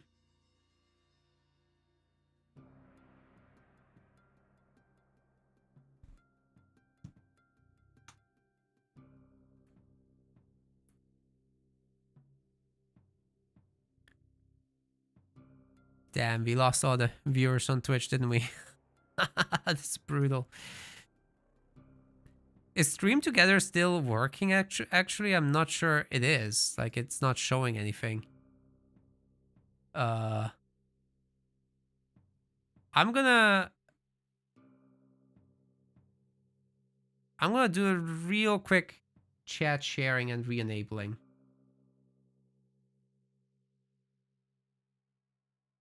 Oh, the whole session is over. Okay. So we need to restart the stream together.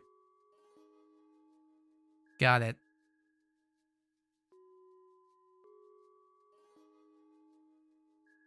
Okay. And then we start sharing the chat. Now it should work. I hope.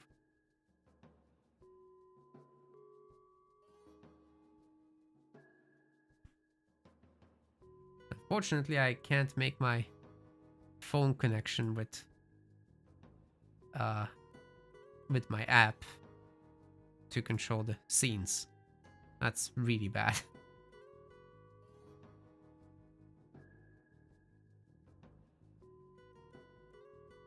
That is really bad.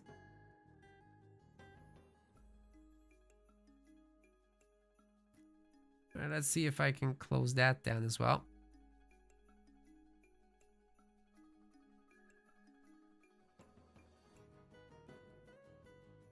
Meanwhile, I still don't see a lobby from these guys, so I'm assuming it's not started yet. See in the Discord if they have any issues. Doesn't look like it. So we should be expecting it any moment, really. But it gives me time to fix my stuff, which is great. How about now? Oh, it's back.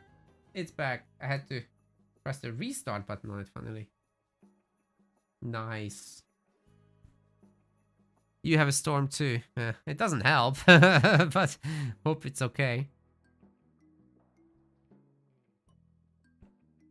I've got everything working. I'm happy with that. I think the stream together thing doesn't work though. It really doesn't seem to be working.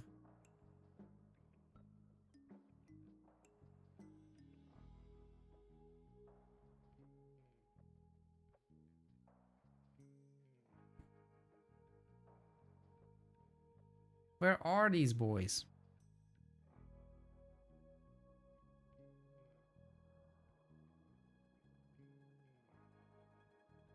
Well, we wait. It's fine.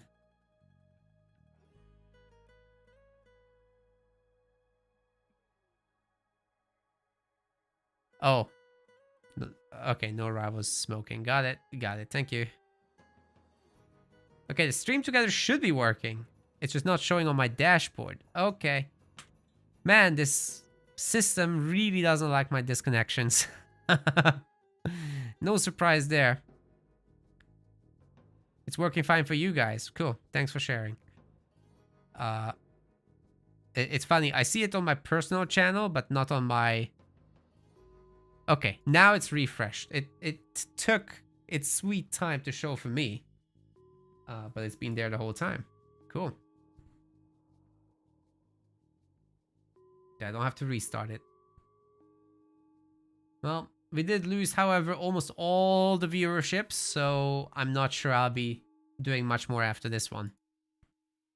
We'll definitely finish the series, but beyond that, no promises, because we lost like over half.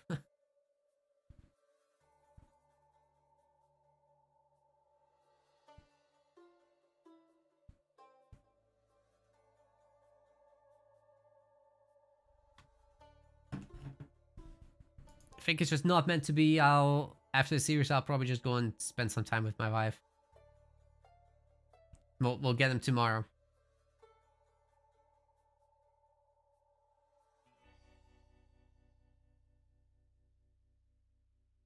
Where is Chemo? Ah, it's up. We're going to Midgard.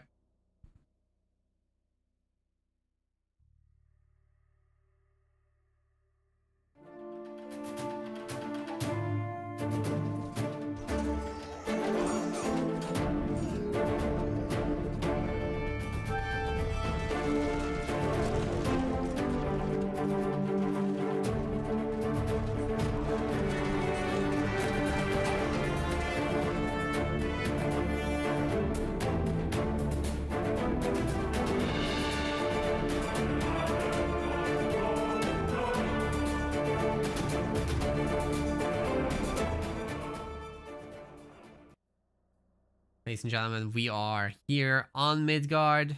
Game 3. The blue color, we've got Chemo playing as Zeus, and on the other side, playing as the red Isis. This is Nora. Now, I've got to swap around the player tags super quickly, so give me a second. Then we'll chit-chat about stuff. Very good indeed. everything's in order. Now, let's talk a little bit about Midgard. This is very different from pretty much every other map. Anatolia is comparable, but this is still different. This is more aggressive than Anatolia. But similarly to Anatolia, you get a ton of docks and fishing ships in this matchup in particular, but not too many. And you certainly don't commit too hard to water fighting, because ISIS will be looking for a fast heroic. Getting Ancestors Eclipse with the Migdol Stronghold towards the middle, it's very, very easy for them to do. And for Greek, well, you'll be spending a lot of your resources on the fishing economy.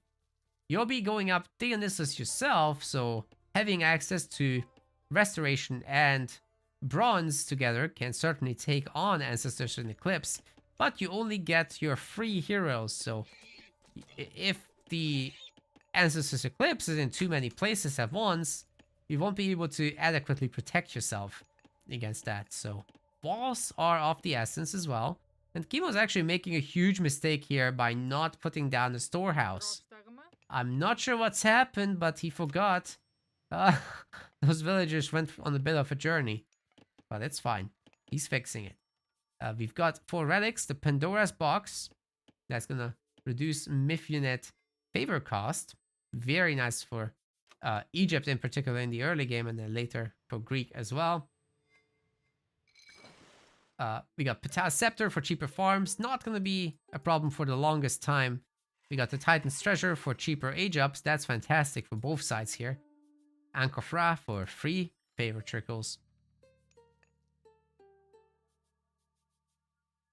Is this one idle? Yes.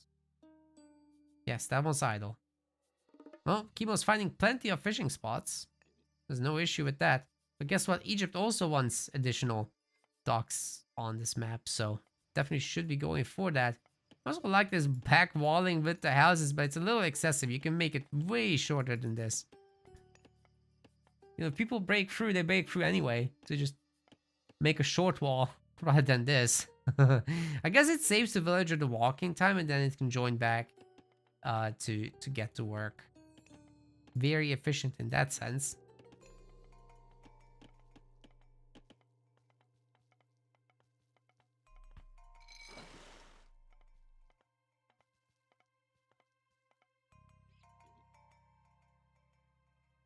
Okay, we got 3 docks already for Chemo.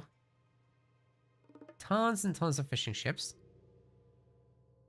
No firm dock yet for our ISIS, but Bast has been clicked up. So this can work out very nicely in the sense that, you know, Zeus might make a bunch of hoplites and go after the docks that are very outside of everything, but that threat remains. Either way, it's gonna be Hermes, not Athena, to my great surprise.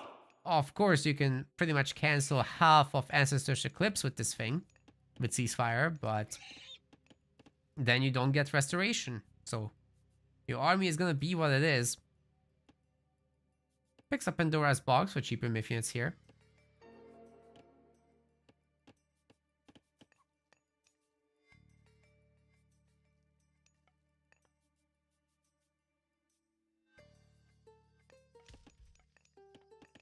And of course, should be expecting Pickaxe and Prosperity on this gold mine once that's done. Propelling Egypt to next stage, supposedly. No, we're not doing it. Armory and market getting made, and the next house ditto. Chemo's just chilling at home. No units, no nothing. Going straight to heroic on both sides. Another reason I was so surprised by this whole situation. Oh, is this the second TC? You're kidding me. Okay, that's fascinating. So, not going Athena also means that your hoplites are worse, and hoplites are one of the core units to be using here. The chariots, well, they'll be killing them, yes, but if you're up heroic and they're bronzed, and you've got peltas behind them, the chariots are not gonna kill them. So that is one consideration to have there.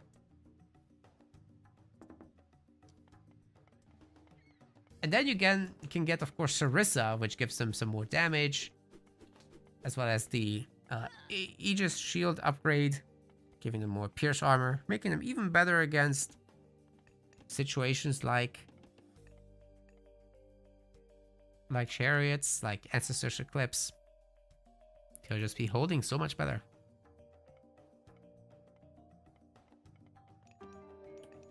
Well, being on 2 TCs, the heroic age is markedly slower. Chemo's already halfway up Dionysus, and that Scylla will be ravaging the land, or the sea rather. Also got the Olympia parentage research, that's gonna give a lot of extra hit points and further reduce their training time. That's actually a new effect in Retold. That wasn't a thing in the original. Going after the Sphinx now. Nora should be saving this, no issue. Who is Nora? Wow, no respect in the chat. Zero respect. Oh, that got disrespected as well. Sphinx is dead. He's a long time AOM player. Way before Retold he was around and already doing well.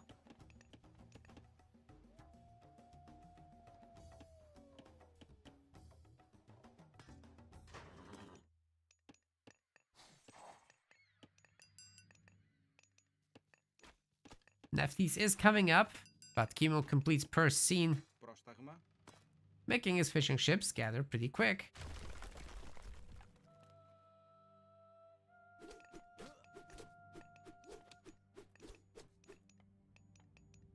Prosperity is doing its work. Look at that gold bank. It's nasty. You can throw down a double Migdor stronghold at this point. My goodness. Norad's gonna be rich.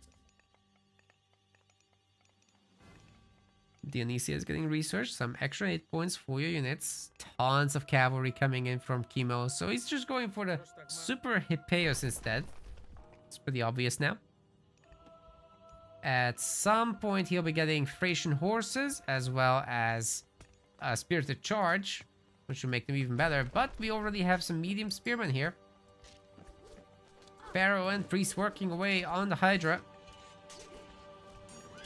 So that one won't be getting too many heads anytime soon.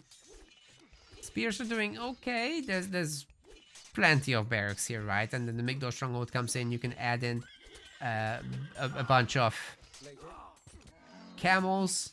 They'll be dealing bonus against Cav as well. Pharaoh got picked off, but he's a free boy. Not a huge issue whatsoever. And Ancestor's Eclipse is gonna get cast in the main base. The Eclipse Scorpion Man is also ravaging the villagers. Everybody has to garrison. And that's gonna be a pretty large shutdown of the economy.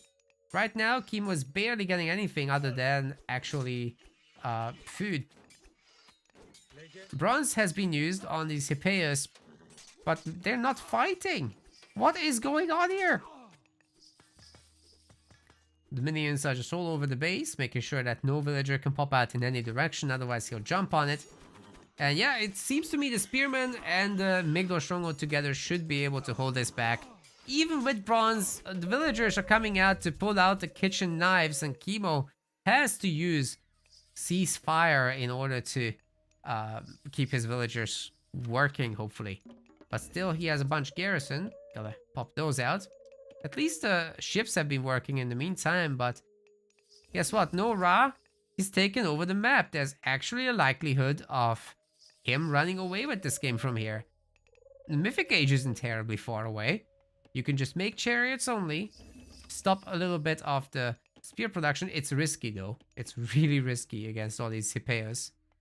But you could try a quick Mythic and see what happens when you meteor the base. There's plenty of buildings all over the place, so they'll likely soak the meteor. But if you hit a large clump of villagers, those could die. The other play is to go hard in heroic and go for the gold control. Oh, the chariots! No attack move! Yikes! You're supposed to attack move in AOM Retail. This is no longer the old game from the early 2000s where attack move doesn't work. Yikes! That was painful.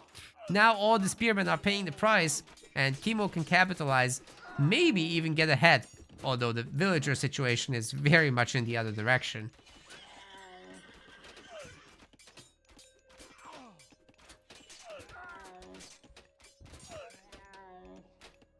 Yeah, those camels are not doing so hot. The Hydra can kind of chew them up, but this is way too many units to deal with. Like, Nora has way too much stuff here. Heavy cavalry is finally coming in for Chemo. You can barely afford all this stuff, man. Nice to see some Toxotes, but Peltas would have been even better. Double Hydra going to work. They're not upgraded yet. They do, well, this one has a second head, but it's also dead. So that's not so great. The camels now out. Should be able to deal with the majority of the Hippeus. It's just a matter of a little bit of focus firing from the chariots, and the heroes should be going down. Then the chariots can open up on the regular army. Meanwhile, Nora's 2TC economy is just going to the moon. But there are some Scylla on sea going to work. Wow, one-shotting those ships. Destroying the dock in no time as well. Nora's gonna need a few more units out, but the kiting on the chariots has been fantastic. The Peltast is having trouble keeping up, as it's just one of it. If it was like 10 of it, then that would be a very different kind of story. Chemo now getting a fortress up to protect his villagers. That will be very needed indeed.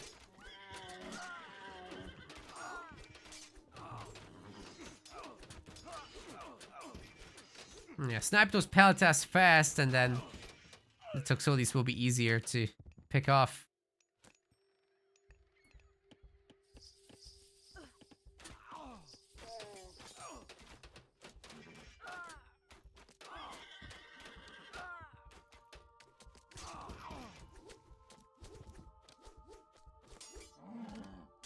Hydra getting owned, man. All this divine damage is too much. Chemo struggling to hold on to dear life as he's starting to fall behind in the military population significantly now. The Peltas just getting not microed on the chariots. They're shooting anything but. Okay, now they're working on the chariots, but the chariots get pulled back, and suddenly the Peltas are shooting at other stuff. I just wish he did that. Yes, that's good. Now he's shift-clicked them onto the chariots. That's so important to do. And suddenly Nora's army evaporates, putting Chemo in an equal position as far as population is concerned overall. But the civilian pop part is still very, very poor. One thing he's got going for himself is that his Scylla could still get some work done. They are still chilling here, so long idle time. But if they went after the remaining ships, Chemo would actually be in an okay economic position. He could afford himself this TC, Spirited Charge, maybe even more tax like Thracian horses and the armory upgrades, which are actually already in.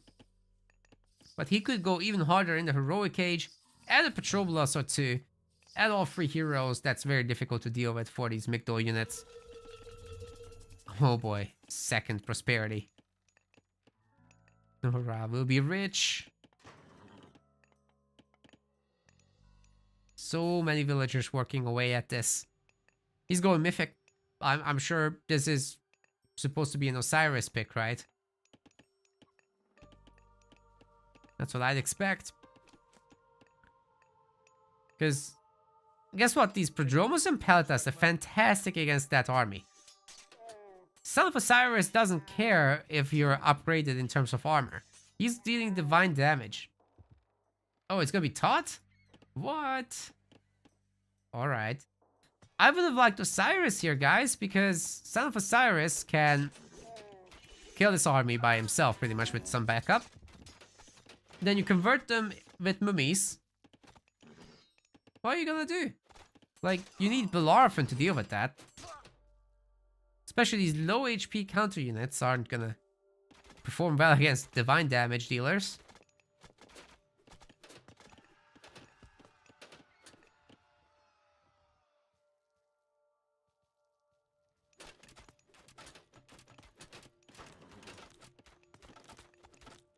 It is Osiris.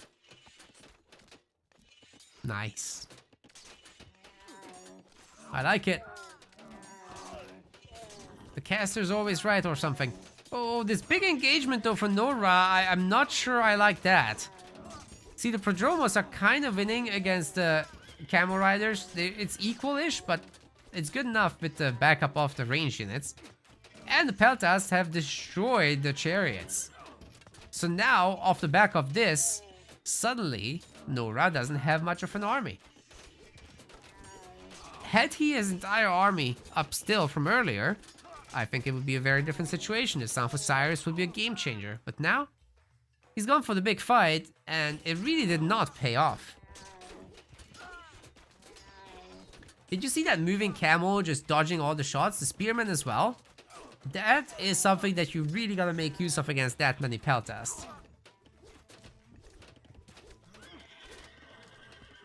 Migdor Stronghold is like barely shooting anything.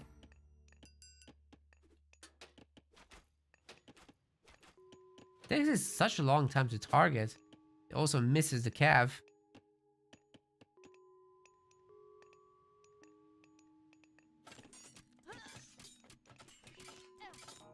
Villagers with their kitchen knives trying to defend. Son of Osiris is in, ladies and gentlemen. Chemo himself is still really far away from the mythic age. We should be seeing a handful of extra mummies getting pumped. There is favor for 2 of them. So there should be 3 mummies on the field momentarily. There will be catapults as well. And then the Son of Osiris should be able to put on some real damage with that combination. But with only 1 mummy, I'm not so convinced. It's currently chilling in the siege tower. There he is. See if he's taking any damage. A little bit of damage, yeah. Right down the Son of Osiris is finishing off all these Peltas. They were cursed by the mummy, so that's going to immediately spawn 4 separate minions, which will be the new Egyptian frontline. Another special attack by the mummy has been used up. The heroes are now coming out, and the Son of Osiris is just putting this army to sleep forever. Let's see if he can survive, however, against the tide of cavalry coming in. There is no overwhelming force here for Nora to handle this. He will need some spearmen to deal with the mass cavalry, because his own camos are just not good enough. Not right now. Maybe with further upgrades. He's got bronze armor, which is great, and if he could afford Desert Wind, then even better. But seems to just not have resources, as he's spending it all on farming, of all things. Son of Osiris is getting a little bit overwhelmed here. Like I said earlier, he's a beast. He can definitely kill all this stuff, but he needs support. He needs some support, because he's not a tank himself. He's a damage dealer.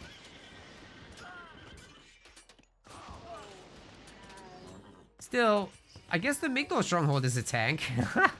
So that's gonna do the tanking. Where are the mummies? We are floating 70 favor. Oh, without the mummy, this is not gonna work. Oh, garrisoning out right into the army as well. That was painful. Chain Lightning doing a lot of work regardless of everything, but eventually the Son of Osiris will go down. Especially once Chemo can finally afford Mythic, which isn't actually too far out at this point. I think he's overwhelming Nora at the moment. Somehow he's made it work. All these fishing ships are just doing the work, ladies and gentlemen. They are doing the work, and Hera gets clicked in as well.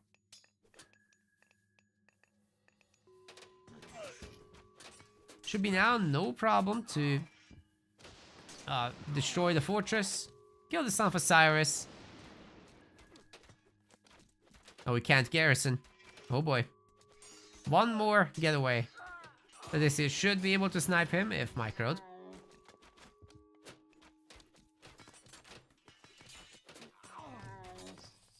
Got another fortress. Yeah, Kimo should consider a patrol blast to take this thing down. Good takedown on Odysseus. Really good micro overall by Nora. This thing is on 1 hit points. Oh! And he's dead. But so is Kimo's entire cavalry army. He's now trying to take this third town center. And our ISIS player is still in an okay position overall, but not up in villagers, certainly down in fishing ships. So Kimo already is in a better spot. And we're seeing a freaking Ancestors cast at 21 minutes in the game. To my great surprise, it is actually taking care of this gold mine location. Kimo has to garrison an abandoned ship. But for how long? Because he'll be back with a vengeance using Lightning Storm potentially. Something that camels can very easily escape, by the way. Gonna use Ceasefire. That's fine.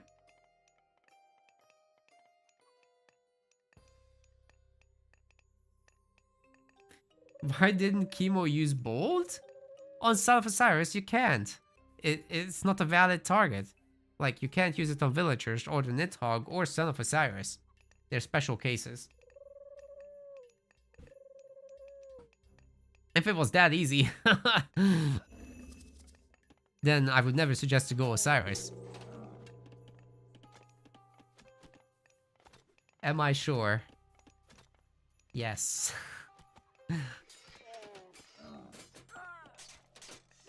It doesn't say on the tooltip, but it's true. You can try it yourself.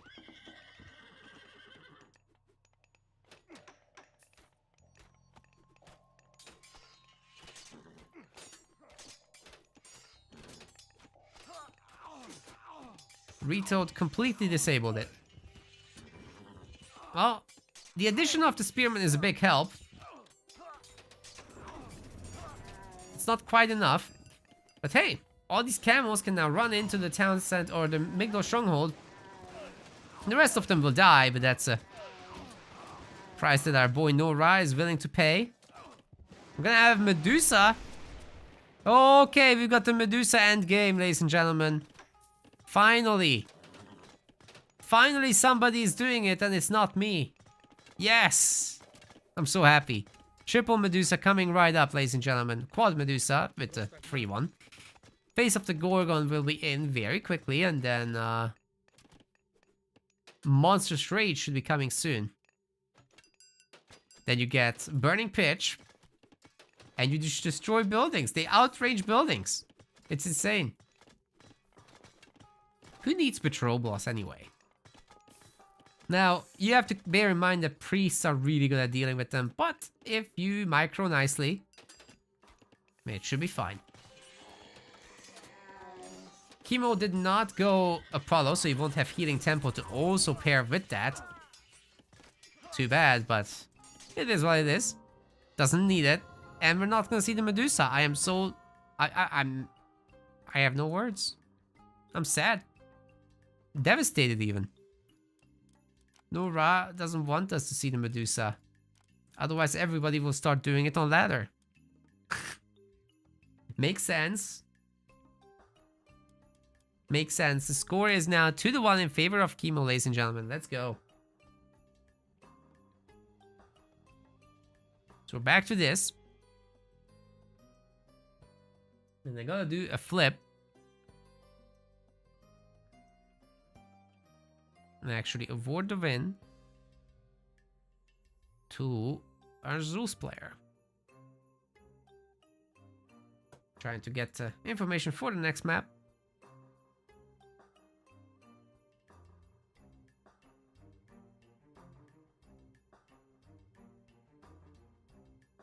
Nora will be needing to announce his map, because we're not quite at the end yet.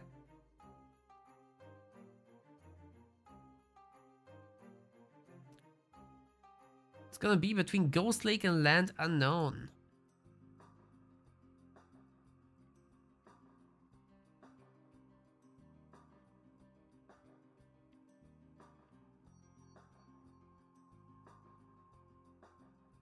The remaining available gods are Oranos for chemo.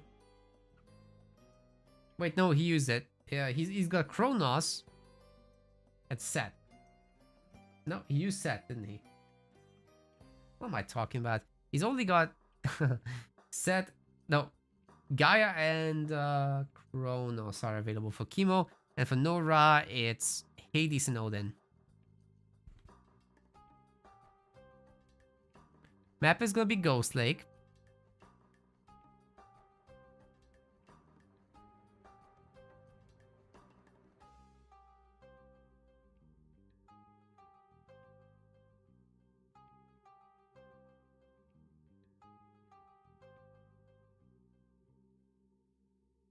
And we don't yet have a God Picker. We'll get there though.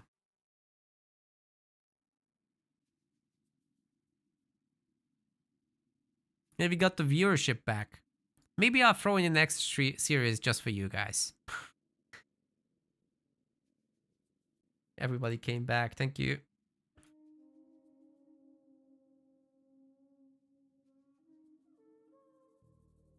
Yeah, we'll do one replay series then. Damn, internet connection just messing with me today.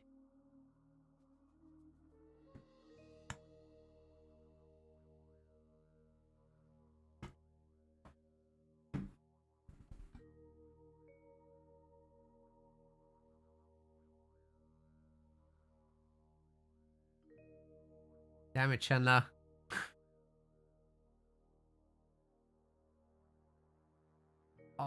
The qualifiers are always based on your ladder points. So you're gonna have a lot of players now using tournament points, but the meta place points are only for the main event, right? And among those, there's 3 people that are winning these qualifiers, right? And those guys are gonna be ranked in order of their esports points, as seen on aomstats.io. Everyone else by their meta place points for the main event. But for the qualifiers, it's a mix of esports points and elo.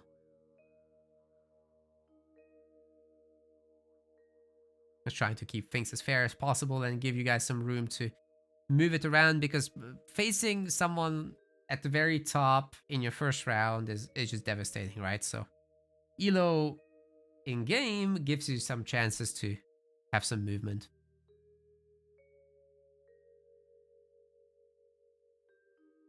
And then when Metaplay starts hosting separate events, like, you know, our own events, then we'll be segregating it by skill level, so you can face similarly skilled players in each tournament, rather than having this giant everybody plays the same tournament thing.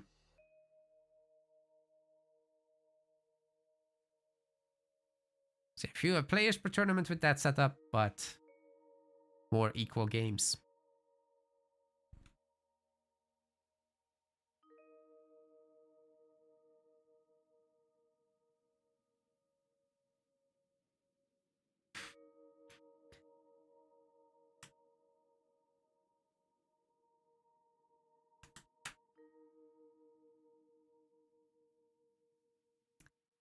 Okay, we've got our matchup. It's gonna be Gaia versus Hades, finally. Finally we know. It's a Dazzler. Oh my dog. Oh meow god. What's up?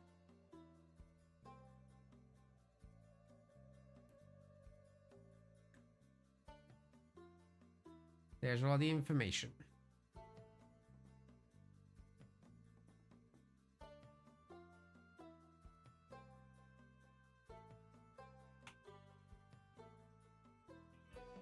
Thank you so much for the raid, buddy. Welcome, raiders.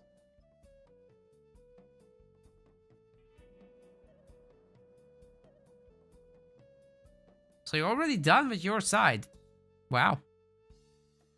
Well, now that I've gotten the raid, I'm not just gonna do the last game in the series. We're gonna what we're gonna do is actually do an extra cast. Something from replace. How about it? Yeah, Gaia. It's gonna be a thing. Expect a lot of Cantarius. Maybe he'll do the Rapple actually, but probably. I mean, it's chemo. You can make Cantarius for pretty much the cost of more Milo. So you just make Cantarius, right? Flames, you want your game? We'll look into it.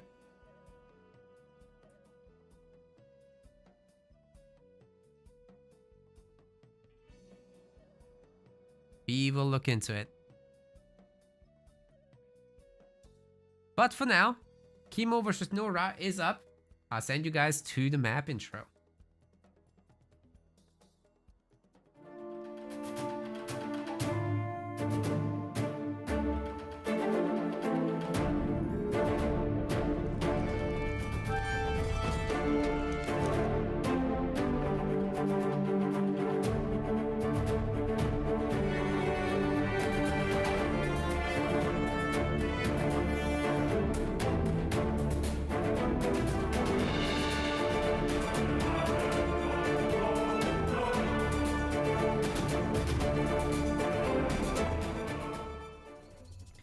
Ladies and gentlemen, welcome to Ghost Lake. This may as well be the last game of the series. It's a best of 5, right? But 2-1 score already.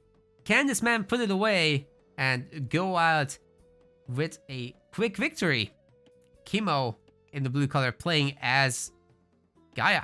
And on the other side of the map in the red, this is Nora. He will need 2 back-to-back victories against the Frenchy boy.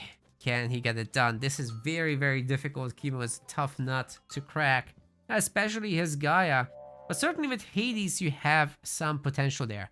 Immediately off the bat, Chemo is just getting his economic upgrades. They're getting done very quickly as well. So this is kind of brutal to play against. You're dealing with so much additional income from the Archaic Age on. It doesn't pay itself off immediately, but very quickly it will do. That's something to watch out for. Nora will be needing the support of the chat, that's for sure. If he wants to change the future here.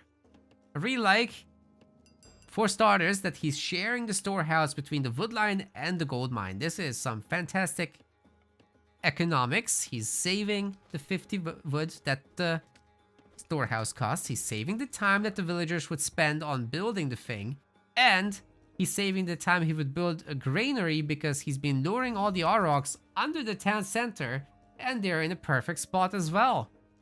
So this is the cheapest age advance you've ever seen. Technically, he wouldn't have needed a house if he goes a little harder on the food there. But hey, we're going out with the villager to shank the Oracle with the villager, so the kitchen knife will be showing him who's boss. And that should reduce the favor income of our Atlantean player at least a little bit to start with. Very important because, well, Atlanteans start with triple Oracle, right? That's a lot of favor income. It's pretty much like as if you had praying villagers once their line of sight goes full. So this villager going across the map all the way is certainly a heavy commitment here by Nora, and there's no guarantee that he'll actually get the kill. The Oracle isn't getting formation moved in any way, so no tricks here. Oh! All the way to the base. That's what it took. Now, villager will be leaving. Has to waddle all the way back through the map. It's going to be a distant journey. We've got Athena clicked up with Ajax coming out, so potentially another Oracle kill might be on the table if Nora finds it early enough. And getting that done is actually a lead for our Greek player. But let's see the relics that are in question, because you might just want to pick those up, right? 20% favor cost reduction for Mythiots with Pandora's Box is a great one. You should pick that up, I think. Then we've got the Head of Orpheus for some building line of sight. Of course, that's great, but no huge immediate effect. Arrows of the Alphar will be making building damage better. And we've got the Titan's Treasure for age up discounts. It's all good. It's all good. You want all of those, but there is certainly a priority of That one first, yes, the cheaper myth units. Then probably the arrows of the Alpha for better buildings. As with Hades, you're already gonna be on the defense, right? You'll be casting your Zom at some point. Maybe with a forward TC. That's exactly what's happening.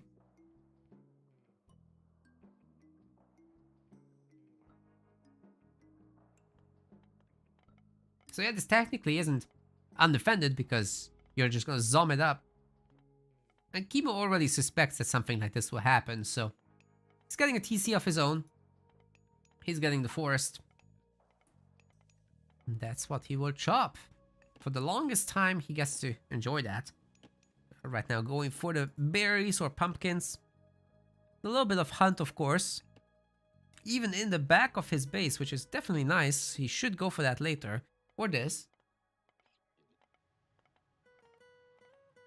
But in the main, you don't want to have a whole migration situation, right? So that can wait. Right, the villager joins the others. Soon it's gonna be time to make a new storehouse because this is all walking, right? I don't expect any units anytime soon here.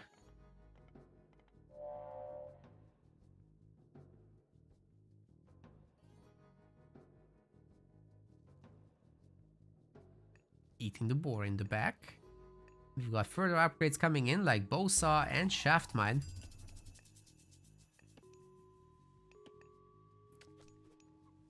Kimo is getting ridiculously ahead with income using that.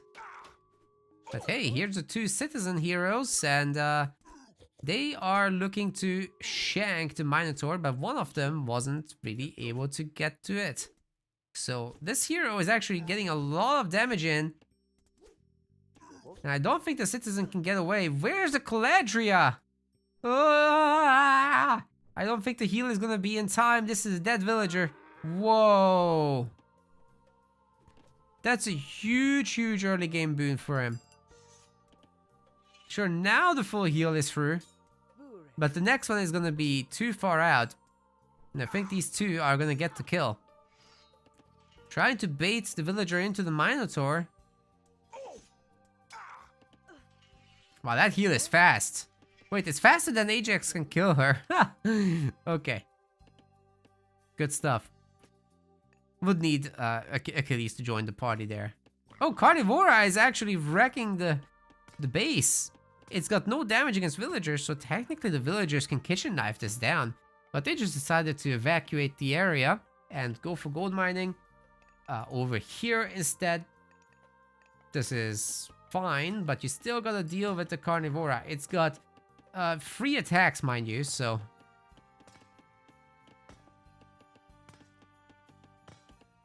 However, even though it's attacking 3 different targets, you get the damage divided between those. So it's a total of 20 damage per second, yes, but it's spread across the arms.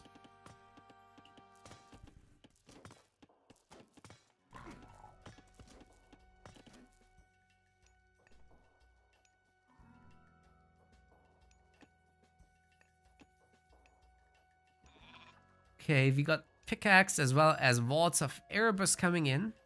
2 gold per second trickle forever is actually a pretty big deal. So getting that as soon as you are reasonably able to is always a good idea. Quite a bit of damage dealt to Achilles by the Carnivora. But hey, he got the kill. That's what matters.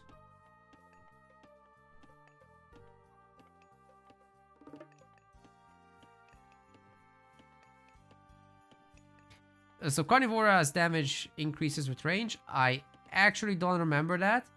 But what I do remember is that it has a little bit of snaring on it, so that it can pull back distant units that it targets. It slows them down as well. I don't know if it increases with range. I haven't paid attention to that. That's interesting. Wait, does it say? This one might. Slows movement speed by 40% for 2 seconds. Pulls hit human soldiers and villagers. Myth units as well, but not titans. Okay, it doesn't say anything about scaling range. Scaling damage with range, so maybe not.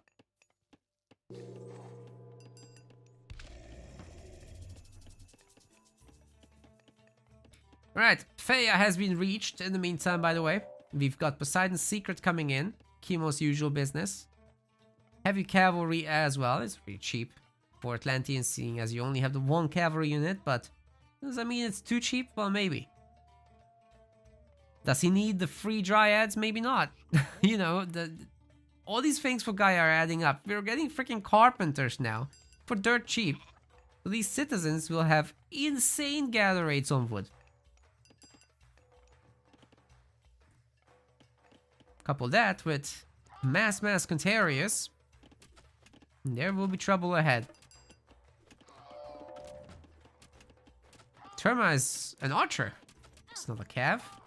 I mean, it's tagged as cav, but doesn't get the benefit of anything. That's for cav. The counter units, on the other hand, they make use of that. Alright, we've also got Quarry coming in soon. For the Chemo Man.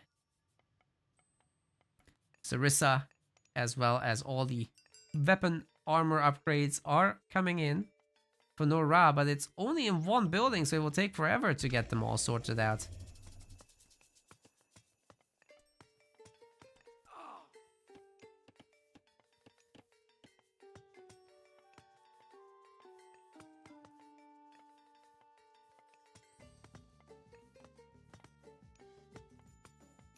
Ah, Poseidon's Secret. Okay.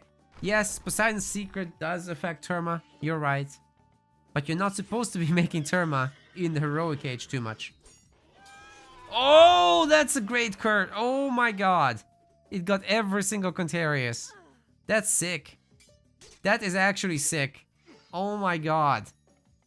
That was amazingly good. Okay, now I want to say the Sarissa hoplites should be able to defend themselves against this. I think. Irrigation is coming in for our Greek player. Certainly does not have favor for this now. I mean, food for this now. Can't really keep up. But the heroes, the Minotaur, they'll be holding their own for a moment at least. And then hopefully the income will kick in time. The walls will be buying a little bit of time as well, but this is all pretty open, right? And there's just too many Contarius. I think Chemo is still in a fantastic position at 50 military population versus 10, so flooding out the hoplites is certainly not the way right now.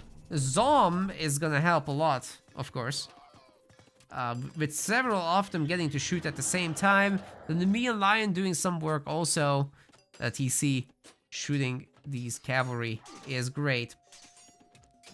It's all about now those hoplites picking off the weak Contarius and doing their absolute best. That forward fortress is very ambitious. I don't like it.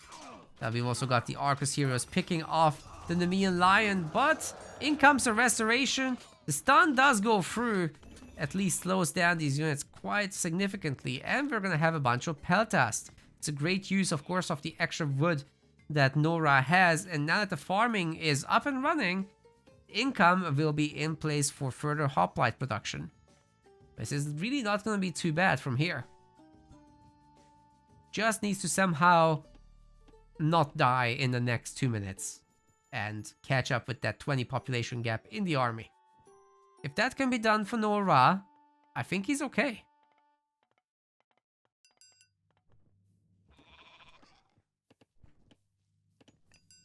Does he have the Cav Hero tech? It's no longer a Cav Hero tech. It affects everybody. So Lance of Stone is working on the regular Contarius also. He does have it. It gives them a little bit extra damage, basically.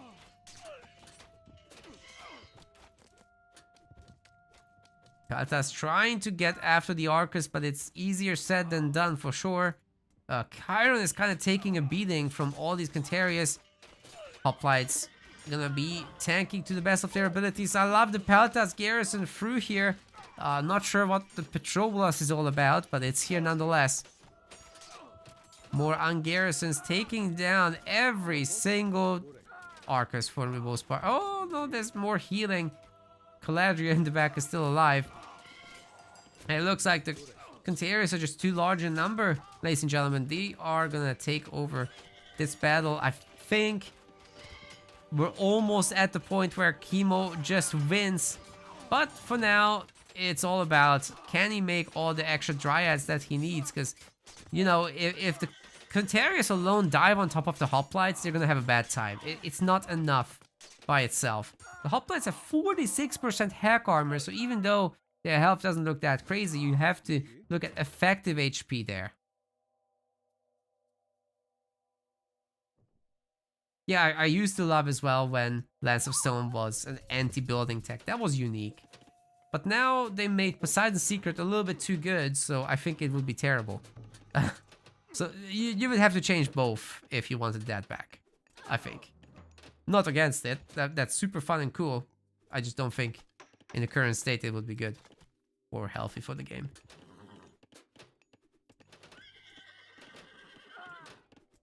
A lot of villagers will die, but that is something that makes Chemo happy. So let's see the villagers die. Heavy infantry is in for a Greek player. Gotta run from this.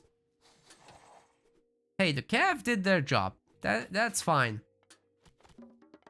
Settlement is getting grabbed and nobody can see. So this whole secretive operation is, I think, great for Chemo. He should be starting up his double market as well. It's only a single market for now. But there goes the Mythic Age. Atlas has been clicked. And if he just doesn't mess up, if he takes reasonable fights, then Implode will be absolutely brutal for our Greek player to deal with. There's a lot of defensive hoplites ready to go. The Nemean Lion will be stunning basically the entire army, but only for a short time. I'm not sure how they went in. I guess there's a gap with this house there. That's rather unfortunate.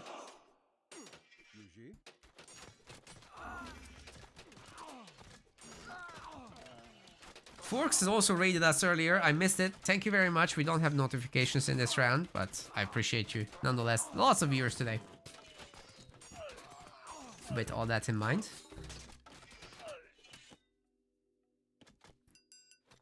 Hope you had a great stream.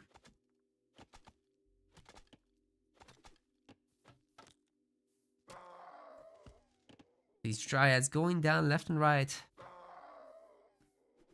But I don't think Chemo cares in particular. He's still gonna be max pop. Made so many extra units. He should be probably adding in some destroyers while he's waiting for the Mythic. And then he can make some fire siphons, of course. That's a lot of Nemean Lions. But hey, you just cast Implode on top of this. What's the Greek player gonna do? Carnivora is in.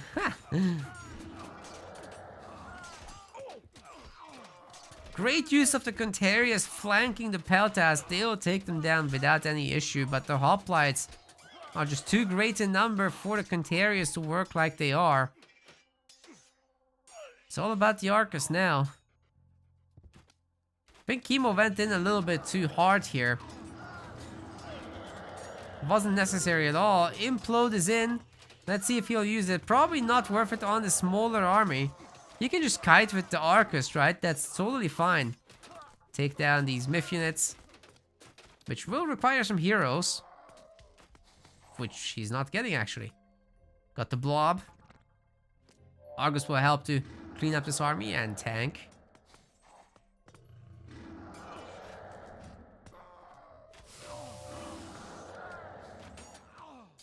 Oh! The acid blob exploded, hurting at least one of these lions quite a lot. And we're pumping these Dryads pretty hard now for Chemo. A lot of resources, so I'd love to see him spend it. Gotta hit that shift button sometimes. Get it done fast and actually have a maxed queue. He has a lot of buildings, so it will be distributed nicely. But we've got the Implode, ladies and gentlemen. This is gonna pull in a lot of the villagers. He's trying to save at least some of them. Nora does get away with some, but so many got pulled in. Oh my god, Chemo sending in some of his own units. The fortress will be destroyed, and the next one will be easy pickings. Nora is down to 107 population, and the game gets paused. What? Ay, ay, ay. That's... don't do that in this moment.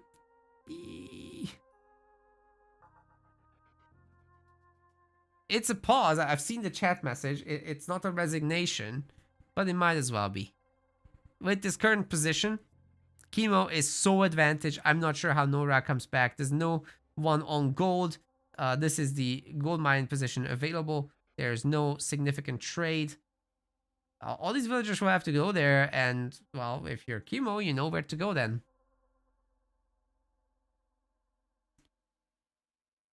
Why is the game paused?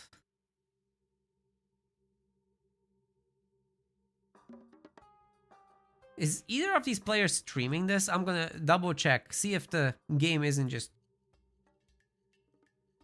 pranking me here. It very well might be.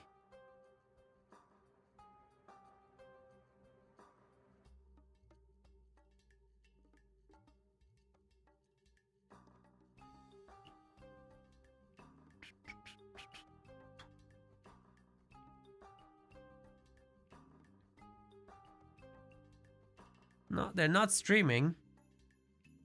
Very few live channels actually today.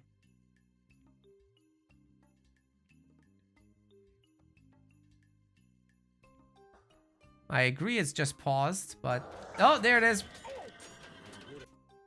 Oh, come on.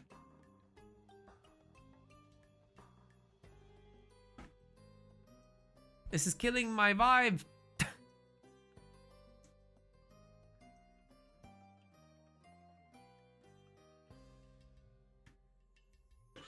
Okay. No pause now, right? Well, Chemo is not playing suddenly, so... Seriously? Bruh. Chemo takes series 3-1. I don't know why we paused for this one.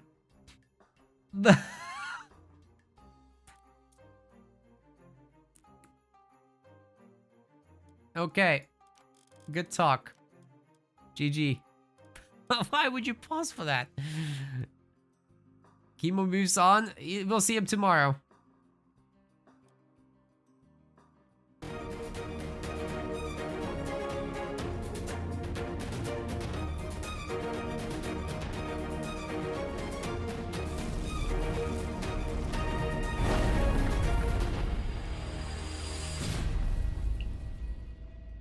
Game got bugged? Fair enough.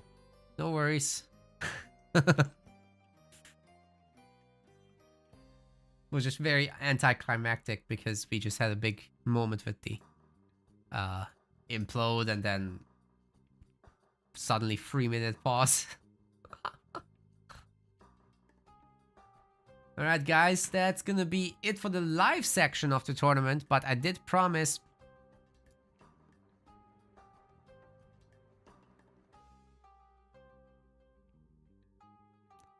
some bug not allowing... Oh, okay. So I see. Some bug not allowing Nora to move villagers for the past 5 minutes. They're locked in place. Showed as not idle. Huh.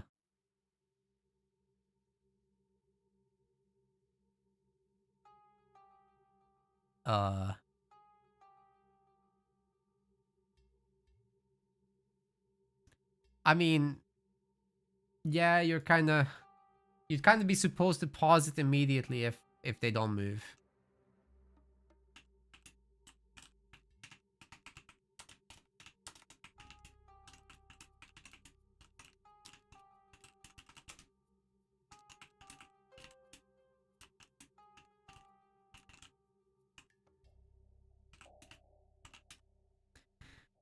You know, when you pause at a 2-1 population disadvantage, that's really not the right time to handle this.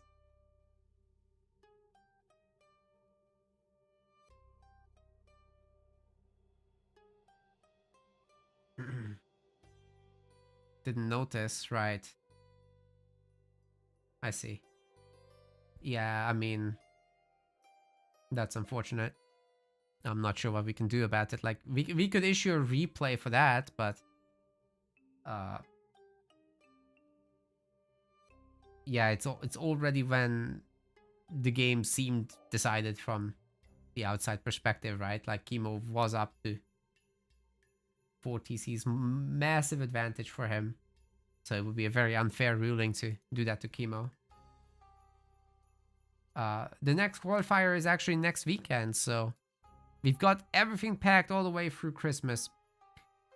The next 2 weeks, 2 more qualifiers, and tomorrow we'll be back with the remainder of this qualifier, going through the quarterfinals, the semifinals, the bronze match, and the finals tomorrow. Yeah, okay, I'm glad we agree on this. So now it's a matter of picking a remaining match. Let me do a quick refresh here. I'm assuming the other casters have covered pretty much everything.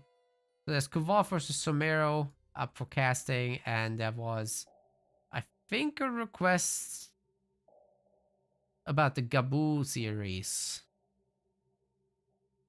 Where is that? Flames versus Kaboo. That's what I was suggested to watch. It's gonna be a 2-1. Sorry for spoilers, but we're gonna cast it.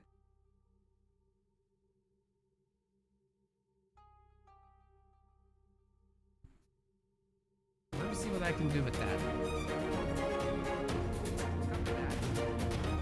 Not on it today, but like 6 hours of streaming.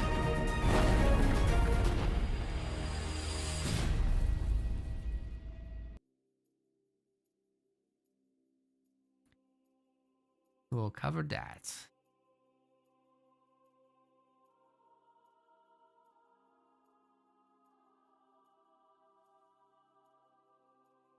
I just hope I'm gonna do it in the correct order.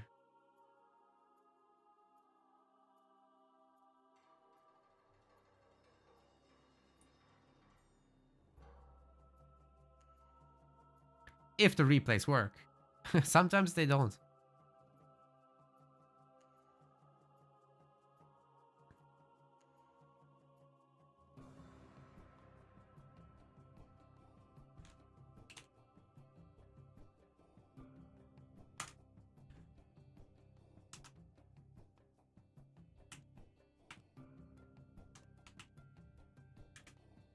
I have no idea if this is gonna be the correct order.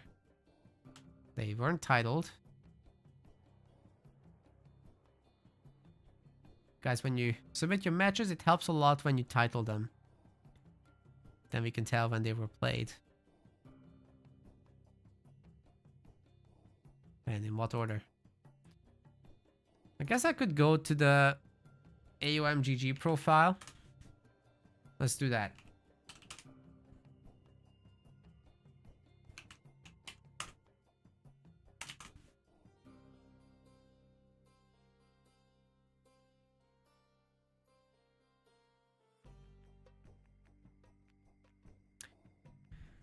I'm not sure it's listing this.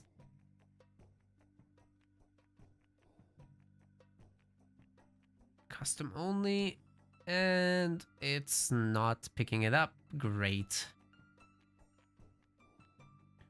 That sucks. Maybe it picks it up for Gabu.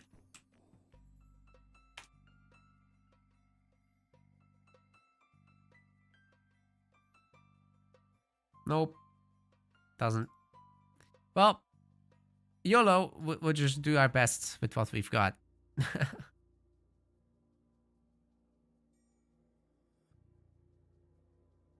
Let me set up this interface thing and we'll get going.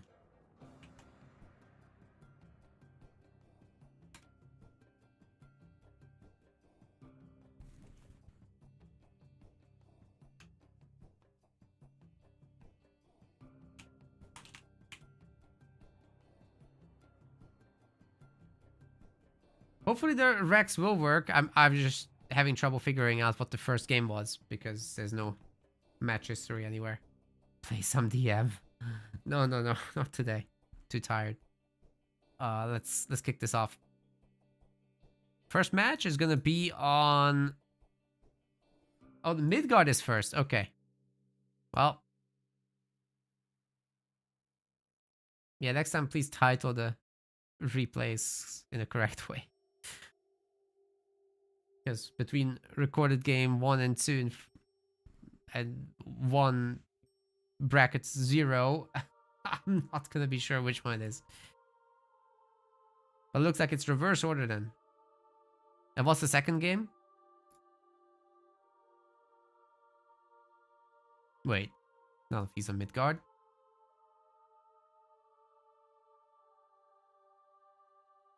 You uploaded 2 of the same. And no Midgard. So you would have to send it again, please. I've got the Giza one. I've got the Olympus one, but not Midgard. So I'll wait.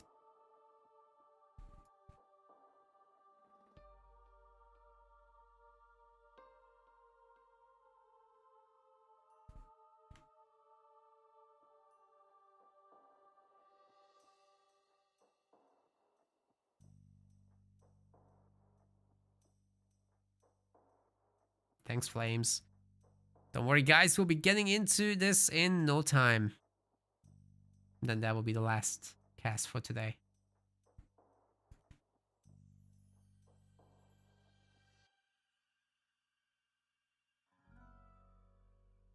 Isn't Gaboo like 1700? And Flames is like, I think, somewhere between 15 and 1600. That should be a pretty good match, actually.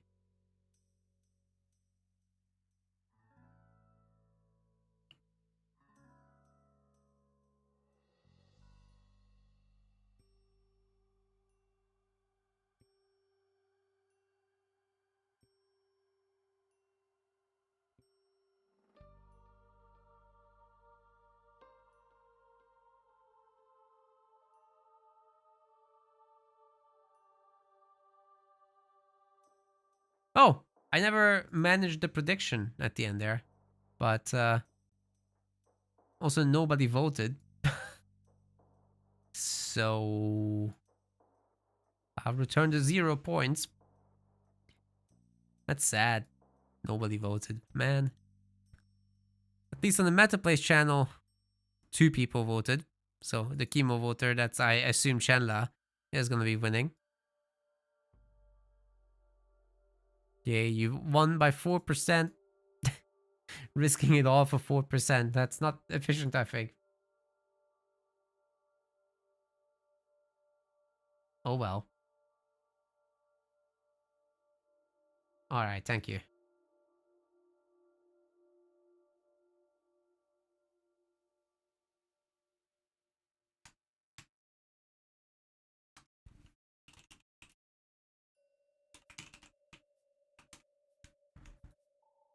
Now I just gotta put it in my folder.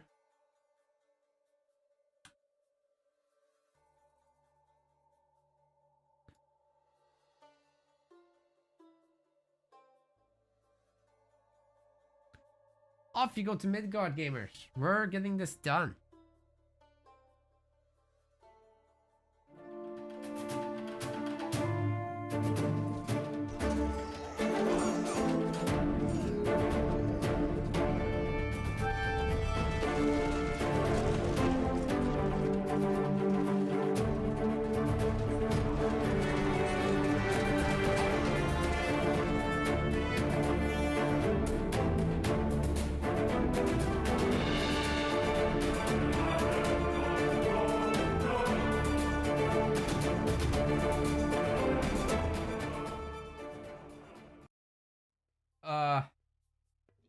Oh! I've been had. This is Tunison. Dude, Flames. Sir. This is the wrong series. That's not the one.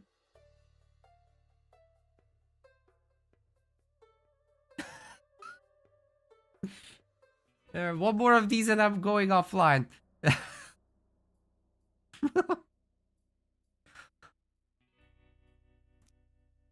That's it. I'm gonna throw in the towel if the next replay is wrong.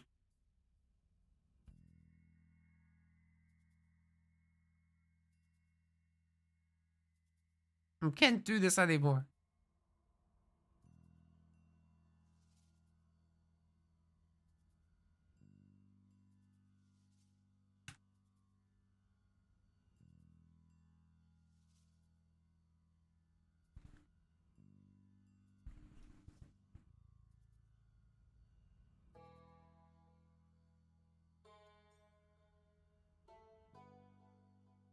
We're hanging in there.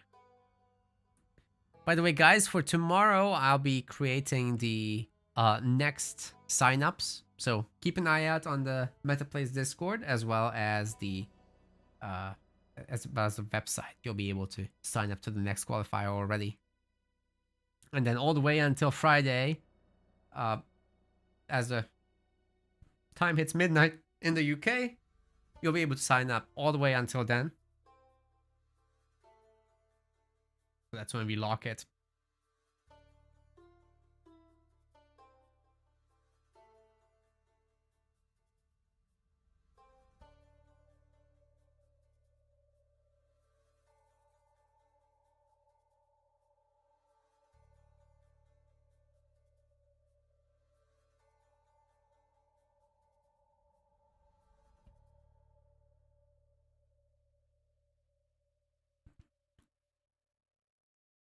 Right, give this maybe a few more minutes.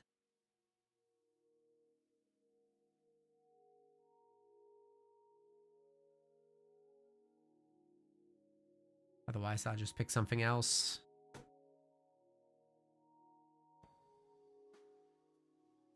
Alright, maybe it's recorded game 5.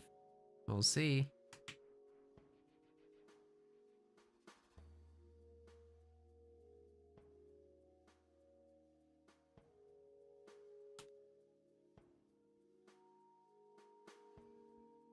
Oh, God.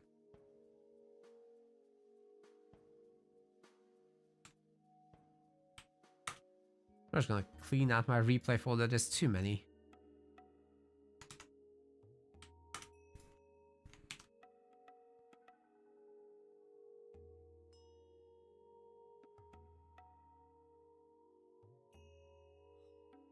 Alright, this time we've got it. We're going to Midgard for reals this time. Let's do this.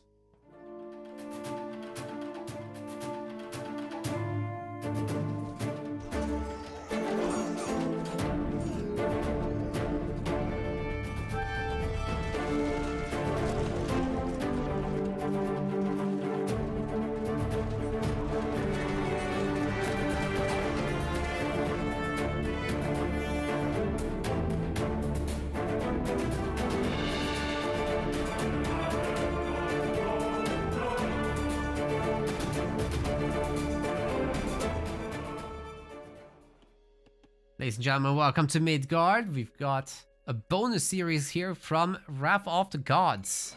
It's going to be one of the very early rounds, so just the best of 3 here. In the blue color, we've got Gabu. Playing as Hades here on Midgard. On the other side, this is Flames, who suggested we cover this. Playing as Kronos. Picking up quite a bunch of the cows on the map already. And no dock. Oh my god. Oh my god. He's going he's going all in. Oh god. Okay, well, this is definitely for our entertainment purposes. Kronos can get a super fast advance going and then bully the other guy a little bit with a nice little tempo time shift and the double free myth units. However, if our Greek player just slaps down the... No slapping. Oh, there it is. With the kitchen knife. That's a sharp one. Yeah, you just slap down your sentinels to Zom. And from there, you should be able to hold pretty much anything. Especially with your archaic Ichiro coming out early. But right now, absolutely not in a position to do so. There's 5 people on wood, so very heavy commitment to fishing. This is going to take some time to pay for itself. So I could totally see an opportunity for Flames to go in and do some damage, pick off some villagers, get the hell out of there, and then try again. It's going to be Prometheans, by the way. Time shift should be soon enough. Wouldn't be shocked if it's in the back to take out the dock, actually. That would be brutal. Could totally see it happening. And by the way, for anyone watching this after the fact, let's say on YouTube, this is a qualifier for the main Wrath of the Gods event. So today there's $1,000 on the line, but the entirety of it is 15,000. Thanks to, in large part to Microsoft, who are sponsoring this event for us. World's Edge is the studio behind the H series. Anyway, we've got our Advanced, we've got our Prometheans. And the dock is just going to be deconstructed, but there's a new one coming up already. As I was saying, the Sentinels are more or less keeping the base safe. The villagers will be able to gather here.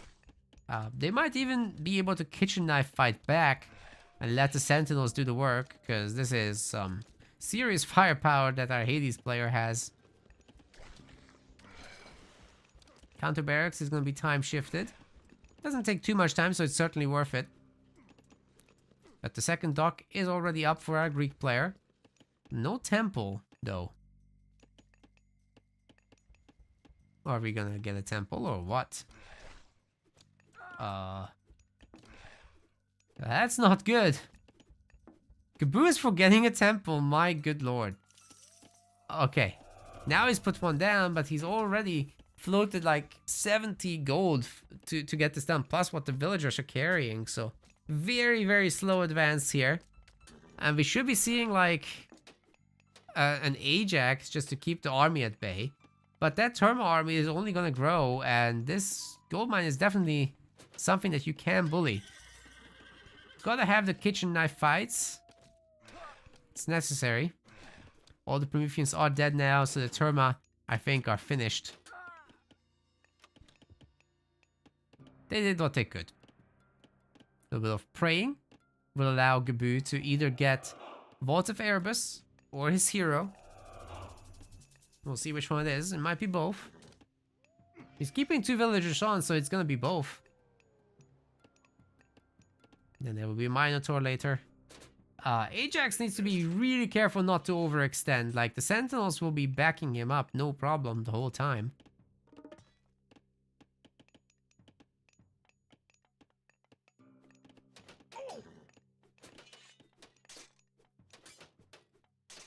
Ajax is my favorite. He just makes the best sounds. Valor is great here because it just saves you, the unit, from 1 HP to full. It's a pretty big deal. Villagers are all very damaged, so getting the kills should be the priority, but it's easier said than done, as another duo of Terma, 3 Terma just died. No Valor to save them this time. And Achilles will be on the way out as well. Tower upgrades are in. Yeah, Hades is just really well equipped in order to handle this. Even the Minotaur is coming towards the back now. It would have been great to see the Scout bully the Oracles a little bit, like they're here. Trireme is being made. That will actually keep the dock safe. It's not for any other purpose. Fun game so far.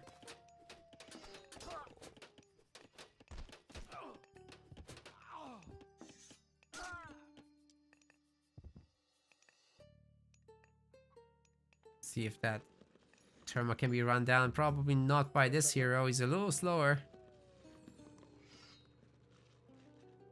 But hey, if he can shank, then it would work.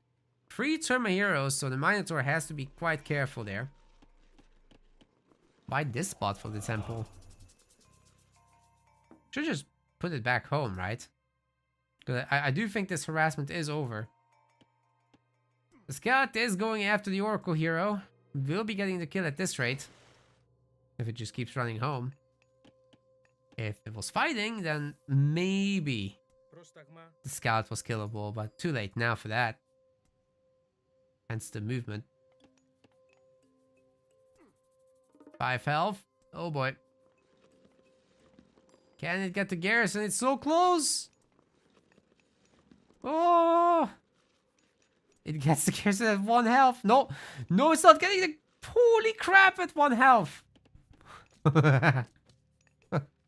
Nice. Just wasn't meant to be for that scout.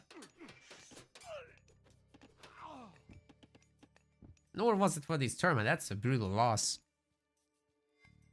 And not the first by any means. Chronos player is definitely got the economy in the toilet. Can we now go up to heroic as the next question? Because no units are really being made, right?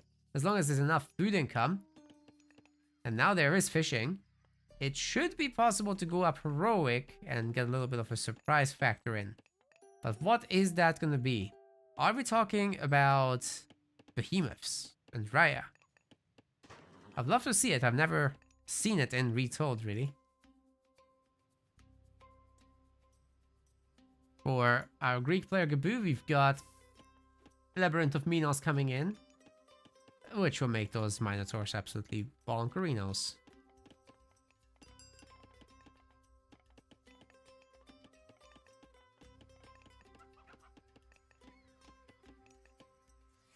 Time to berry pick. Fishing ship still getting made, of course. Oh, the trireme is on the case. Nice. Who would have thunk it will come in useful?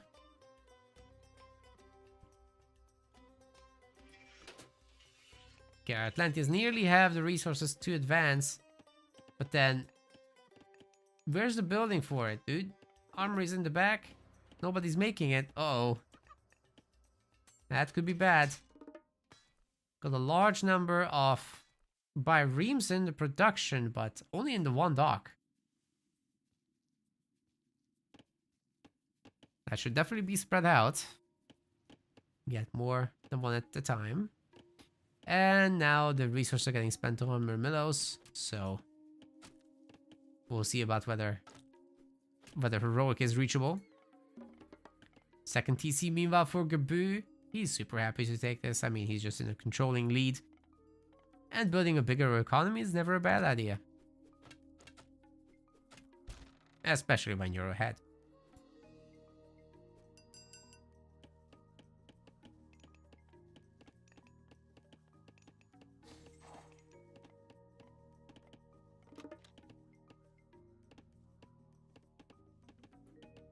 Bull rush time.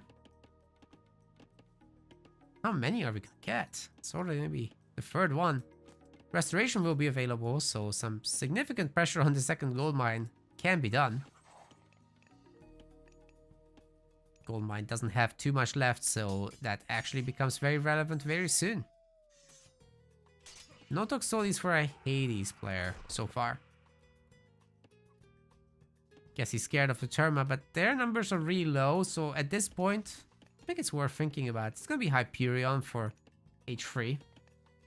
But then the Greek army is at the gate. I'm not sure.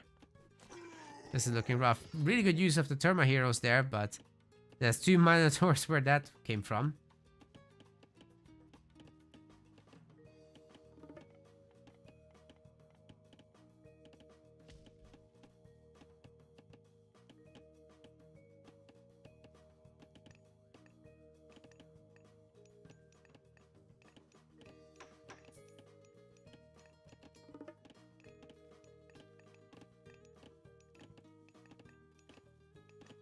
Peace in the base.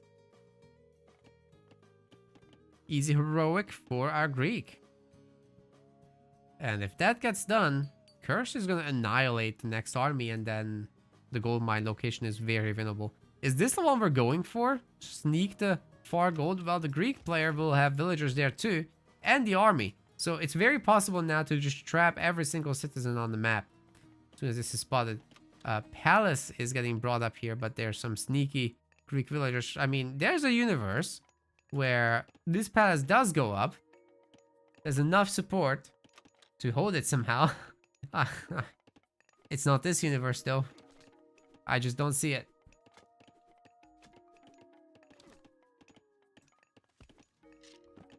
Even if these villagers all get caught by like 5-6 Murmillo, and the location gets defended with like chaos and whatnot, then maybe Flames has a chance.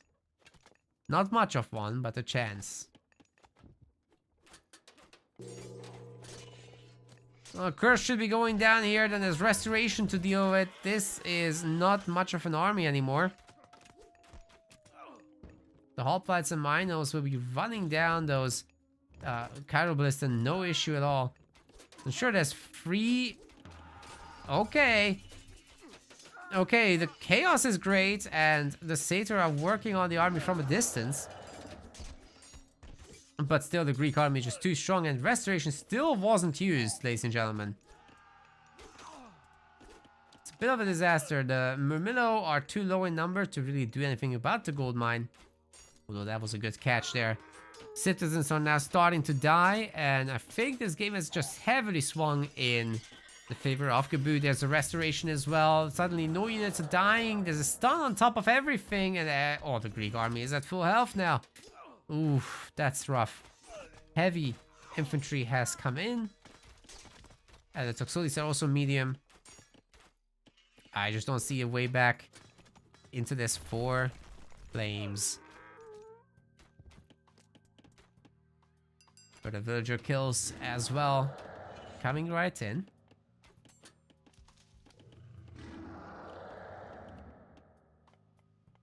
The TC grab would have been nice a little bit earlier. Now it's one of those things where the hoplites find it and this gets destroyed and the villagers get killed. So you gotta be really careful with that stuff. That's gonna be the fate of the palace first. Toxotes should see this. So I'm surprised that Gabu isn't going for it.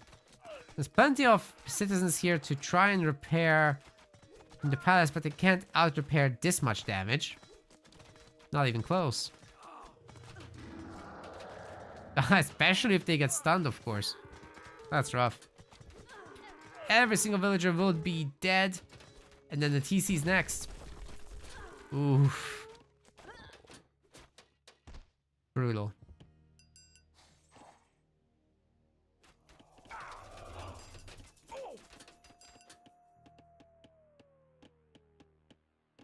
$170 population to 110. It's going to be nearly impossible to bring this back without gold mines, without anything, without a bigger army. And a Greek player that's essentially starting to save up for Mythic momentarily. Just a few more units and it's really just resources directly into the bank. Further villager kills are coming down and that should really be game right there. I think we can fast forward. There's no hope. You don't need to. There was no hope there. Hey, I win. Look at that.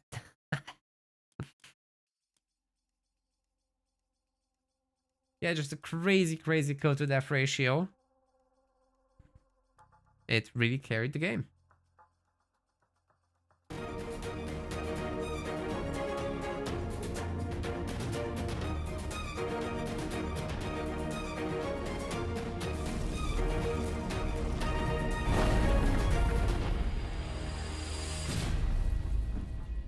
Hey Flames, what was the second game? What map? Because I've got the Rex, but I don't know what's next. So I need that info to kick this off. Otherwise, I just randomly pick one if you're not here. Giza, thank you. I think you already told me. I've just got a memory of a goldfish.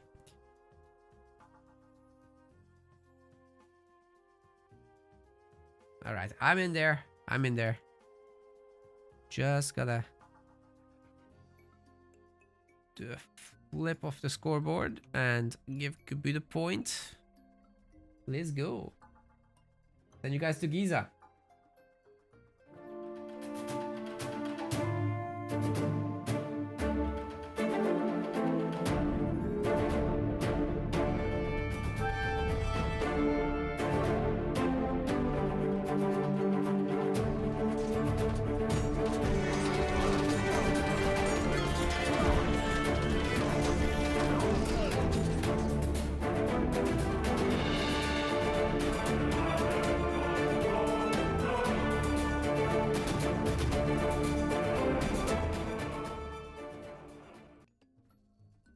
Welcome to Giza, everybody. We've got a Freyr game, one that I haven't gotten to cast in today's event so far. So that's going to be played by Gabu, and on the other side, playing as the red Gaia, this is Flames. You'll no doubt see the early upgrades already. Pickaxe is done. No doubt hand axe is coming in momentarily. You've got a little bit of a drop-off sharing between the wood and the gold villagers here. And the good old hunting pull. So Gabu is definitely being highly efficient here in the early game. It's really nice stuff. We even got a little bit of a goat scout checking the back of the base. It's very important as Atlantean because you're gonna want to scout forward locations first. As towards the classical age, people will attack your scouts. So you're gonna want to pull them back home. Hide them around your base. Use the towers as cover. But you still get some extra line of sight from them when they're not attacked. So that's great. As far as the relics go here on Giza, we've got the Ankh of Ra. For a little bit of extra favor.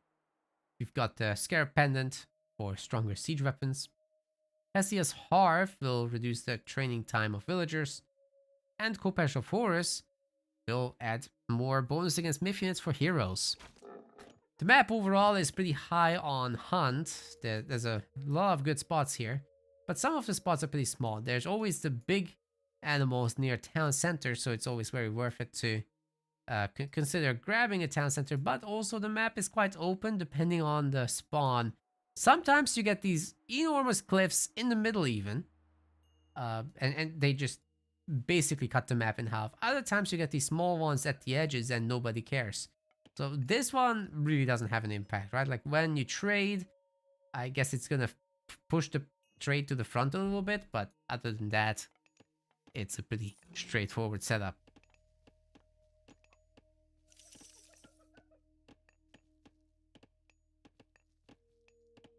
Alright, the temple's up and we're gonna... Whoa! One of the problems with replays casting is that the mouse cursor moving at the edge of the map is just gonna fly. Don't know if it's that... if it's the player settings taking over or the game just doing that, but I try to stay away from it. We got Uller coming in, we've got Oceanus coming in.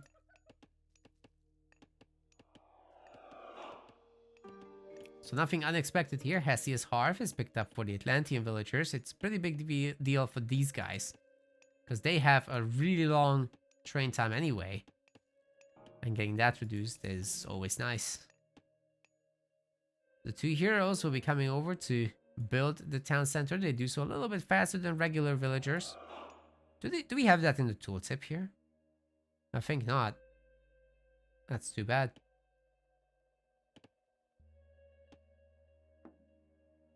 I think you only get to see how long is left, yeah.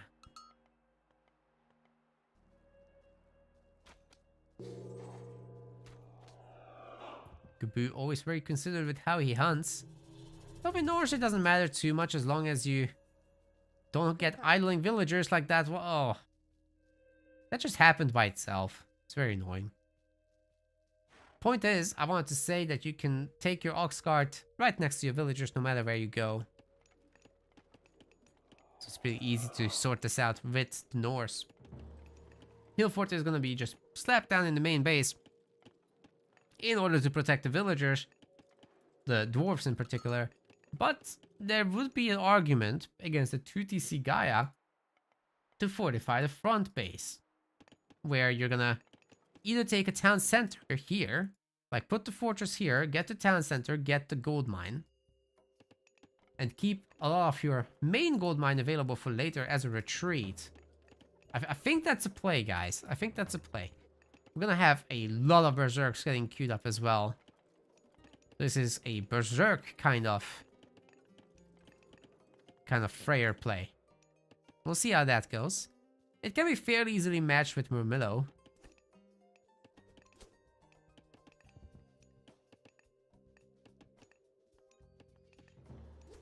Which is exactly what we're going to be seeing.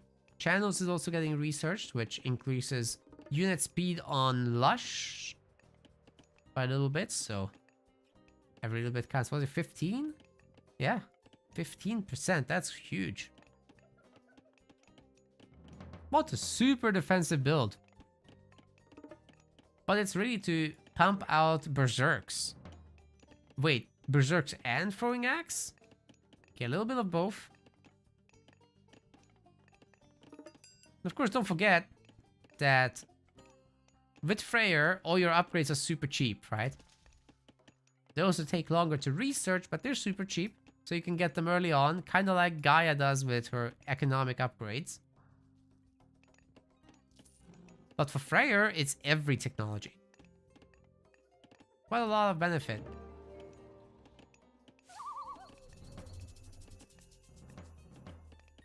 Oh. This is where the medium infantry is being researched. Can't you do it in the Asgardian hill fort? I think that would have been fine.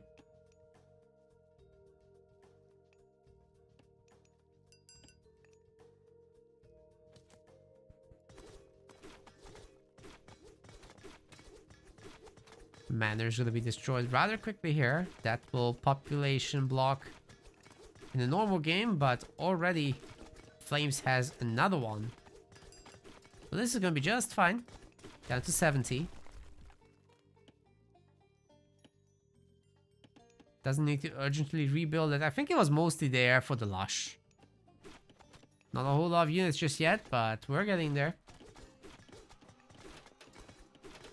It's a pretty good aggressive Freyr play. Which is rare to see because Freyr is so much better on defense and macroing up and getting a lot of stuff done. I like seeing the early Huskar as well, just in addition to everything else. They're not the cheapest, but certainly good stats. And will be super useful against this Terma. Best part is they come from a god power, not a building that you pay for yourself.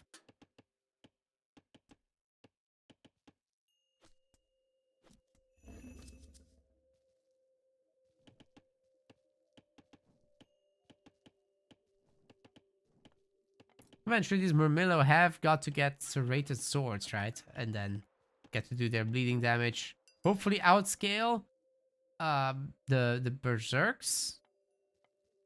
And even if they get on top of the Throwing Axeman, all that bleeding damage will add up. Especially if you've got Caladria to heal them. It's very difficult for Norse in Classical to deal with Caladria because, well, your Throwing Axes are limited in number. And they have to deal with all this massive healing bursts.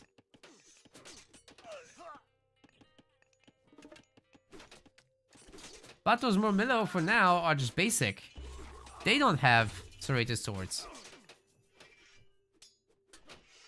Carnivora starts attacking, but too slowly. Still a bunch of pretty good pickoffs are happening. The citizens are getting picked off here. Nice little raid there with the second group. Jogger bites the dust. His research was getting finished as well. I'm not super sure if that's worth it at this moment because Heroic Age is so close. You might as well just save your favor and get Rock Giants, right? I think that should be the play. Really good use of the Huskar going after the Terma. It's just not going to be particularly easy to go after the Throwing Axeman. So I really like this position that Gabu is in. But what happened with all his each spent all his resources on something? Where's his gold? He had some gold a while back, but I guess he bought a lot of Huskar and now he doesn't have gold. Oh, he bought a town center? Oh, no, you can't. You cannot do that against Gaia at this point. You're too close to heroic at 10, 12 minutes. Usually Gaia players will hit it even with a heavier Classical Age play. So now you're going to be looking at a Feya advance here from Flames. A ton of military barracks, of course. And then Contarius. Contarius is going to be his new middle name, in fact. We'll be spamming them out like there's no tomorrow. The Throwing Axemen are terrible against them. The Huskar are not good against them. with their only 10% hack armor. So they're gonna melt. And there's barely any berserks. So how are you gonna stop those? I think mostly just not gonna stop those, really. Gubu is gonna go up heroic himself through Aegir as predicted. And finally, a starting pickaxe and hand axe. Those should have been there from the get-go, pretty much. You can get them in Archaic.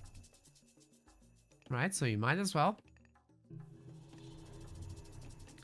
A second Asgardian. Ooh. He got the research, didn't he? To reduce the cost of the additional Asgardian hill forts. So this would secure the spot. But is that actually enough to hold on against the tide of Quintarius? Because right now, Poseidon's Secret is coming in, Heavy Cavalry is coming in, Arcus are coming in as well. And we're gonna see a Palace for Flames. And you know, when you make the mobile units against infantry, what an opportunity that is to jump to Mythic later and get the implode in. Already, flat control is being researched, so these farmers are gonna go to town pretty damn hard. Putting some of these villagers onto the farm tasks would be also pretty nice, leading to a faster Mythic Age.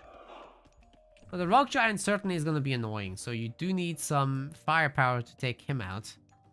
Ideally some heroes, rather than just myth units.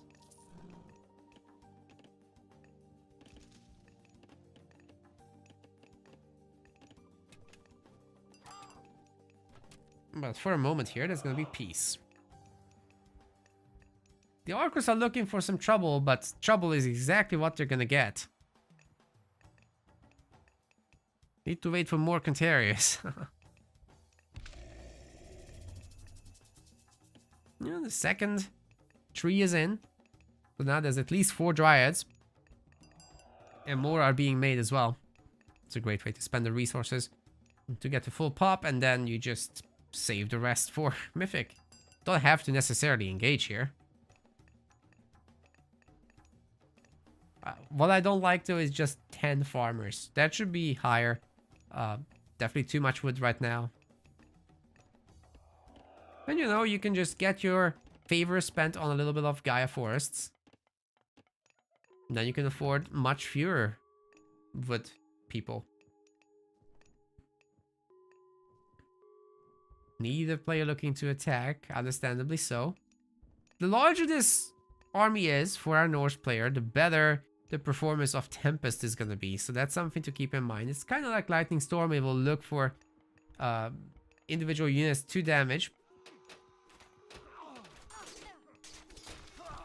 I think this is a great fight starting to unfurl here. The Rock Giant has done a great job of taunting these Quintarius, and now we've got Tempest coming in, blasting every single unit, slowing them down significantly, and feeding them into the meat grinder. The villagers are now under attack, and suddenly the Atlantean population should be more or less collapsing. But so far so good. I think this is intensifying, however. A lot of the units are now frozen, no longer contributing to the fight. The population remains more or less equal. The birds are working away at the Rock Giant as well. And now the Dryads should be able to join the fight soon enough. Arcus will be picking off the remaining Norse infantry.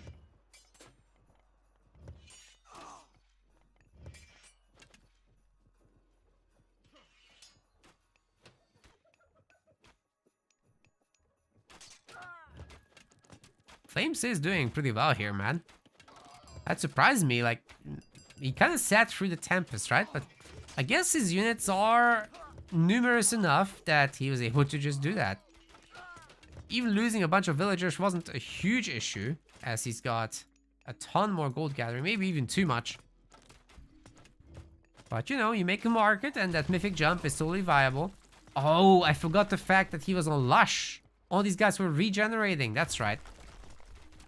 And he's propagating the Lush with the economic goals. I love it. It's so good. There'll be much more healing here. Fixing the economy a little. Just need more farmers, really. And then for Gabu, well, he kind of stopped making units. He's not gathering food anymore. No idea what happened there. But without food units, you're not going to take this on.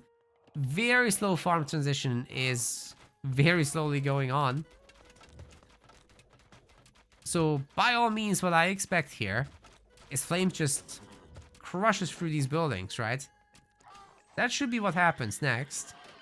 But nothing's ever guaranteed. Atlas is coming through. Oh boy.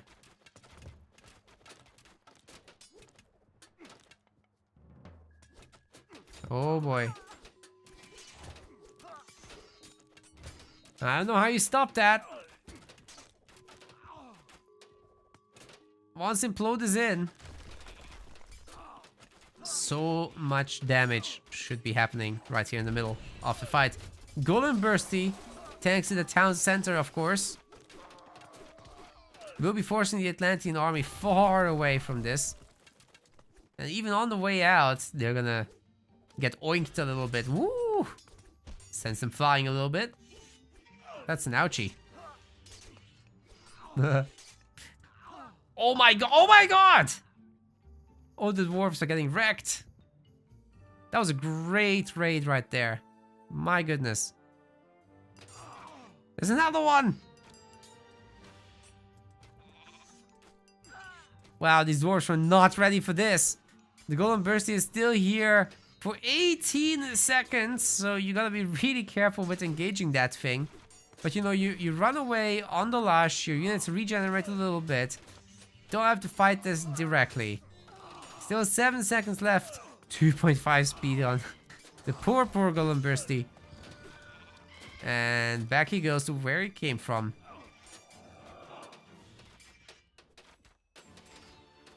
Our Mythic is nearly done. Such a long research time.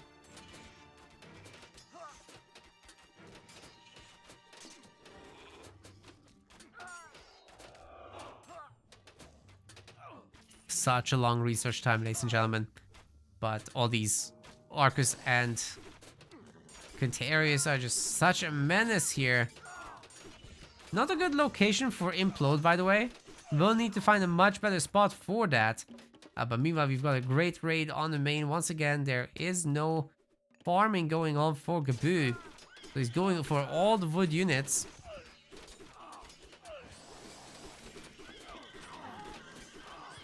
Quintarius crushing the back line and will be coming in from both sides at this point. How does Gabu hold, if at all? He's down to 71 population versus 180.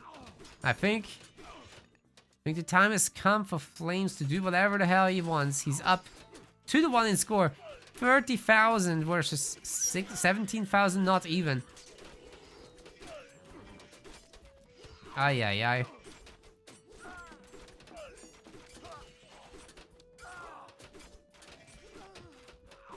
Where's all the population? I don't get it. 78 military. Flames does win that one. I want to see the army. Where is it? Were we looking at it? Is that's not 78 population.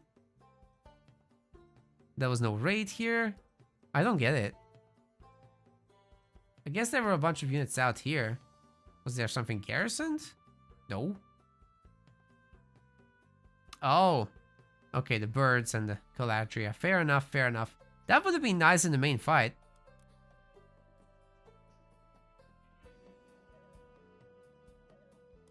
But a solid victory here for Flames. Not hugely ahead in the kill death, but good enough to put it away, especially with how messed up the economy was for Gabu.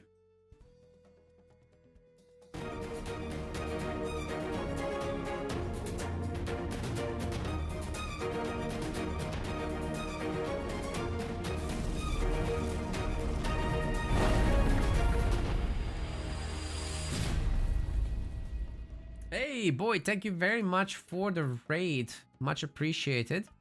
We're heading into the very last game for today. I'm just catching up on some replays that were requested in the chat. So Flames here suggested I cover his games as the bonus round, and that's exactly what we're doing. Hope you had a great day. I had an okay one. A bit of an internet disconnection that was brutal, but we recovered for the most part. So guys, on to the last match we go. We're gonna be hitting Mount Olympus. Let's do it.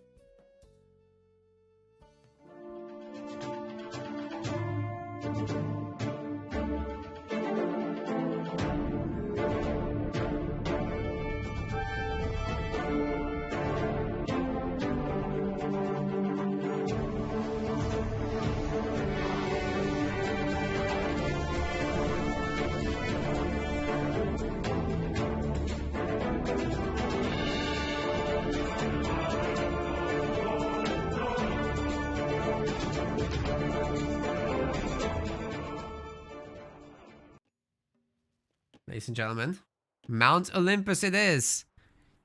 Blue color, playing as Odin, this is Gabu. And on the other side, in the red color, playing as Uranus, this is Flames. Let's get it on. Mount Olympus is one of those maps where, well, you've got a whole lot of cliffage, right? Like the edges of the map are basically just cut off, and you've got these thin corridors leading you to relics. So let's take a look at the relics. That's probably the feature of the map. There's 6 of them. So the Eye of Horus, for example, gives you population space for town centers. Then we've got Raya's Crown, which makes town centers cheaper. That's a good mix, actually, if discovered. We've got the Nose of the Sphinx, excuse me, for stronger buildings. That's a really good mix, putting all those 3 together. Bridle of Pegasus, fantastic for scouting, fantastic for helping you find these relics, as it gives you a free Pegasus every now and then. Then we've got a Charon's Obol, which will return resources for your dead villagers. Very useful. Although you don't want to lose villagers even with this. We've also got the Oseberg Wagon. Great for late game, as you can actually set up a good trade route on this map if you just go for the most distant little nook that you can and then connect it to a town center on the far side. I think that should be okay, if not perfectly ideal. The tight roads are never great for caravans, but as long as it's maintained in a decent way and everyone goes in a line, it should be okay. Oseberg Wagon gives caravans speed and a cost reduction. Now we've got the age up already coming in for our Uranus player with Oceanus, which will supposedly be all about the good old Murmillo raids, as well as Caladria support, keeping those boys alive for a long time. Tempo's down for our Odin, and Freya is going to be the H2 pick, so completely standard stuff. Scouting around the map with the Ravens, of course.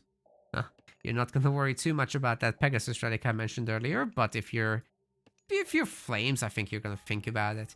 Of course, Uranus is very interested in hunting early on, especially if you're going to go for the more middle place. So getting a single villager out there, connecting your main base with the Sky Passage, allowing your hunters to immediately swap over without walking time, is fantastic for efficiency and also for safety and for gather rates. So kind of the whole package in one. Uranus gets a good economy because of this. Not as good as Gaia's with all the economic upgrades that you can access early on, but it's still like something worth mentioning, you know? And of course later the tactical place available through just sheer army mobility is something for Uranus' opponents to respect. Speaking of mobility, you're gonna want a bunch of raiding cavalry as Norse.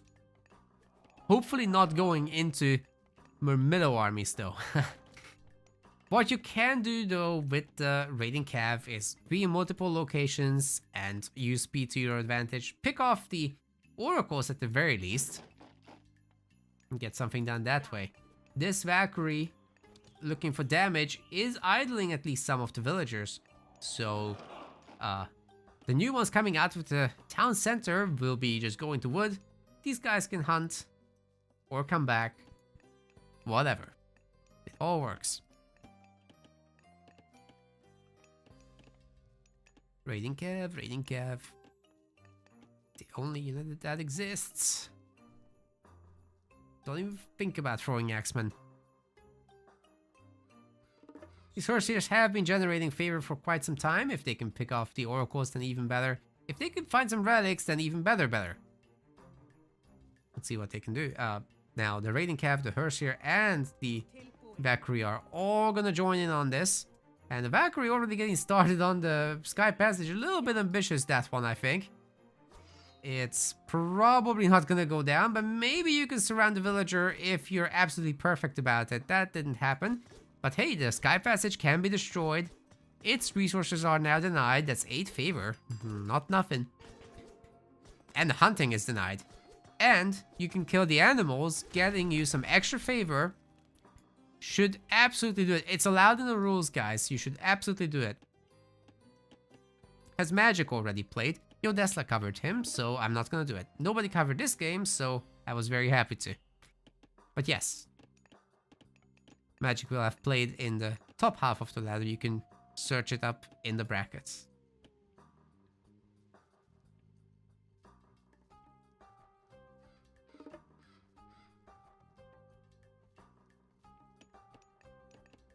Got one of the relics now. The Bridle of Pegasus. That's the least important relic.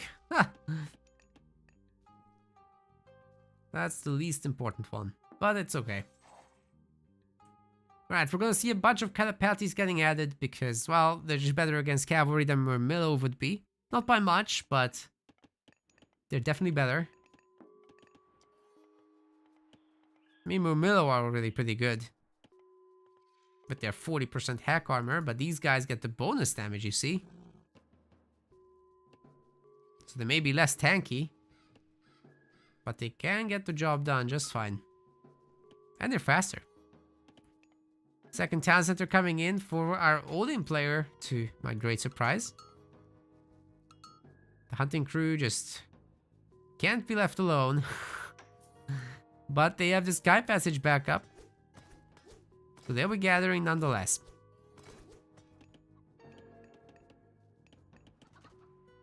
Heard a market coming up for our Norse player. I was checking flames to see if he has one, but not even close. No armor even, so we'll be in the classical age for a longer time. And maybe this is a good spot to use Shockwave. Get those villager kills secured. Because there's already quite a bit of damage dealt to these. You can even slow down the town center with the Shockwave. And Carnivora might actually deliver the killing blows to it. Oh my god. Oh, Gabu is in trouble, guys. This is really bad. He needs to cancel this as soon as possible, because otherwise you lose the resources. Can't afford that. Good thing you can't heal a Carnivora, right? That would be something.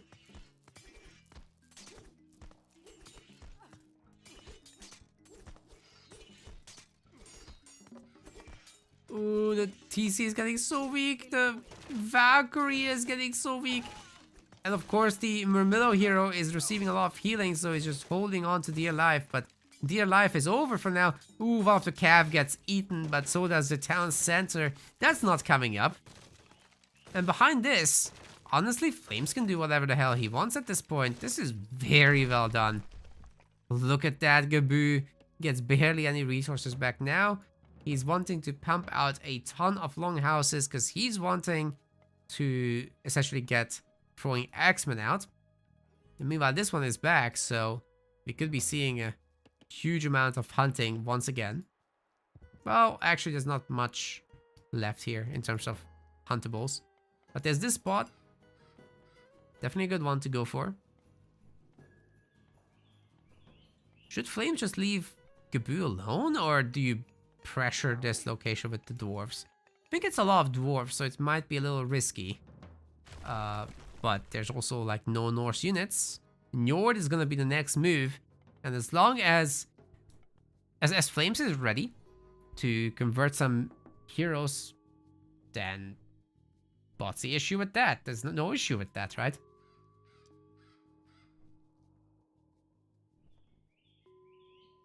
Carnivore are gonna keep eyes on this, or whatever it has to sense things.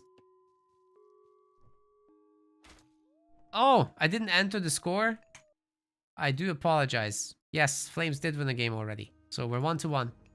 Oh, the villagers are not looking. I don't enter the score. The villagers don't care to save their own lives. Okay, that's rough. This whole location is now very possible to bully. The cavalry are getting bonked by the bonk sticks. The Murmillo can still cause throwing axemen to bleed. It's not much, but it's certainly something. The trees are angry. Why on that forest? Of all the places, it's the most distant forest. And meanwhile, the dwarves are getting wrecked. All the gold people.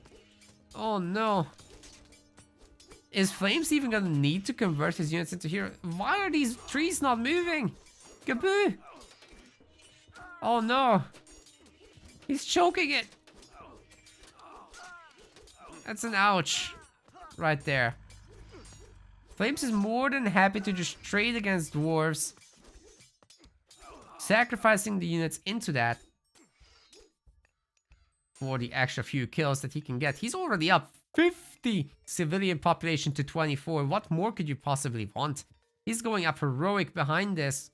And all he needs is more unit production buildings. Because he's making like 4 catapulties apiece at once.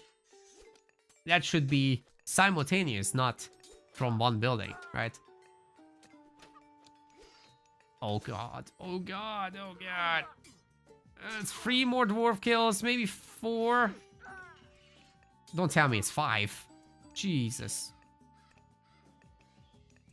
Oh my god, it's 5, it's 6. Ha ha ha. Those Murmillos. They're crazy. They're literally going to town there. So is Santa Claus over here.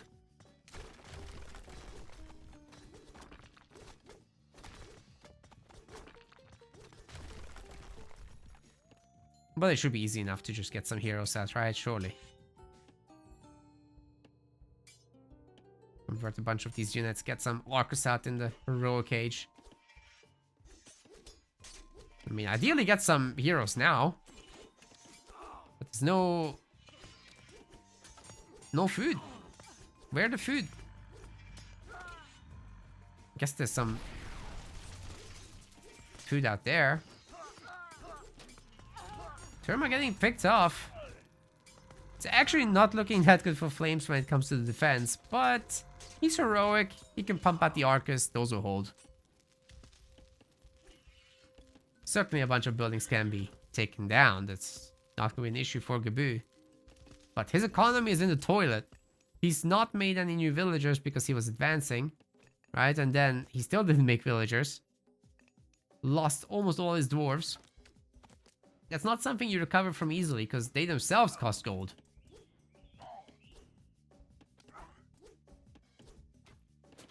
Alright, now we should see a few Arcus heroes and then deal done. Can't shoot the Pegasus down, guys. It's moving. Dodges every single shot with that. Where are they going?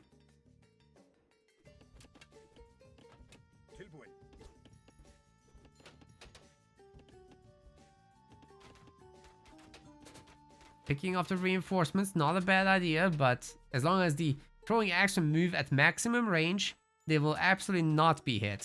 So that's something to consider there.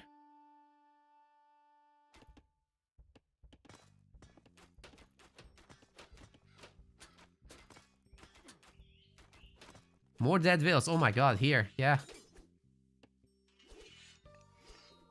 That's crazy. Oh, they're just not allowed to have villagers. That's the rules. Gotta follow them. Oh god. It's a carnivora.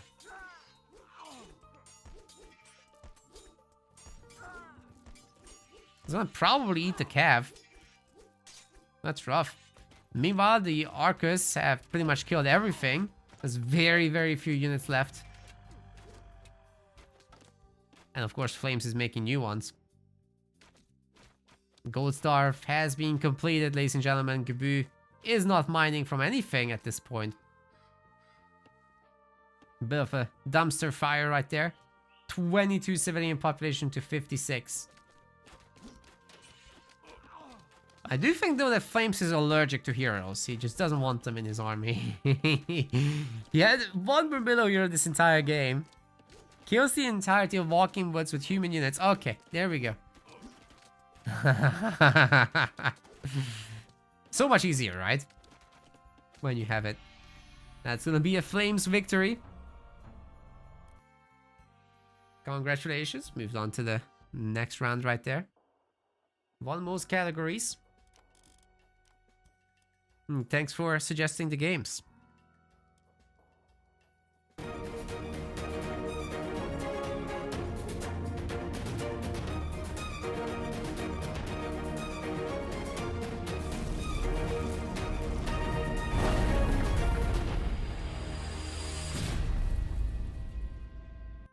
Yeah, guys, thank you very much for joining me. Grass is asking what that was. That was the bonus round match. So I just went back, took some replays, and covered them. And Flames suggested that I check out his games. I was happy to do it.